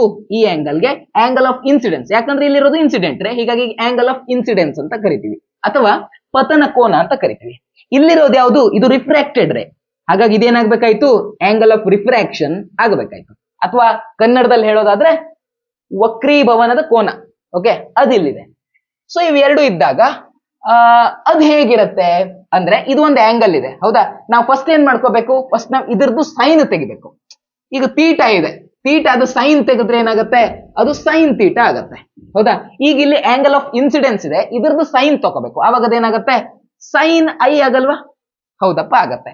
ಹಾಗೇನೆ ಇಲ್ಲಿ ಒಂದು ಆಂಗಲ್ ಸಿಗ್ತಾ ಇದೆಯಲ್ವಾ, ಆಂಗಲ್ ಆಫ್ ರಿಫ್ರಾಕ್ಷನ್ ಅಥವಾ ವಕ್ರಿಮ ಕೋನ. ಸೊ ಇದನ್ನ ನಾವೇನಂತ ಕರಿಬಹುದು? ಇದ್ರದ್ದು ಒಂದು ಸೈನ್ ತಗೋಬೇಕು. ಇದ್ರದ್ದು ಸೈನ್ ತಗೊಂಡಾಗ ಏನಾಗುತ್ತೆ? ಅದು ಸೈನ್ ಆರ್ ಆಗತ್ತೆ, ಓಕೆನಾ, ಸೈನ್ ಆರ್ ಆಗುತ್ತೆ. ನಾವಿವಾಗ ಏನ್ ಮಾಡ್ಕೋಬೇಕು, sine I divided by sine R ಮಾಡ್ಕೋಬೇಕು. ಅಂದ್ರೆ ಸೈನ್ ಐ ಮತ್ತೆ ಸೈನ್ ಆರ್ ಗಳ ರೇಷಿಯೋ ತಗೋಬೇಕು. ಹಾಗೆ ನಾವು ರೇಷಿಯೋ ತಗೊಂಡ್ರೆ ನಮಗೆ ಯಾವತ್ತಿದ್ರೂ ಒಂದು ಫಿಕ್ಸ್ಡ್ ನಂಬರ್ ಸಿಗತ್ತೆ, ಯಾವತ್ತಿದ್ರೂ ಒಂದು ಸ್ಥಿರವಾಗಿರುವ ನಂಬರ್ ಅಂದ್ರೆ ಒಂದು ಸ್ಥಿರಾಂಕ ಸಿಗತ್ತೆ. ಇಂಗ್ಲಿಷ್ ನಲ್ಲಿ ಹೇಳಬೇಕು ಅಂದ್ರೆ ಒಂದು ಕಾನ್ಸ್ಟಂಟ್ ಸಿಗತ್ತೆ. ಓಕೆನಾ, ಈಗ ನಾವು ಇಲ್ಲಿ ಫಸ್ಟ್ ಸ್ಟಾರ್ಟಿಂಗ್ ನಲ್ಲಿ ಐ ಇಷ್ಟಿದೆ. ಈಗ ನಾನು ಸೆಕೆಂಡ್ ಸಲ ಏನ್ ಮಾಡ್ಬೇಕಾದ್ರೆ ಏನ್ ಮಾಡ್ಕೋತೀನಿ, ಅವಾಗ ನಾನು ಸೆಕೆಂಡ್ ಸಲ ಮಾಡ್ಬೇಕಾದ್ರೆ ಈ ರೀತಿಯಾಗಿ ಬಿಟ್ಕೋತೀನಿ ಅಂತ ಇಟ್ಕೊಳ್ಳಿ. ಅವಾಗ ಆಂಗಲ್ ಆಫ್ ಇನ್ಸಿಡೆನ್ಸ್ ಜಾಸ್ತಿ ಆಯ್ತು. ನಾನೇನ್ ಮಾಡ್ತೇನೆ, ಅದ್ರ ಸೈನ್ ತೆಗಿತೇನೆ. ಆಮೇಲೆ ಏನ್ ಮಾಡ್ತೇನೆ, ಹಾಗೆ ಅದರಿಂದ ಇಲ್ಲಿ ರಿಫ್ರಾಕ್ಟೆಡ್ ರೇ ಒಂದ್ ಸಿಕ್ಕಿರತ್ತಲ್ವಾ, ಅದರದ್ದು ಸೈನ್ ತೆಗಿತೇನೆ. ಓಕೆನಾ, ಅದರದ್ದು ಸೈನ್ ತೆಗಿತೇನೆ. ಸ್ಟಾರ್ಟಿಂಗ್ ನಲ್ಲಿ ನನಗೆ sine I divided by sine R ಮಾಡಿದ್ರೆ ಯಾವ ನಂಬರ್ ಸಿಕ್ಕಿತ್ತಲ್ವಾ, ಈಗ ನಾನು ಜಾಸ್ತಿ ಆಂಗಲ್ ಇಟ್ಕೊಂಡು ಮಾಡಿದಾಗ್ಲೂ ನನಗೆ ಅದೇ ನಂಬರ್ ಸಿಗುತ್ತೆ. ಓಕೆ, ಅದೇ ಸೇಮ್ ಕಾನ್ಸ್ಟೆಂಟ್ ಸಿಗುತ್ತೆ. ನನಗಿಲ್ಲಿ ಏನೋ ಒಂದು ಕಾನ್ಸ್ಟೆಂಟ್ ಸಿಕ್ಕಿದೆಯಲ್ವಾ, sine I divided by sine r ಮಾಡಿದಾಗ. ಸೊ ಈ ಕಾನ್ಸ್ಟೆಂಟ್ ಗೆ ನಾವು ರಿಫ್ರಾಕ್ಟಿವ್ ಇಂಡೆಕ್ಸ್ ಅಂತ ಕರಿತೀವಿ. ಓಕೆನಾ, ರಿಫ್ರಾಕ್ಟಿವ್ ಇಂಡೆಕ್ಸ್ ಅಥವಾ ವಕ್ರೀಭವನದ ಸ್ಥಿರಾಂಕ ಅಂತ ಕರಿತೀವಿ. ಓಕೆ, ರಿಫ್ರಾಕ್ಟಿವ್ ಇಂಡೆಕ್ಸ್ ಅಂತ ಕರಿತೀವಿ. ಓಕೆನಾ, ಸೊ ಈ ರಿಫ್ರಾಕ್ಟಿವ್ ಇಂಡೆಕ್ಸ್ ಬಗ್ಗೆ ಇನ್ ಸ್ವಲ್ಪ ತಿಳ್ಕೋಬೇಕು ಅಂತಿದ್ರೆ ಇಷ್ಟು ಸಾಕು ನಿಮ್ಗೆ. ರಿಫ್ರಾಕ್ಟಿವ್ ಇಂಡೆಕ್ಸ್ ಬಗ್ಗೆ ಏನ್ ಗೊತ್ತೋ ಅಷ್ಟು ಸಾಕು ಎಕ್ಸಾಮ್ ಬರೀಲಿಕ್ಕೆ. ಬಟ್ ಇದ್ರ ಬಗ್ಗೆ ಒಂದ್ ಸ್ವಲ್ಪ ಜಾಸ್ತಿ ತಿಳ್ಕೊಳ್ಳೋಣ. ಈ ರಿಫ್ರಾಕ್ಟಿವ್ ಇಂಡೆಕ್ಸ್ ಅಂತ ಬಂದಾಗ ನಾವು ಅದನ್ನ ಯಾವತ್ತು ಗಾಳಿಜಲ್ಲಿ ಆ ಲೈಟ್ ಇನ್ ಸ್ಪೀಡ್ ಜೊತೆಗೆ ನಾವು ಕಂಪೇರ್ ಮಾಡ್ಕೊಂಡು ಹೇಳ್ತೀವಿ. ಸೊ ರಿಫ್ರಾಕ್ಟಿವ್ ಇಂಡೆಕ್ಸ್ ಹೇಳೋದಾದ್ರೆ, ರಿಫ್ರಾಕ್ಟಿವ್ ಇಂಡೆಕ್ಸ್ ಅನ್ನ ಎನ್ ಅನ್ನೋ ಅಕ್ಷರದಿಂದ ಬರೀತಾರೆ. ಓಕೆನಾ, ವಕ್ರೀಭವನ ಸ್ಥಿರಾಂಕ ಅದನ್ನ ಎನ್ ಅಕ್ಷರದಿಂದ ಬರೀತಾರೆ. ಸೊ ಅದಿರೋದು ಹೇಗೆ, ಗಾಳಿಯಲ್ಲಿ ಬೆಳಕಿನ ವೇಗ ಅಂದ್ರೆ ಗಾಳಿಯಲ್ಲಿ ಬೆಳಕಿನ ಸ್ಪೀಡ್ ಎಷ್ಟಿರುತ್ತೆ, 3 ಲಕ್ಷ ಕಿಲೋಮೀಟರ್ ಪರ್ ಸೆಕೆಂಡ್. ಒಂದು ಸೆಕೆಂಡ್ಗೆ 3 ಲಕ್ಷ ಕಿಲೋಮೀಟರ್ ಹೋಗುತ್ತೆ ಗಾಳಿಲಿ ಬೆಳಕು. ಓಕೆನಾ, ಸೊ ಡಿವೈಡೆಡ್ ಬೈ ನಾವು ಯಾವ ಮೀಡಿಯಂ ತಗೊಂಡಿದೀವಲ್ವಾ, ಆ ಮೀಡಿಯಂ ಅಲ್ಲಿ ಬೆಳಕಿನ ಸ್ಪೀಡ್ ಎಷ್ಟಿದೆ ಅಂತ ನೋಡ್ಕೋತೀವಿ. ಸೊ ಗಾಳಿಯಲ್ಲಿ ಬೆಳಕಿನ ಸ್ಪೀಡು ಮತ್ತೆ ಆ ಮೀಡಿಯಂ ನಲ್ಲಿ ಬೆಳಕಿನ ಸ್ಪೀಡ್ ಅನ್ನು ಮಾಡಿದ್ರೆ ನಮಗೆ ರಿಫ್ರಾಕ್ಟಿವ್ ಇಂಡೆಕ್ಸ್ ಸಿಗುತ್ತೆ. ಈಗ ಯಾವುದೋ ಒಂದು, ಈಗ ಸಪೋಸ್ ನೀರಿನ ರಿಫ್ರಾಕ್ಟಿವ್ ಇಂಡೆಕ್ಸ್ ಎಷ್ಟಿರುತ್ತೆ ನಿಮ್ ಬುಕ್ ನಲ್ಲಿ ಕೊಟ್ಟಿದ್ದಾರೆ ಅದು. ಓಕೆನಾ, ಸೊ ನಿಮ್ ಬುಕ್ ನಲ್ಲಿ ನೀರು, ಗಾಳಿ, ವಾಟರ್ ಎಲ್ಲದ್ರ ಬಗ್ಗೆನೂ ಕೊಟ್ಟಿದ್ದಾರೆ. ಸೊ ವಾಟರ್ ನ ರಿಫ್ರಾಕ್ಟಿವ್ ಇಂಡೆಕ್ಸ್ ಇರೋದು 1.33. ವಾಟರ್ ಇಂದಿರೋದೆಷ್ಟು, ವಾಟರ್ ಇಂದಿರೋದು 1.33. ಓಕೆನಾ, ಈಗ ಡೈಮಂಡ್ ಅಂತ ಬಂದ್ರೆ 2.42. ಡೈಮಂಡ್ ಅಂತ ಬಂದ್ರೆ ಅದ್ರದ್ದು ಇರೋದು 2.42. ಇದು ನೀವು ನೆನ್ಪಿಟ್ಕೊಳ್ಳೋದಲ್ಲ, ಜಸ್ಟ್ ನಿಮ್ಗೊಂದು ಅರ್ಥ ಮಾಡಿಸ್ತೀನಿ ನಾನು ಅಷ್ಟೇ. 2.42 ಇದರ ಅರ್ಥ ಏನು, ನೀರಿನಲ್ಲಿ ಕಮ್ಮಿ ಇದೆ, ಡೈಮಂಡ್ ನಲ್ಲಿ ರಿಫ್ರಾಕ್ಟಿವ್ ಇಂಡೆಕ್ಸ್ ಜಾಸ್ತಿ ಇದೆ. ಇದರ ಅರ್ಥ ಏನು, ಇದರ ಅರ್ಥ ಏನಪ್ಪಾ ಅಂತಂದ್ರೆ ಈ ಗಾಳಿ ಇದು ಸ್ಪೀಡ್ ಇರತ್ತಲ್ಲ, ಲೈಟ್ ಇನ್ ಸ್ಪೀಡ್, ಅದು ನೀವು ಇದನ್ನ ನೋಡ್ರು, ರಿಫ್ರಾಕ್ಟಿವ್ ಇಂಡೆಕ್ಸ್ ಜಾಸ್ತಿ ಆಗ್ಬೇಕು ಅಂದ್ರೆ, ಈ ವ್ಯಾಲ್ಯೂ ಜಾಸ್ತಿ ಆಗ್ಬೇಕು ಅಂದ್ರೆ ಆಬ್ವಿಯಸ್ಲಿ ಕೆಳಗಡೆಗಿರೋನ್ ಕಮ್ಮಿ ಆಗ್ಬೇಕು. ಕೆಳಗಡೆಗಿರೋನ್ ಜಾಸ್ತಿ ಆಗಿದಾನಂದ್ರೆ ರಿಫ್ರಾಕ್ಟಿವ್ ಇಂಡೆಕ್ಸ್ ನ ವ್ಯಾಲ್ಯೂ ಕಮ್ಮಿ ಆಗತ್ತೆ. ಈಗ ರಿಫ್ರಾಕ್ಟಿವ್ ಇಂಡೆಕ್ಸ್ ನ ವ್ಯಾಲ್ಯೂ ಜಾಸ್ತಿ ಆಗಿದಾನಂದ್ರೆ ಆ ಮಟೀರಿಯಲ್ ನಲ್ಲಿ ಅದರ ಸ್ಪೀಡ್, ಲೈಟಿನ ಸ್ಪೀಡ್ ಕಮ್ಮಿ ಇರಬೇಕು. ಹೌದಾ, ಇಲ್ಲಿ ರಿಫ್ರಾಕ್ಟಿವ್ ಇಂಡೆಕ್ಸ್ ಯಾರದ್ದು ಜಾಸ್ತಿ, ಡೈಮಂಡ್ ಇನ್ ರಿಫ್ರಾಕ್ಟಿವ್ ಇಂಡೆಕ್ಸ್ ಜಾಸ್ತಿ. ಅಂದ್ರೆ ಡೈಮಂಡ್ ನ ಒಳಗಡೆ ಬೆಳಕು ಚಲಿಸಬೇಕಾದ್ರೆ ಸ್ಲೋ ಆಗಿ ಚಲಿಸುತ್ತೆ ಅಂತ. ಓಕೆನಾ, ಸ್ಲೋ ಆಗಿ ಚಲಿಸುತ್ತೆ. ನೀರಲ್ಲಿ ನೋಡಿದ್ರೆ ನೀರಲ್ಲಿ ಡೈಮಂಡ್ ಗಿಂತ ಹೆಚ್ಚು ಸ್ಪೀಡ್ ಆಗಿ ಚಲಿಸುತ್ತೆ ಬೆಳಕು. ಸೊ ಇದು ನಾವು ತಿಳ್ಕೊಬೇಕಾಗಿತ್ತು. ಸದ್ಯಕ್ಕೆ ಸಾಕು, ಅವೆಲ್ಲ ನೀವು ಜಾಸ್ತಿ ತಲೆ ಕೆಡಿಸ್ಕೊಳಕ್ ಹೋಗ್ಬೇಡಿ. ಎಕ್ಸಾಮ್ ದೃಷ್ಟಿಯಿಂದ ಇವೆಲ್ಲ ನಿಮ್ಗೆ ಏನ್ ಕೇಳಲ್ಲ ಪ್ರಶ್ನೆ. ಬಟ್ ಏನ್ ಮಾಡೋಣ, ನೋಡ್ದೆ ಇಲ್ಲ ಅದು ಆ ಟಾಪಿಕ್ ಕಾಣ್ತು, ಹೀಗಾಗಿ ಹೇಳ್ಬಿಟ್ಟೆ ಅಷ್ಟೇ ಬುಕ್ ನಲ್ಲಿ. ಓಕೆನಾ, ಸರ್ ನೆಕ್ಸ್ಟ್ ಇರೋದು ರಿಫ್ರಾಕ್ಷನ್ ಬೈ ಸ್ಪೆರಿಕಲ್ ಲೆನ್ಸಸ್. ಅಂದ್ರೆ ಉಬ್ಬಿರೋದು ಅಥವಾ ತಗ್ಗಿರುವ ಲೆನ್ಸ್ ನಲ್ಲಿ ಯಾವ ರೀತಿಯಾಗಿ ರಿಫ್ರಾಕ್ಷನ್ ಆಗುತ್ತೆ ಅನ್ನೋದನ್ನ ನಾವು ನೋಡ್ತಾ ಹೋಗೋಣ. ಓಕೆನಾ, ರಿಫ್ರಾಕ್ಷನ್ ಮಾಡೋದಕ್ಕೆಲ್ಲ ರೂಲ್ಸ್ ಸೇಮ್. ಅಲ್ಲಿ ನಾವು ರೇ ಡಯಾಗ್ರಾಮ್ ಬಿಡಿಸ್ಬೇಕಾದ್ರೆ ಏನೇನೆಲ್ಲ ರೂಲ್ಸ್ ಎಲ್ಲ ತಿಳ್ಕೊಂಡಿದ್ವಲ್ವಾ, ಅದೇ ರೂಲ್ಸ್ ಅನ್ನ ನಾವಿಲ್ಲಿ ಅಪ್ಲೈ ಮಾಡ್ತೀವಿ ಅಷ್ಟೇ, ಸರಿನಾ. ಸೊ ಲೆನ್ಸ್ ಅನ್ನು ಬಿಡಿಸ್ಬೇಕಾದ್ರೆ ನೀವೇನ್ ಮಾಡ್ತೀರಾ, ಈ ಕಡೆಗೆ ಇಟ್ಕೊಂಡು ಒಂದು ಫಸ್ಟ್ ಕಾನ್ವೆಕ್ಸ್ ಲೆನ್ಸ್ ಬಗ್ಗೆ ನೋಡುವ, ಉಬ್ಬಿರೋ ಲೆನ್ಸ್ ಬಗ್ಗೆ ನೋಡುವ. ಸೊ ಕಾನ್ವೆಕ್ಸ್ ಲೆನ್ಸ್ ಬಿಡಿಸ್ಬೇಕು ಅಂದ್ರೆ ಈ ಕಡೆಗೆ ತ್ರಿಜ್ಯ ಇಟ್ಕೊಂಡು ಹೀಗೆ ತಿರ್ಸ್ತೀರಾ, ಅವಾಗ ಈ ರೀತಿಯಾಗಿ ಬರುತ್ತೆ. ಹೌದಾ, ಹಾಗೇನೆ ಈ ಕಡೆಗೆ ಇಟ್ಕೊಂಡು ಹೀಗೆ ತಿರ್ಸ್ತೀರಾ, ಆವಾಗ ಅದು ಈ ರೀತಿಯಾಗಿ ಬರುತ್ತೆ. ಹೌದಾ, ಅಂದ್ರೆ 2 ರೇಡಿಯಸ್ ಆಫ್ ಕರ್ವೇಚರ್ ಇರುತ್ತೆ ಇದಕ್ಕೆ. ಈ ಕಡೆಗೆ ಏನು ರೇಡಿಯಸ್ ಆಫ್ ಕರ್ವೇಚರ್ ಇದೆಯಲ್ವಾ, ಇದು ಯಾವ ಕಡೆಗೆ ಬರುತ್ತೆ, ಅದು ಈ ಸೈಡಿಗೆ ಬರುತ್ತೆ, ಈ ಸರ್ಫೇಸ್ ಈ ಸೈಡಿಗೆ ಬರುತ್ತೆ. ಸೊ ಈ ಸೈಡಿಗೆ ಒಂದು ರೇಡಿಯಸ್ ಆಫ್ ಕರ್ವೇಚರ್ ಇರುತ್ತೆ, ಈ ಸೈಡಿಗೆ ಒಂದು ರೇಡಿಯಸ್ ಆಫ್ ಕರ್ವೇಚರ್ ಇರುತ್ತೆ. ಮಿಡ್ಲ್ ಅಲ್ಲಿ ನಾವು ಒಂದು ಪ್ರಿನ್ಸಿಪಲ್ ಆಕ್ಸಿಸ್ ಹಾಕೋತೀವಿ, ಆಸ್ ಯೂಶುವಲ್ ಪ್ರಿನ್ಸಿಪಲ್ ಆಕ್ಸಿಸ್ ಹಾಕೋತೀವಿ. ಬಟ್ ನಾವು ಅಲ್ಲಿ ಮಿರರ್ ತಗೊಂಡಾಗ ಮಿರರ್ ನಲ್ಲಿ ಸೆಂಟರ್ ಪಾಯಿಂಟ್ ಏನ್ ಸಿಗ್ತಾ ಇತ್ತಲ್ವಾ, ಇದಕ್ಕೇನಂತ ಕರಿತಿದ್ವಿ, ಅದಕ್ಕೆ ಪೋಲ್ ಅಂತ ಕರಿತಾ ಇದ್ವಿ. ಹೌದಾ, ಇಲ್ಲಿ ಸೆಂಟರ್ ಪಾಯಿಂಟ್ ಏನಂತ ಕರಿತೀವಿ ಲೆನ್ಸ್ ನಲ್ಲಿ, ಇದಕ್ಕೆ ನಾವು ಆಪ್ಟಿಕಲ್ ಸೆಂಟರ್ ಅಂತ ಕರಿತೀವಿ. ಅಷ್ಟೇ, ಮತ್ತೇನು ಡಿಫ್ರೆನ್ಸ್ ಇಲ್ಲ, ಸರಿನಾ. ಈಗ ಆಲ್ರೆಡಿ ಹೇಳಿದೆ, ಈ ಕಡೆಗೆ ಒಂದು ಕರ್ವ್ ಇದೆ, ಸೊ ಈ ಕಡೆಗೆ ಒಂದು ಸೆಂಟರ್ ಆಫ್ ಕರ್ವೇಚರ್ ಸಿಗತ್ತೆ. ಅದು ಇಲ್ಲಿ ಸಿಕ್ತು ಅಂತ ಇಟ್ಕೊಳ್ಳೋಣ. ಈ ರೀತಿಯಾಗಿ ಬಿಡಿಸಿದಾಗ ಅದು ಇಲ್ಲೆಲ್ಲೋ ಸಿಕ್ತು ಅಂತ ಇಟ್ಕೊಳ್ಳೋಣ. ನಮ್ಗೆ ಸೆಂಟರ್ ಆಫ್ ಕರ್ವೇಚರ್ ನ ಅರ್ಧ ಏನ್ ಸಿಗತ್ತೆ? ಸೆಂಟರ್ ಆಫ್ ಕರ್ವೇಚರ್ ನ ಮಿಡಲ್ ನಲ್ಲಿ ನಮ್ಗೆ ಫೋಕಸ್ ಸಿಗತ್ತೆ. ಓಕೆನಾ? ಸೊ ಇದು ಸೆಂಟರ್ ಆಫ್ ಕರ್ವೇಚರ್ ಯಾವತ್ತು ಹೇಗಿರುತ್ತಪ್ಪ? ಕರೆಕ್ಟ್ ಮಿಡ್ಲ್ ಅಂದ್ರೆ ಇದಾಯ್ತಲ್ಲ, ಈ ಪಾಯಿಂಟ್ ಆಯ್ತಾ, ಈ ಪಾಯಿಂಟ್ ಆಯ್ತಾ ನೋಡ್ರಿ, ಈ ಪಾಯಿಂಟ್ ಅಂತ ಇಟ್ಕೊಳ್ವಾ, ಸರಿನಾ? ಇಲ್ಲಿ ನಮ್ಗೆ ಫೋಕಸ್ ಸಿಗತ್ತೆ. ನಮ್ ಸೆಂಟರ್ ಆಫ್ ಕರ್ವೇಚರ್ ಅಥವಾ ರೇಡಿಯಸ್ ಆಫ್ ಕರ್ವೇಚರ್ ಏನಿದೆಯೋ ಅದು ಫೋಕಲ್ ಲೆಂತ್ ನ ಡಬಲ್ ಇರುತ್ತೆ. ಹೌದಾ? ಸೊ ನಾನು ಸಿ ಅಂತಾನೆ ಬರ್ಕೋಬಹುದಿತ್ತು, ಬಟ್ ನಿಮ್ ಬುಕ್ ನಲ್ಲೆಲ್ಲ ಹೇಗೆ ಕೊಟ್ಟಿದಾರಪ್ಪ ಅಂದ್ರೆ 2f ಅಂತ ಕೊಟ್ಟಿದ್ದಾರೆ. ಹೀಗಾಗಿ ನಾನು 2f ಅಂತಾನೆ ಬರೀತೀನಿ. ಇದರ ಡಬಲ್ ಇದಿರತ್ತಲ್ವಾ, ಹೀಗಾಗಿ 2f ಅಂತ ಬರ್ಕೊಂಡಿದ್ದೀನಿ. ಓಕೆನಾ? ಸೊ ಅದೇ ರೀತಿ ಇಲ್ಲೂ ಒಂದು ಕರ್ವ್ಡ್ ಸರ್ಫೇಸ್ ಕಾಣ್ತಾ ಇದೆ ಅಂದ್ರೆ ಇಲ್ಲೂ ಎಲ್ಲೋ ಸೆಂಟರ್ ಆಫ್ ಕರ್ವೇಚರ್ ಇರುತ್ತೆ, ಸರಿನಾ? ಇಲ್ಲೂ ಒಂದು ಸೆಂಟರ್ ಆಫ್ ಕರ್ವೇಚರ್ ಇರುತ್ತೆ. So this is 2f. ಹಾಗೆ ಇದ್ರ ಕರೆಕ್ಟ್ ಮಿಡ್ಲ್ ಅಲ್ಲಿ ಏನ್ ಸಿಗತ್ತೆ? ನಮ್ಗೆ f ಸಿಗತ್ತೆ. ಓಕೆನಾ? ಈ ರೀತಿಯಾಗಿರುತ್ತೆ. ಸೊ ಇಲ್ಲಿರೋದು 2f, ಇಲ್ಲಿರೋದು 2f ಅಂದ್ರೆ ನಮ್ಗೆ ಕಷ್ಟ ಅಲ್ವಾ, ಅದು ಎಲ್ಲ ಬರಿಬೇಕಾದ್ರೆಲ್ಲ ಕಷ್ಟ. ಹೀಗಾಗಿ ನಾವೇನ್ ಮಾಡ್ತೇವೆ, ಹೆಸರು ಕೊಡ್ಬೇಕಾದ್ರೆ ಈ ಸೈಡ್ಗೆ ಯಾರ್ಯಾರು ಇದಾರಲ್ವಾ ಇದಕ್ಕೆ ನಾವು 1 ಅಂತ ಕೊಟ್ಕೋತೇವೆ. 1 ಇದು 2f1, ಇದು f1. ಈ ಕಡೆಗೆ ಯಾರ್ಯಾರೆಲ್ಲ ಇದಾರಲ್ವಾ ಇದಕ್ಕೆ 2 ಅಂತ ಕೊಟ್ಕೋತೇವೆ. f2, 2f2 ಈ ರೀತಿಯಾಗಿ ಕೊಟ್ಕೋತೇವೆ. ಓಕೆನಾ? ಈಗ ನೇಮಿಂಗ್ ಬಗ್ಗೆ ನಿಮ್ಗೆ ಗೊತ್ತಾಯ್ತಲ್ವಾ? ಇವಾಗ ನೀವೇನ್ ಮಾಡಿ, ಸೇಮ್ ಅಲ್ಲೆಲ್ಲ ಏನೇನ್ ರೂಲ್ಸ್ ಇತ್ತಲ್ವಾ ಅದೇ ರೂಲ್ಸ್. ಸೆಂಟರ್ ಆಫ್ ಇದರಿಂದ ಹೋದ್ರೆ ಸೆಂಟರ್ ಆಫ್ ಕರ್ವೇಚರ್ ಅಂದ್ರೆ 2f ನಿಂದ ಹೋದ್ರೆ ಅದೇನಾಗುತ್ತೆ, ಡಿಫ್ಲೆಕ್ಟ್ ಅಲ್ಲಿ ವಾಪಸ್ ಬರ್ತಾ ಇತ್ತು, ಬಿಕಾಸ್ ಮಿರರ್ ಇತ್ತು. ರೈಟ್, ಅಲ್ಲಿ ಮಿರರ್ ಇತ್ತು, ಹೀಗಾಗಿ ಸೆಂಟರ್ ಆಫ್ ಕರ್ವೇಚರ್ ಮೂಲಕ ಹೋದ್ರೆ ವಾಪಸ್ ಬರ್ತಾ ಇತ್ತು. ಇಲ್ಲಿ ಏನಾಗುತ್ತೆ, ಇಲ್ಲಿ ವಾಪಸ್ ಬರೋ ಸೀನ್ ಇದೆಯಾ, ಇಲ್ಲ ಇದು ಸ್ಟ್ರೇಟ್ ಆಗಿ ಹೋಗುತ್ತೆ. ಯಾವುದೇನೆ ತಗೊಳ್ಳಿ, ನೀವು ಆಪ್ಟಿಕಲ್ ಸೆಂಟರ್ ಮೂಲಕ ಬಿಟ್ರೆ ಅದೇನಾಗತ್ತೆ, ಸ್ಟ್ರೇಟ್ ಆಗಿ ಹೋಗುತ್ತೆ. Rule number one, optical centre ಮೂಲಕ ಯಾವುದೇ ರೇ ಬಿಟ್ರು ಆಪ್ಟಿಕಲ್ ಸೆಂಟರ್ ಮೂಲಕ ಯಾವುದೇ ರೇ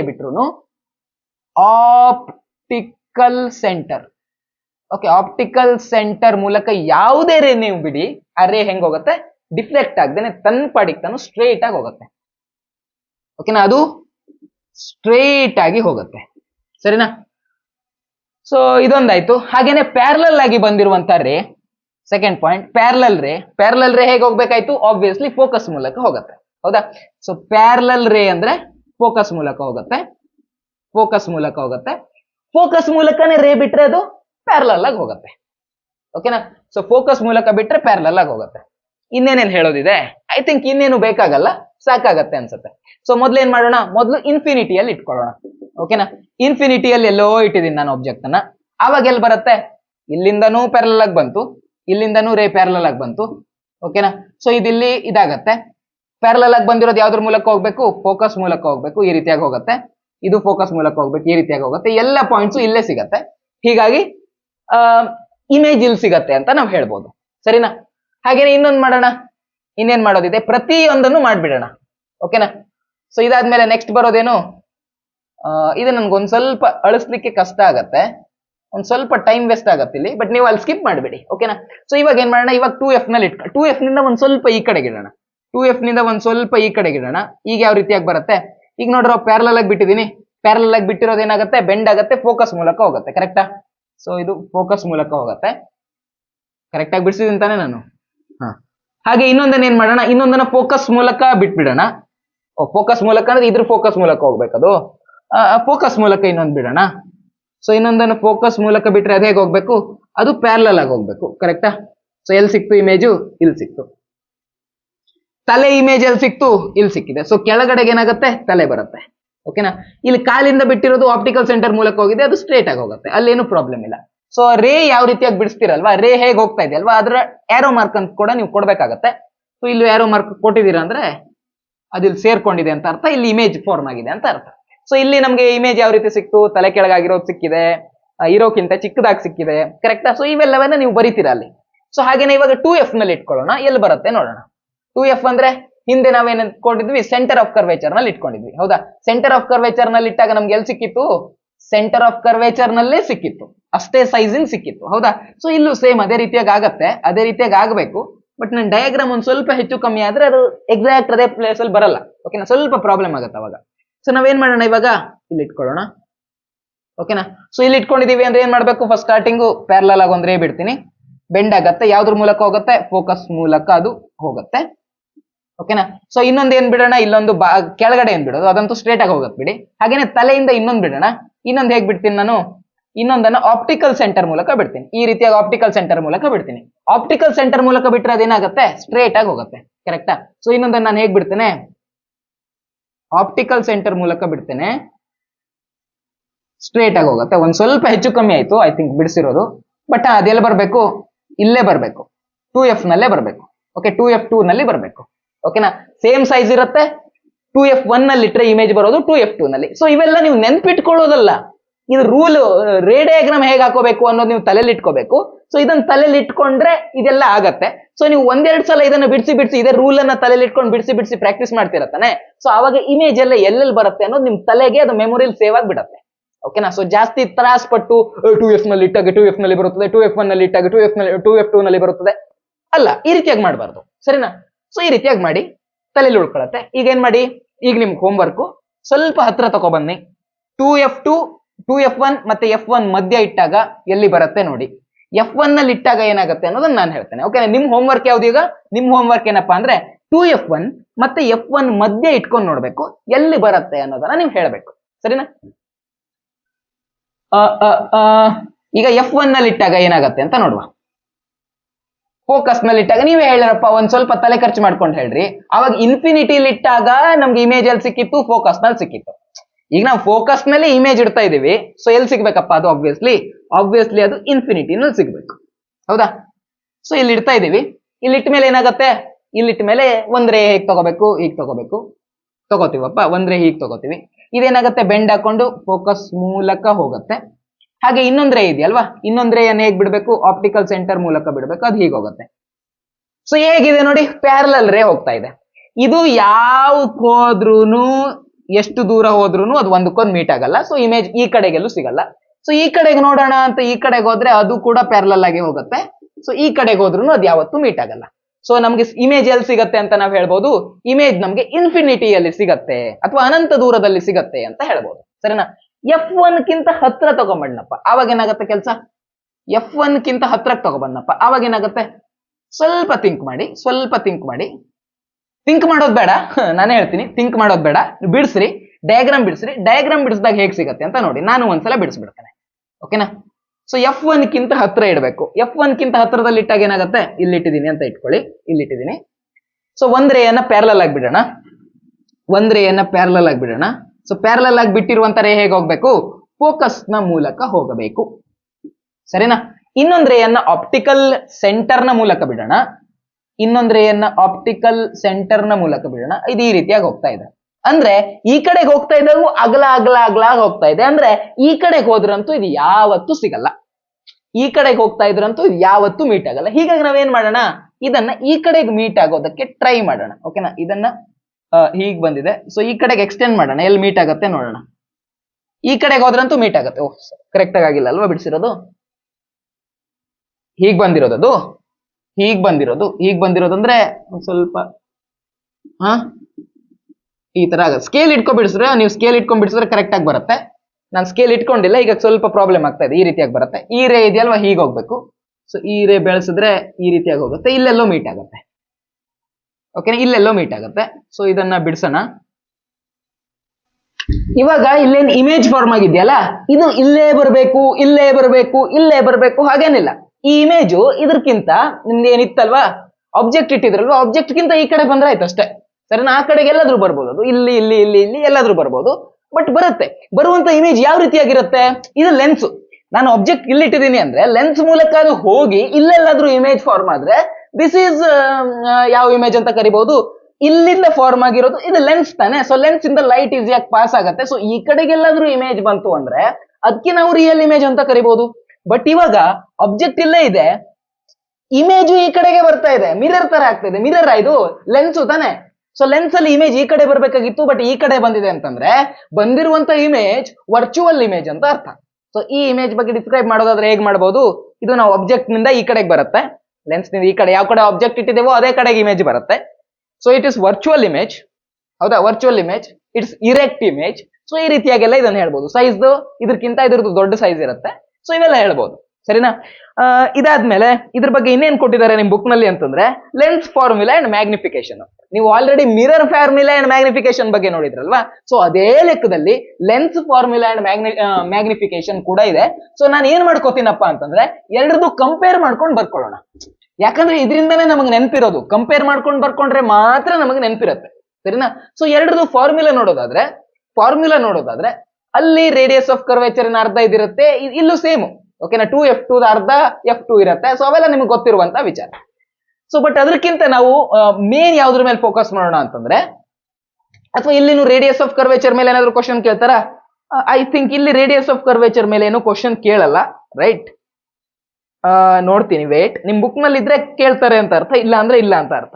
ಇಲ್ಲಪ್ಪ, ಇಲ್ಲೆಲ್ಲೂ ರೇಡಿಯಸ್ ಆಫ್ ಕರ್ವೇಚರ್ ಮೇಲೆ ಕ್ವಶನ್ ಇಲ್ಲ, ಬರೀ ಬಾಕಿ ಅದ್ರ ಮೇಲೆ ಇದೆ. ಸೊ ಓಕೆನಾ? ಈ ಕಡೆಗೆ ಏನ್ ಮಾಡೋಣ, ನಾವು ಕಂಪೇರೇಟಿವ್ ಆಗಿ ಸ್ಟಡಿ ಮಾಡೋಣ, ಆವಾಗ ನಮ್ಗೆ ನೆನಪಿರುತ್ತೆ. ಈ ಕಡೆಗೆ ನಾನು ಏನ್ ಬರ್ಕೋತೀನಿ, ಈ ಕಡೆಗೆ ನಾನು ಮಿರರ್ ಬಗ್ಗೆ ಬರ್ಕೋತೀನಿ, ಈ ಕಡೆ ನಾನು ಲೆನ್ಸ್ ಬಗ್ಗೆ ಬರ್ಕೋತೀನಿ. ಓಕೆನಾ? ಸೊ ಒಂದ್ ಕಡೆ ಮಿರರ್ ಬರ್ಕೋತೀನಿ, ಇನ್ನೊಂದ್ ಕಡೆ ಲೆನ್ಸ್ ಬಗ್ಗೆ ಬರ್ಕೋತೀನಿ. ಸೊ ಮಿರರ್ ನಲ್ಲಿ ಫಾರ್ಮುಲಾ ಯಾವ ರೀತಿಯಾಗಿ ಬರುತ್ತಪ್ಪ? ಮಿರರ್ ನಲ್ಲಿ 1/f ಬಂದ್ರೆ 1/f ಯಾವ ರೀತಿಯಾಗಿ ಬರುತ್ತೆ? ಯಾವತ್ತಿದ್ರು ವಿ ಮೊದ್ಲಿಗೆ ಬರುತ್ತೆ, ಅದೊಂದು ತಲೆಯಲ್ಲಿರ್ಲಿ ನಿಮ್ಗೆ, ಸರಿನಾ? 1/v + 1/u ಅಂತ ಬರುತ್ತೆ. ಸೊ ಸೇಮ್ ಫಾರ್ಮುಲಾ ಇಲ್ಲಿ ಬಂದ್ರೆ ಯಾವ ರೀತಿಯಾಗಿ ಆಗತ್ತದು? 1/f = ಸೇಮ್ ಇರುತ್ತೆ ಎಲ್ಲಾನು, ಬಾಕಿ ಎಲ್ಲ ಸೇಮ್ ಇರುತ್ತೆ. 1/v ಈ ಕಡೆ ಇರುತ್ತೆ, 1/u ಇರುತ್ತೆ. ಬಟ್ ಇಲ್ಲಿ ಪ್ಲಸ್ ಬಂದಿತ್ತು, ಇಲ್ಲಿ ಏನ್ ಬರುತ್ತೆ? ಇಲ್ಲಿ ಮೈನಸ್ ಬರುತ್ತೆ. ಓಕೆನಾ? ಮ್ಯಾಗ್ನಿಫಿಕೇಶನ್ ನೋಡೋದಾದ್ರೆ ಮ್ಯಾಗ್ನಿಫಿಕೇಶನ್ ಅಂದ್ರೆ ಬೇಸಿಕಲಿ ಏನು? ಮ್ಯಾಗ್ನಿಫಿಕೇಶನ್ ಅಂದ್ರೆ ಬೇಸಿಕಲಿ ಇಮೇಜ್ ಎಷ್ಟು ದೊಡ್ಡದಾಗಿ ಸಿಗ್ತಾ ಇದೆ ಅನ್ನೋದು. ಹೀಗಾಗಿ ಇಮೇಜ್ ಹೈಟ್ ನ ಮೊದಲು ಬರ್ಕೋತಾ ಇದೀವಿ, ಆಮೇಲೆ ಆಬ್ಜೆಕ್ಟ್ ಹೈಟ್ ನ ಬರ್ಕೋತಾ ಇದೀವಿ. ಇಲ್ಲೂ ಸೇಮ್, ಇಲ್ಲ ಅಂದ್ರೂ ಲೆನ್ಸ್ ನಲ್ಲೂ ಮ್ಯಾಗ್ನಿಫಿಕೇಶನ್ ಅಂದ್ರೆ ಅದರ ಮೀನಿಂಗ್ ಸೇಮ್ ತಾನೆ. ಸೊ ಅಲ್ಲಿ ಇಲ್ಲಿ ಮೀನಿಂಗ್ ಏನು? ಮೀನಿಂಗ್ ಸೇಮ್, ಮೀನಿಂಗ್ ಇದೆ ಮೀನಿಂಗ್. ಸೊ ಎರಡು ಕಡೆಗೆ ಅದು ಸೇಮ್ ಅದೇ ರೀತಿಯಾಗಿ ಬರುತ್ತೆ. ಬಟ್ ಆ ಮ್ಯಾಗ್ನಿಫಿಕೇಶನ್ಗೆ ಇನ್ನೊಂದು ಫಾರ್ಮುಲಾ ಇತ್ತಲ್ವಾ? ಯಾವತ್ತು ವಿ ಮೊದ್ಲಿಗೆ ಬರಬೇಕು. ಈಗ ವಿ ಇಲ್ಲಿ ಮೇಲ್ ಬರುತ್ತೆ /u. ಮ್ಯಾಗ್ನಿಫಿಕೇಶನ್ ನಲ್ಲಿ ಅದು ನೆಗೆಟಿವ್ ಬರುತ್ತೆ. ಅಂಡ್ ಇಲ್ಲಿ ಮ್ಯಾಗ್ನಿಫಿಕೇಶನ್ ನೋಡೋದಾದ್ರೆ, ಲೆನ್ಸ್ ಮ್ಯಾಗ್ನಿಫಿಕೇಶನ್ ನೋಡೋದಾದ್ರೆ v/u ಹೇಗ್ ಬರುತ್ತೆ? ಪಾಸಿಟಿವ್ ಬರುತ್ತೆ. ಸೊ ಪ್ಲಸ್ ಇದ್ರೆ ಅದನ್ನ ಬರೆಯೋ ಅವಶ್ಯಕತೆ ಇಲ್ಲ, ಸರಿನಾ? ಹಾಗೆ ಇನ್ನೊಂದು ಏನ್ ನೋಡಿದ್ವಿ ನಾವು? ಇಷ್ಟೇ ನೋಡಿದ್ವಿ ತಾನೆ. ಇದನ್ನ ಹೊರತುಪಡಿಸಿ ಇನ್ನೇನಾದ್ರೂ ನೋಡಿದ್ವಾ? ಐ ಥಿಂಕ್ ಇಷ್ಟೇ ಇತ್ತು ನಿಮ್ಗೆ, ರೈಟ್? ಇಷ್ಟೇ ಇರೋದು ನಿಮ್ಗೆ, ಸರಿನಾ? ಇಷ್ಟೇ ಇರೋದು ನಿಮ್ಗೆ. ಸೊ ಇನ್ನೇನಾದ್ರೂ ನೋಡೋದಿದ್ರೆ ಇನ್ನೇನು ನಾವು ವಿಚಾರ ಮಾಡಬಹುದು? ಇನ್ನೊಂದು ಫಾರ್ಮುಲಾ ಇದೆಯಲ್ವಾ, ಅದು ಕಾಮನ್. ಯಾವ ಫಾರ್ಮುಲಾ ಅದು? f = ಫೋಕಲ್ ಲೆಂತ್ ಎಷ್ಟಿರುತ್ತೆ? ಫೋಕಲ್ ಲೆಂತ್ ಇರೋದು ಇಷ್ಟಿರುತ್ತೆ. ಓಕೆನಾ? ಅಷ್ಟೇ, ಮತ್ತೇನಿಲ್ಲ. ಸೊ ಈಗ ಫಾರ್ಮುಲಾ ಗೊತ್ತಾಯ್ತಲ್ವಾ? ಈಗ ಯಾವುದೇ ಕಾರಣಕ್ಕೂ ನೀವು ಈ ಫಾರ್ಮುಲಾ ವಿಷಯದಲ್ಲಿ ಮಾತ್ರ ಕನ್ಫ್ಯೂಸ್ ಆಗೋದಕ್ಕೆ ಹೋಗಲೇಬಾರದು, ಸರಿನಾ? ಇವಾಗ ಇದಕ್ಕೆ ಸಂಬಂಧಪಟ್ಟ ಹಾಗೆ ಒಂದು ನ್ಯೂಮರಿಕಲ್ ಅನ್ನ ನಾವು ಸಾಲ್ವ್ ಮಾಡ್ಕೊಳ್ಳೋಣ. ನ್ಯೂಮರಿಕಲ್ ಸಾಲ್ವ್ ಮಾಡಿದ್ರೆ ಇವೆಲ್ಲ ಕಾನ್ಸೆಪ್ಟ್ ಕ್ಲಿಯರ್ ಆಗುತ್ತೆ. ಬಟ್ ಅದಕ್ಕಿಂತ ಮೊದಲು ನಿಮ್ಮ ಟೆಕ್ಸ್ಟ್ ಬುಕ್ ಅಲ್ಲಿ ಲಾಸ್ಟ್ ಒಂದು ಕಾನ್ಸೆಪ್ಟ್ ಇಟ್ಟಿದ್ದಾರೆ. ಏನಪ್ಪಾ ಅಂತಂದ್ರೆ power of lens. Power of lens ಅಂದ್ರೆ ಏನಪ್ಪಾ? ಪವರ್ ಆಫ್ ಲೆನ್ಸ್ ಅಂತಂದ್ರೆ ಏನು ಅಲ್ಲ ಮಕ್ಕಳ. ಪವರ್ ಆಫ್ ಲೆನ್ಸ್ ಅಂದ್ರೆ ನೀವು ಇಲ್ಲಿ ಏನು 1/f ಬರ್ಕೊಂಡಿದ್ದೀರೋ ಅದನ್ನೇ ನಾವು ಪವರ್ ಆಫ್ ಲೆನ್ಸ್ ಅಂತ ಕರಿತೀವಿ, ಸರಿನಾ? ಪವರ್ ಆಫ್ ಲೆನ್ಸ್ ಅಂತಂದ್ರೆ ಏನು ಅಲ್ಲ. ಪವರ್ ಆಫ್ ಲೆನ್ಸ್ ಅಂತಂದ್ರೆ ಏನು? 1/f. ಸೊ 1/f ಅನ್ನ ಫೈಂಡ್ ಔಟ್ ಮಾಡಿದ್ರೆ ನಮಗೆ ಪವರ್ ಆಫ್ ಲೆನ್ಸ್ ಸಿಗತ್ತೆ. ಸೊ ಈ ಪವರ್ ಆಫ್ ಲೆನ್ಸ್ ಏನಿದೆಯೋ ಇದನ್ನ ನಾವು ಡಯಾಪ್ಟರ್ ನಲ್ಲಿ ಹೇಳ್ತೀವಿ. ಓಕೆನಾ? ಡಯಾಪ್ಟರ್ ನಲ್ಲಿ ಹೇಳ್ತೀವಿ. ಇದು ಆದ್ರೆ SI ಯೂನಿಟ್. ಸೊ ಇದ್ರಲ್ಲಿ ಹೇಳ್ತೀವಿ, ಇದ್ರೆ ಯೂನಿಟ್. ಓಕೆನಾ? ಸೊ ಡಯಾಪ್ಟರ್ ನಲ್ಲಿ ಹೇಳ್ತೀವಿ. SI ಯೂನಿಟ್ ಅಂತ ಬರಲ್ಲ, ಬಟ್ ಇದ್ರೆ ಯೂನಿಟ್ ಇದು, ಸರಿನಾ? ಡಯಾಪ್ಟರ್. ಸೊ ಏನಂತ ಹೇಳ್ಬೋದು ನಾವು? ಈ ಪವರ್ ಆಫ್ ಲೆನ್ಸ್ ಎಲ್ಲ ನೀವು ಕೇಳಿರ್ತೀರ. ಅವ್ನ್ ಚಸ್ಮದ್ ನಂಬರ್ ಹೆಚ್ಚಾಯ್ತು. ಅವ್ನು ಚಸ್ಮದ್ ನಂಬರ್ ಹೆಚ್ಚಾಯ್ತು. ಅವ್ ಕಣ್ಣು ಅವ್ ಟಿವಿ ಮುಂದ್ ಕೂತ್ ಚಸ್ಮದ್ ನಂಬರ್ ಹೆಚ್ಚು ಮಾಡ್ಕೊಂಡಾನೆ. ಇನ್ ಕೆಲವರು ಈ ಟಾಪರ್ಸ್ ಬಗ್ಗೆ ಸ್ವಲ್ಪ ಉಲ್ಟಾ ಮಾತಾಡ್ತಾರಲ್ಲ ಅವರೆಲ್ಲ, ಅವ್ 24 ತಾಸು ಓದ್ತಾ ಮಾರೆ, ಅವಂದೆಲ್ಲ ಚಸ್ಮದ್ ನಂಬರ್ ಹೆಚ್ಚಾಗಿ ಹೋಗೋದು. ಆ ನಂಬರ್ ಯಾವ ನಂಬರ್ ಅದು? ಆ ನಂಬರ್ ಇದೇನೆ.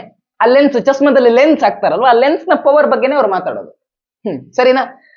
ಇದಾಗಿತ್ತು, ನಾವೇನ್ ತಿಳ್ಕೊಬೇಕು ಎಲ್ಲ ಆಗಿದೆ. ಈಗ ಒಂದು ನ್ಯೂಮರಿಕಲ್ ಒಂದಿದೆ, ಇದ್ರ ಮೇಲೆ ಒಂದು ನ್ಯೂಮರಿಕಲ್ ಸಾಲ್ವ್ ಮಾಡ್ಕೊಳ್ಳೋಣ. ಐ ಥಿಂಕ್ ಒಂದು ನ್ಯೂಮರಿಕಲ್ ಸಾಲ್ವ್ ಮಾಡಿದ್ರೆ ಸಾಕು ಅಂತ ಅನ್ಸುತ್ತೆ. ಸೊ ಎಲ್ಲಾನು ಕವರ್ ಆಗೋ ಲೆಕ್ಕದಲ್ಲಿ ನಾವು ಒಂದು ನ್ಯೂಮರಿಕಲ್ ಸಾಲ್ವ್ ಮಾಡೋಣ. ಓಕೆನಾ? ಆ ನ್ಯೂಮರಿಕಲ್ ಅನ್ನ ಕನ್ನಡ ಮೀಡಿಯಂ, ಇಂಗ್ಲಿಷ್ ಮೀಡಿಯಂ ಎರಡಲ್ಲೂ ಡಿಸ್ಪ್ಲೇ ಮಾಡ್ತೀನಿ. ಅದನ್ನ ಇವಾಗ ನೋಡೋಣ. ಸ್ಕ್ರೀನ್ ಮೇಲೆ ಪ್ರಶ್ನೆ ಡಿಸ್ಪ್ಲೇ ಆಗ್ತಾ ಇದೆ. ಇಂಗ್ಲಿಷ್ ಮೀಡಿಯಂ ನಲ್ಲೂ ಡಿಸ್ಪ್ಲೇ ಆಗ್ತಾ ಇದೆ, ಕನ್ನಡ ಮೀಡಿಯಂ ನಲ್ಲೂ ಡಿಸ್ಪ್ಲೇ ಆಗ್ತಾ ಇದೆ. ಒಂದ್ಸಲ ಅದನ್ನ ನೋಡ್ಬಿಡಿ. ಓಕೆನಾ? ಒಂದ್ಸಲ ಅದನ್ನ ನೋಡ್ಬಿಡಿ. ವಿಡಿಯೋ ಪಾಸ್ ಮಾಡ್ಕೊಂಡು ನೋಡ್ಬಿಡಿ. ಅಲ್ಲಿ ಏನೇನ್ ಕೊಟ್ಟಿದ್ದಾರೆ ಅಂತ ನೋಡೋಣ. 20 centimetre tall object. So object height ಎಷ್ಟಾಗಬೇಕಾಯ್ತು? ಅವ್ರು ಹೇಳಿದ್ದಾರೆ 20 ಸೆಂಟಿಮೀಟರ್ ಟಾಲ್ ಆಬ್ಜೆಕ್ಟ್ ಅಂತ. ಹೀಗಾಗಿ ಆಬ್ಜೆಕ್ಟ್ ಹೈಟ್ ಎಷ್ಟಾಗಬೇಕಾಯ್ತು? 20 ಸೆಂಟಿಮೀಟರ್ ಆಗ್ಬೇಕಾಯ್ತು, ಸರಿನಾ? Object height 20 centimetre is placed in perpendicular to the principal axis of convex lens. Convex lens ಅಂತ ಹೇಳ್ತಾ ಇದ್ದಾರೆ. ಸೊ ಕಾನ್ವೆಕ್ಸ್ ಲೆನ್ಸ್ ಆಬ್ವಿಯಸ್ಲಿ ನಾವು ಅದೇ ಫಾರ್ಮುಲಾ ಹಾಕೋಬೇಕು, ಅದಕ್ಕೆ ಬೇರೆ ಬೇರೆ ಇರಲ್ಲ. ಸೊ ಕಾನ್ವೆಕ್ಸ್ ಲೆನ್ಸ್ ಅಂತ ಹೇಳ್ತಾ ಇದ್ದಾರೆ. ಹಾಗೇನೆ focal length is 10 centimetre. So focal length ಎಷ್ಟಿದೆ ಅಂತೆ? ಫೋಕಲ್ ಲೆಂತ್ ಇರೋದು 10 ಸೆಂಟಿಮೀಟರ್ ಅಂತ. ಸೊ ಈಗ ಫೋಕಲ್ ಲೆಂತ್ ಅನ್ನ ನಾವು ಪಾಸಿಟಿವ್ ತಗೋಬೇಕಾ, ನೆಗೆಟಿವ್ ತಗೋಬೇಕಾ, ಹೇಗೆ ತಗೋಬೇಕು ಫೋಕಲ್ ಲೆಂತ್ ಅನ್ನ ಅಂದ್ರೆ? ಸೊ ಫೋಕಲ್ ಲೆಂತ್ ಅಲ್ಲಿ ಕಾನ್ವೆಕ್ಸ್ ಲೆನ್ಸ್ ಅಂತ ಅಂದ್ರೆ ಪ್ಯಾರಲಲ್ ಆಗಿ ನಾವು ಲೈಟ್ ರೇ ಬಿಟ್ರೆ ಅದು ಎಲ್ಲಿ ಸೇರತ್ತಪ್ಪ? ಎಲ್ಲಿ ಸೇರುತ್ತೆ? ಈ ಪಾಯಿಂಟ್ ಅಲ್ಲಿ ಸೇರುತ್ತೆ. ಅಥವಾ ಈ ಪಾಯಿಂಟ್ ಅಲ್ಲೆಲ್ಲ ಸೇರುತ್ತೆ. ಸೊ ಇದು ಫೋಕಸ್ ಪಾಯಿಂಟ್. ಹೀಗಾಗಿ ಫೋಕಲ್ ಲೆಂತ್ ಏನಾಗಬೇಕು, ಫೋಕಲ್ ಲೆಂತ್ ಇದಾಗಬೇಕು. ಓಕೆನಾ. ಸೊ ಫೋಕಲ್ ಲೆಂತ್ ಹೇಗಿದೆ, ಎಲ್ಲಿದೆ, ನಮ್ಮ ಲೆನ್ಸ್ ನ ರೈಟ್ ಸೈಡ್ ಇರೋದ್ರಿಂದ ನಾವು ಫೋಕಲ್ ಲೆಂತ್ ಅನ್ನ ಇಲ್ಲಿ ಪಾಸಿಟಿವ್ ಆಗಿ ಕನ್ಸಿಡರ್ ಮಾಡ್ತೀವಿ ಅಷ್ಟೇ, ಮತ್ತೇನು ಅಲ್ಲ. ಅಲ್ಲಿ ಜಾಸ್ತಿ ತಲೆ ಕೆಡಿಸ್ಕೊಳ್ಳೋ ವಿಷಯನೇ ಇಲ್ಲ ಇಲ್ಲಿ. ಅದಾದ್ಮೇಲೆ ದ ಆಬ್ಜೆಕ್ಟ್ ಇಸ್ ಪರ್ಪೆಂಡಿಕ್ಯುಲರ್, ಅದಾಯ್ತು. ಫೋಕಲ್ ಲೆಂತ್ ಎಷ್ಟಿದೆ ಅಂತ ಹೇಳಿದರೆ, ಫೋಕಲ್ ಲೆಂತ್ ಇರೋದು 10 ಸೆಂಟಿಮೀಟರ್. ಓಕೆನಾ. ಫೋಕಲ್ ಲೆಂತ್ 10 ಸೆಂಟಿಮೀಟರ್ ಬರ್ಕೊಂಡಾಗಿದೆಯಾ. Okay. The distance of the object from the lens is 15 centimetre. So object distance ಎಷ್ಟಿದೆ, ಆಬ್ಜೆಕ್ಟ್ ಡಿಸ್ಟೆನ್ಸ್ ಇರೋದು 15 ಸೆಂಟಿಮೀಟರ್. ಬಟ್ ಇಲ್ಲಿ ಲೆನ್ಸ್ ಇದೆ ಅಂದ್ರೆ ನಾವು ಆಬ್ಜೆಕ್ಟ್ ಇಲ್ಲಿ ಇಡ್ತೀವಪ್ಪ, ಇಲ್ಲಿ ಲೆನ್ಸ್ ಇದೆ ಅಂದ್ರೆ ಆಬ್ಜೆಕ್ಟ್ ಈ ಕಡೆ ಲೆಫ್ಟ್ ಸೈಡ್ ಇಡ್ತೀವಿ. ಹೌದಾ.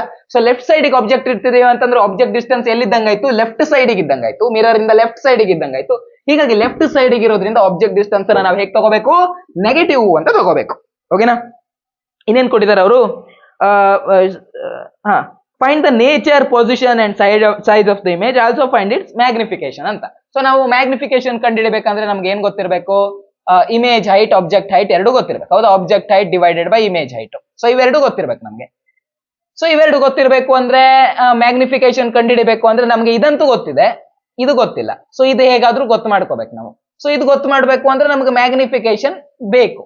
ಸೊ ಮ್ಯಾಗ್ನಿಫಿಕೇಶನ್ ಬೇಕು ಅಂತಂದ್ರೆ, ಸೊ ಮ್ಯಾಗ್ನಿಫಿಕೇಶನ್ ಅನ್ನು ಕಂಡುಹಿಡಿಯೋಕೆ ಇನ್ನೊಂದು ಯಾವ್ದಾದ್ರು ಮೆಥಡ್ ಇದೆಯಾ, ಹೌದಪ್ಪ ಇದೆ. ಇನ್ನೊಂದು ಮೆಥಡ್ ಯಾವ್ದಪ್ಪ ಅಂದ್ರೆ ಇದು. ಹೌದಾ. ಇಲ್ಲಿ ಪಾಸಿಟಿವ್ ಬರುತ್ತೆ, ಯಾಕಂದ್ರೆ ಲೆನ್ಸ್ ನ ಮ್ಯಾಗ್ನಿಫಿಕೇಶನ್ ಬಗ್ಗೆ ಮಾತಾಡ್ತಿದ್ವಿ. ಪ್ರಶ್ನೆ ಇರೋದೇ ಲೆನ್ಸ್ ಬಗ್ಗೆ ತಾನೆ. ಹೀಗಾಗಿ ಲೆನ್ಸ್ ನ ಮ್ಯಾಗ್ನಿಫಿಕೇಶನ್ ಇದು. ಮಿರರ್ ಇಂದಾದ್ರೆ ಇದೇ ಬರ್ತಾ ಇತ್ತು, ಬಟ್ ನೆಗೆಟಿವ್ ಬರ್ತಾ ಇತ್ತು. ಕರೆಕ್ಟಾ. ಸೊ ಲೆನ್ಸ್ ಇನ್ ಮ್ಯಾಗ್ನಿಫಿಕೇಶನ್ ಇದು. ಸೊ ಇದರಲ್ಲಿ ನಮ್ಗೆ ಯು ಗೊತ್ತು, ಬಟ್ ವಿ ಗೊತ್ತಿಲ್ಲ. ವಿ ಕಂಡುಹಿಡಿಬೇಕು ಅಂದ್ರೆ ನಾವು ಇನ್ನೊಂದು ಫಾರ್ಮುಲಾ ಹಾಕೋಬಹುದು. ಯಾವ್ದಪ್ಪ ಅಂದ್ರೆ 1/f is equal to 1/v minus 1/u ಹಾಕೋಬಹುದು. ಹೌದಾ. ಸೊ ಈ ರೀತಿಯಾಗಿ ಹಾಕೋಬಹುದು. ಈ ರೀತಿಯಾಗಿ ಹಾಕೋಬೇಕು ಅಂತಂದ್ರೆ ನಮಗೆ ಯು ಗೊತ್ತು, ವಿ ಗೊತ್ತಿಲ್ಲ, ಎಫ್ ಗೊತ್ತು. ಈಗ ನಾನು ವಿ ಅನ್ನ ಕಂಡುಹಿಡ್ಕೋಬಹುದು. ಹೌದಾ. ಸೊ ಈ ಫಾರ್ಮುಲಾ ಹಾಕೊಂಡು ವಿ ಅನ್ನ ಕಂಡುಹಿಡ್ಕೋಬಹುದು. ಸೊ ವಿ ಕಂಡುಹಿಡ್ಕೋಬೇಕು ಅಂತಂದ್ರೆ ನಾನು ಏನ್ ಮಾಡ್ಕೋಬೇಕು, ಎಫ್ ವ್ಯಾಲ್ಯೂ ಎಷ್ಟಿದೆಯಪ್ಪ, ಎಫ್ ವ್ಯಾಲ್ಯೂ ಇರೋದು 10 ಸೆಂಟಿಮೀಟರ್. ಸೊ 10 ಅಂತ ಬರ್ಕೋತೀನಿ. ಯು ವ್ಯಾಲ್ಯೂ ಎಷ್ಟಿದೆಯಪ್ಪ, -15. ಸೊ ಇಲ್ಲಿ -15 ಅಂತ ಬರ್ಕೋತೀನಿ. ಇಲ್ಲಿ ಮೈನಸ್ ಇಂಟು ಮೈನಸ್ ಏನಾಗುತ್ತೆ, ಪ್ಲಸ್ ಅಂತ ಆಗತ್ತೆ. ಸೊ ನಾನು ಇಲ್ಲಿ ಪ್ಲಸ್ ಅಂತ ಬರ್ಕೋತೀನಿ. ಕ್ಲಿಯರ್. ತುಂಬಾ ಸಿಂಪಲ್ ಇತ್ತು ತಾನೆ. ಸೊ ಮ್ಯಾಥ್ಸ್ ಅಲ್ಲೆಲ್ಲ ಮಾಡೇ ಇರ್ತೀರಾ ನೀವು. ಸೊ ನಿಮ್ಗೆ ಏನು ಇದ್ರಲ್ಲಿ ಸಮಸ್ಯೆ ಆಗ್ಲಿಕ್ಕಿಲ್ಲ. ಸೊ ನಾವೇನ್ ಮಾಡೋಣ, ಇಲ್ಲಿ ಏನ್ ಮಾಡೋಣ, ಇಲ್ಲಿ 1/10 ಅಂತ ಇದ್ದಕ್ಕಿದ್ದಾಗೆ ಇರುತ್ತೆ. ಇಲ್ಲಿ 15 ಇಂಟು ವಿ ಕೆಳಗಡೆ ಇರೋದನ್ನ ಮಲ್ಟಿಪ್ಲೈ ಮಾಡ್ಕೊಂಡ್ ಬರ್ಕೊಬೇಕು. ಹೌದಾ. ಸೊ 15 ವಿ ಆಗುತ್ತೆ. 15 ಇಂಟು 1 ಮಾಡಿದ್ರೆ 15, 1 ಇಂಟು ವಿ ಮಾಡಿದ್ರೆ ವಿ. ಓಕೆನಾ. ಪ್ಲಸ್ ವಿ ಆಗತ್ತೆ, ಪ್ಲಸ್ 1 ವಿ ಆಗುತ್ತೆ. 1 ಅಂತ ಬೈಯೋ ಅವಶ್ಯಕತೆ ಇಲ್ವಲ್ಲ. ಈ ರೀತಿಯಾಗಿ ಆಗತ್ತೆ. ಸೊ ಈ ರೀತಿಯಾಗಿ ಇದು ಆಗತ್ತೆ ಅಂದ್ಮೇಲೆ ನಾವ್ ಇನ್ನೇನ್ ಮಾಡ್ಬೋದು, ಇಲ್ಲಿ ಈ 15 ವಿ ಅನ್ನ ಈ ಕಡೆ ತಗೊಂಡ್ಬರೋಣ. 15 ವಿ ಇಂಟು 1 15 ವಿನೇ ಇರುತ್ತೆ. ಹೌದಾ. ಯಾವ್ದಾದ್ರು ಒಂದು ಸಂಖ್ಯೆಗೆ 1 ಇಂದ ಮಲ್ಟಿಪ್ಲೈ ಮಾಡಿದ್ರೆ ಅದು ಇದ್ದಷ್ಟೇ ಇರುತ್ತೆ. ಹೀಗಾಗಿ ಇಲ್ಲಿ 15 ವಿ ಅಂತ ನಾವು ಬರ್ಕೋಬಹುದು. ಹಾಗೆ ಈ 10 ಅನ್ನ ಈ ಕಡೆ ತಗೋಗೋದಾದ್ರೆ ಇಲ್ಲಿ ಆಲ್ರೆಡಿ ಇಷ್ಟಿದೆ. ಈ 10 ಅನ್ನ ಇದಕ್ಕೆ ತಗೊಂಡೋಗಿ ಮಲ್ಟಿಪ್ಲೈ ಮಾಡ್ಬೇಕು ಅಂತಂದ್ರೆ ಏನಾಗುತ್ತೆ, ಆ ಕಡೆ ಹೋದಾಗ ಮಲ್ಟಿಪ್ಲೈ ಆಗತ್ತೆ ತಾನೆ. ಸೊ ಇದೇನಾಗತ್ತೆ, ಈ 10 ಅನ್ನೋದು ಇವಂದು ಪ್ರಾಪರ್ಟಿ, ಇವಂದು ಪ್ರಾಪರ್ಟಿ. ಯಾಕಂದ್ರೆ ಇವೆರಡರ ನಡುವೆ ಪ್ಲಸ್ ಇದೆ. ಯಾವ್ದಾದ್ರು ಎರಡು ಸಂಖ್ಯೆಗಳ ನಡುವೆ ಪ್ಲಸ್ ಮತ್ತೆ ಮೈನಸ್, ಪ್ಲಸ್ ಅಥವಾ ಮೈನಸ್ ಇದ್ದಾಗ ಸೊ ಇಬ್ರಿಗೂ ಪಾರ್ಟ್ ಆಗಿ ಹೋಗುತ್ತೆ ಪ್ರಾಪರ್ಟಿ. ಹೌದಾ. ಸೊ 10 ಇಂಟು 15 ಮಾಡಿದ್ರೆ ಏನಾಗುತ್ತೆ, 150 ಆಗುತ್ತೆ. ಹಾಗೆ ಇದು 10 ವಿ ಆಗುತ್ತೆ. 150 ಪ್ಲಸ್ 10 ವಿ ಆಗುತ್ತೆ. ಕರೆಕ್ಟಾ. ಸೊ 150 ಪ್ಲಸ್ 10 ವಿ ಅಂತ ಆಗುತ್ತೆ. ನಾನೀಗ ಏನ್ ಮಾಡ್ಕೋತೀನಿ, ಒಂದು ಐಡಿಯಾ ಮಾಡ್ಕೋತೀನಿ. 10 ವಿ ಇತ್ತಲ್ವಾ, ಇದನ್ನ ಈ ಕಡೆ ತಗೋತೀನಿ. ಪ್ಲಸ್ 10 ವಿ ಇರೋದು ಈ ಕಡೆಗೆ ಹೋದಾಗ ಮೈನಸ್ 10 ವಿ ಆಗುತ್ತೆ. 15 ವಿ ನಲ್ಲಿ 10 ವಿ ಅನ್ನ ಮೈನಸ್ ಮಾಡಿದ್ರೆ ನಮ್ಗೆ ಏನ್ ಸಿಗುತ್ತೆ, 5 ವಿ ಸಿಗುತ್ತೆ. ಹೌದಾ. ಸೊ ಇಲ್ಲಿ 15 ವಿ ಇತ್ತು, ಈ ಕಡೆ ಇರೋ ಪ್ಲಸ್ 10 ವಿ ಈ ಕಡೆ ಬಂದಾಗ ಮೈನಸ್ 10 ವಿ ಆಗುತ್ತೆ. So plus 15 V minus 10 V ಮಾಡಿದಾಗ ಉಳ್ಕೊಳ್ಳೋದು 5 ವಿ. ಹೌದಾ. ಸೊ ಇಲ್ಲಿ ನಮ್ಗೆ ಏನ್ ಸಿಗತ್ತೆ, 5 ವಿ ಅಂತ ಸಿಗತ್ತೆ. ನಮಗೆ ಬೇಕಾಗಿರೋದು ವಿ ಆಗಿತ್ತು. ಹೀಗಾಗಿ 5 ಅನ್ನ ಆ ಕಡೆ ಓಡಿಸ್ತೇನೆ, 5 ಅನ್ನ ಈ ಕಡೆ ಓಡಿಸ್ತೇನೆ. ಈ ರೀತಿಯಾಗಿ ಆಗತ್ತೆ. 5 ಒಂದ್ಲೆ 5, 5 ಮೂರ್ಲೆ 15, 0 ಇದ್ದಲ್ಲೇ 0 ಅಂತ ಬರ್ಕೊಂಡೆ. ಹೀಗಾಗಿ ನಮ್ಗೆ ವಿ ಏನ್ ಸಿಕ್ತು, ವಿ ವ್ಯಾಲ್ಯೂ 30 ಅಂತ ಸಿಕ್ತು. ವಿ ವ್ಯಾಲ್ಯೂ ಎಷ್ಟು ಸಿಕ್ತು, 30 ಅಂತ ಸಿಕ್ತು. ಓಕೆನಾ. ಸೊ ವಿ ವ್ಯಾಲ್ಯೂ 30 ಏನು, ಎಲ್ಲಾನು ಸೆಂಟಿಮೀಟರ್ ಈಗ. ಸೊ ಇದು ಕೂಡ ನಮ್ಗೆ ಯಾವ್ದ್ರಲ್ಲಿ ಸಿಕ್ಕಿರುತ್ತೆ, ಸೆಂಟಿಮೀಟರ್ ನಲ್ಲಿ ಸಿಕ್ಕಿರುತ್ತೆ. ಸರಿನಾ. ವಿ ವ್ಯಾಲ್ಯೂ ಸಿಕ್ತು. ವಿ ವ್ಯಾಲ್ಯೂ ಸಿಕ್ಕಿದ್ಮೇಲೆ ನಾವ್ ಏನ್ ಮಾಡ್ಬೋದಪ್ಪ, ವಿ ವ್ಯಾಲ್ಯೂ ಸಿಕ್ಕಿದ್ಮೇಲೆ ಆಬ್ವಿಯಸ್ಲಿ ನಾನು ಮ್ಯಾಗ್ನಿಫಿಕೇಶನ್ ಅನ್ನ ಕಂಡುಹಿಡ್ಕೋಬಹುದು. ಕರೆಕ್ಟಾ. ಸೊ ಮ್ಯಾಗ್ನಿಫಿಕೇಶನ್ ಅನ್ನ ನಾನು ಕಂಡುಹಿಡಿಯೋದಾದ್ರೆ ಏನ್ ಮಾಡ್ಬೇಕು, M is equal to V by U. V ಎಷ್ಟಿದೆ, ವಿ ಇರೋದು 30 ಇದೆ, ವಿ ಇರೋದು 30 ಇದೆ, ವಿ 30 ಇದೆ. ಯು ಎಷ್ಟಿದೆಯಪ್ಪ, ಯು ಇರೋದು -15 ಇದೆ. ಹೌದಾ. ಸೊ ಯು ಇರೋದೆಷ್ಟು, -15. So positive divided by negative ಮಾಡಿದ್ರೆ ಏನ್ ಬರುತ್ತೆ, ಪ್ಲಸ್ ಡಿವೈಡೆಡ್ ಬೈ ಮೈನಸ್ ಮಾಡಿದ್ರೆ ಮೈನಸ್ ಬರುತ್ತೆ. ಪ್ಲಸ್ ಇಂಟು ಮೈನಸ್ ಮಾಡಿದ್ರು ಮೈನಸ್ ಬರುತ್ತೆ. ಅವರ ಡಿವೈಡ್ ಮಾಡಿದ್ರು ಮೈನಸ್ ಸಿಗುತ್ತೆ. ಸೊ 30 ಡಿವೈಡೆಡ್ ಬೈ 15 ಮಾಡಿದ್ರೆ 15. ಹೌದಾ. 15 ಎರಡ್ಲೆ 30, ಸಾರಿ 2 ಬರುತ್ತೆ ಹೌದಾ, 15 2 30, ಹೀಗಾಗಿ ಇಲ್ಲಿ 2 ಅಂತ ಬರುತ್ತೆ. ಓಕೆನಾ, 2 ಅಂತ ಬರುತ್ತೆ, ಮ್ಯಾಗ್ನಿಫಿಕೇಶನ್ 2 ಅಂತ ಬರುತ್ತೆ. ಮ್ಯಾಗ್ನಿಫಿಕೇಶನ್ ಹೇಗ್ ಬಂದಿದೆ ಗುರು? ಮ್ಯಾಗ್ನಿಫಿಕೇಶನ್ ಬಂದಿರೋದು ನೆಗೆಟಿವ್ ಆಗಿ ಬಂದಿದೆ. ಮ್ಯಾಗ್ನಿಫಿಕೇಶನ್ ನೆಗೆಟಿವ್ ಅಂತಂದ್ರೆ ಏನರ್ಥ? ಮ್ಯಾಗ್ನಿಫಿಕೇಶನ್ ನೆಗೆಟಿವ್ ಅಂತಂದ್ರೆ ಇಮೇಜು ರಿಯಲ್ ಅಂತ ಅರ್ಥ. ಹೌದಾ, ನಾವು ಇದನ್ನು ಆಲ್ರೆಡಿ ನೋಡಿದ್ದೇವೆ. ಸೊ ಮ್ಯಾಗ್ನಿಫಿಕೇಶನ್ ನೆಗೆಟಿವ್ ಅಂತಂದ್ರೆ ಇಮೇಜ್ ಏನಂತ ಅರ್ಥ? ರಿಯಲ್ ಅಂತ ಅರ್ಥ. ಸರಿನಾ? ಸೊ ರಿಯಲ್ ಇಮೇಜ್ ಅಂತ ಆಯ್ತು. ಈಗ ಏನ್ ನೋಡೋಣ? ಈಗ ಹೈಟ್ ಬಗ್ಗೆ ನೋಡೋಣ ನಾವು. ಸರಿನಾ, ಹೈಟ್ ಬಗ್ಗೆ ನೋಡೋಣ. ಹೈಟ್ ಇನ್ ಕತೆ ಏನಾಗುತ್ತೆ ಅಂತ. ಸೊ ಅದನ್ನೇ ಸೇಮ್ ಮ್ಯಾಗ್ನಿಫಿಕೇಶನ್ ಫಾರ್ಮುಲಾ h'/h ಅಂತ ನೋಡಿದ್ರೆ ಎಷ್ಟು ಹೈಟ್ ಇನ್ ನಮ್ಮ ಇಮೇಜ್ ಸಿಗತ್ತೆ ಅಂತ ನೋಡ್ಬೇಕಲ್ವಾ ನಾವು. ಸೊ ನಮಗೆ ಗೊತ್ತಿರೋದೇನು? ಮ್ಯಾಗ್ನಿಫಿಕೇಶನ್ ಗೊತ್ತಿದೆ, ಎಷ್ಟಿದೆ? -2 ಬಂದಿದೆ. ಸೊ ಮ್ಯಾಗ್ನಿಫಿಕೇಶನ್ ಜಾಗದಲ್ಲಿ -2 ಅಂತ ಬರ್ಕೋತೇನೆ. ಇನ್ನೇನು ಗೊತ್ತಿದೆ ನಮಗೆ? ನಮಗ್ ಗೊತ್ತಿರೋದು ಆಬ್ಜೆಕ್ಟ್ ನ ಹೈಟ್ ಗೊತ್ತಿದೆ, ಅದನ್ನ ಅವರೇ ಹೇಳಿದ್ದಾರೆ 20 ಸೆಂಟಿಮೀಟರ್ ಇದೆ. ಸೊ ಆಬ್ಜೆಕ್ಟ್ ನ ಹೈಟ್ ಇರೋದು 20 ಸೆಂಟಿಮೀಟರ್. ಹೌದಾ, ಸೊ ಈ 20 ಅನ್ನ ನಾನು ಏನ್ ಮಾಡ್ಕೋತೀನಿ? ಈ ಕಡೆ ಓಡಿಸ್ಕೋತೀನಿ. ಓಕೆನಾ, 20 ಈ ಕಡೆ ಬಂದಾಗ ಏನಾಗುತ್ತೆ? ಮಲ್ಟಿಪ್ಲೈ 20 ಆಗುತ್ತೆ. 20ಗೆ -2 ಇಂದ ಮಲ್ಟಿಪ್ಲೈ ಮಾಡಿದ್ರೆ ಏನಾಗತ್ತಪ್ಪ? 20 ಇಂಟು -2 -40 ಆಗತ್ತೆ. ಕರೆಕ್ಟಾ? ಸೊ ಇಲ್ಲಿ -40 ಸೆಂಟಿಮೀಟರ್ ಅಂತ ಆಗುತ್ತೆ. ಸೊ ನಮ್ಮ ಇಮೇಜ್ ಏನ್ ಸಿಕ್ಕಿದೆ? ನಮ್ಮ ಇಮೇಜ್ ಸಿಕ್ಕಿರೋದು -40 ಸಿಕ್ಕಿದೆ. ಇಮೇಜ್ನ ಹೈಟ್ ಮೈನಸ್ ಸಿಕ್ಕಿದೆ. ಸೊ ಹೈಟ್ ಮೈನಸ್ ಇದೆ ಅಂದ್ರೆ ಏನರ್ಥ? ಹೈಟ್ ಮೈನಸ್ ಇದೆ ಅಂತಂದ್ರೆ ಏನರ್ಥ? ಹೈಟ್ ಮೈನಸ್ ಇದೆ ಅಂದ್ರೆ ಉಲ್ಟಾ ಇದೆ ಅಂತ ಅರ್ಥ. ಹೌದಾ, ಇದಕ್ಕಿಂತ ಕೆಳಗ್ ಬಂದಿದೆ ಅಂತ ಅರ್ಥ. ಸೊ ಹೈಟ್ ಮೈನಸ್ ಸಿಕ್ಕಿದೆ. ಸೊ ನಾವು ಇಮೇಜ್ ಏನ್ ಬರ್ಕೋಬಹುದು? ಉಲ್ಟಾ, ತಲೆ ಕೆಳಗಾಗಿರೋ ಇಮೇಜ್ ಅಂತ ಬರ್ಕೋಬಹುದು. ಓಕೆನಾ, ಸರಿ ಅಲ್ವಾ? ಇದೇ ತಾನೇ ಅವ್ರು ಕೇಳಿರೋದು. ಮುಗೀತು. ಐ ಥಿಂಕ್ ಈ ಚಾಪ್ಟರ್ ಮುಗೀತಾ? ಎಸ್, ಈ ಚಾಪ್ಟರ್ ಮುಗೀತು. ಇದಾಗಿತ್ತು ಇವತ್ತಿನ ಚಾಪ್ಟರ್. ಎಷ್ಟು ಈಸಿ ಇತ್ತಲ್ವಾ? ಎಷ್ಟು ಈಸಿ. ನಾವು ಅದೇ ಹೇಳೋದು, ಫಿಸಿಕ್ಸ್ ಅನ್ನ ಸ್ವಲ್ಪ ಅರ್ಥ ಮಾಡ್ಕೊಂಡ್ಬಿಟ್ರು ಅಂತಂದ್ರೆ ಎಲ್ಲಾನು ಈಸಿ, ಬಾಳೆಹಣ್ಣು ತಿಂದಷ್ಟು ಈಸಿ. ಸರಿನಾ? ಇವತ್ತಿನ ಕ್ಲಾಸ್ ಮುಗಿದಿದೆ. ನಾಳೆ ಸಿಗೋಣ ಮತ್ತೆ 8 ಗಂಟೆಗೆ, ನಾಳೆ ರಾತ್ರಿ 8 ಗಂಟೆಗೆ. ಓಕೆನಾ, ಎಲ್ಲ ರೆಡಿ ಆಗಿರಿ. ಇನ್ನೇನಾದ್ರೂ ಹೇಳೋದಿತ್ತ? ಏನಾದ್ರೂ ಹೇಳ್ಬೇಕು ಅಂತಿದ್ರೆ, ಏನಾದ್ರೂ ಡೌಟ್ ಇದ್ರೆ ಕಮೆಂಟ್ ಸೆಕ್ಷನ್ ಓಪನ್ ಆಗಿರುತ್ತೆ, ಕಮೆಂಟ್ ಸೆಕ್ಷನ್ ಅಲ್ಲಿ ಹೇಳ್ಬಿಡಿ. ಸರಿ, ನಾನು ಖಂಡಿತ ರಿಪ್ಲೈ ಮಾಡ್ತೇನೆ. ಸಿಗೋಣ ಮತ್ತೆ ಮುಂದೆ. ಬಾಯ್ ಬಾಯ್.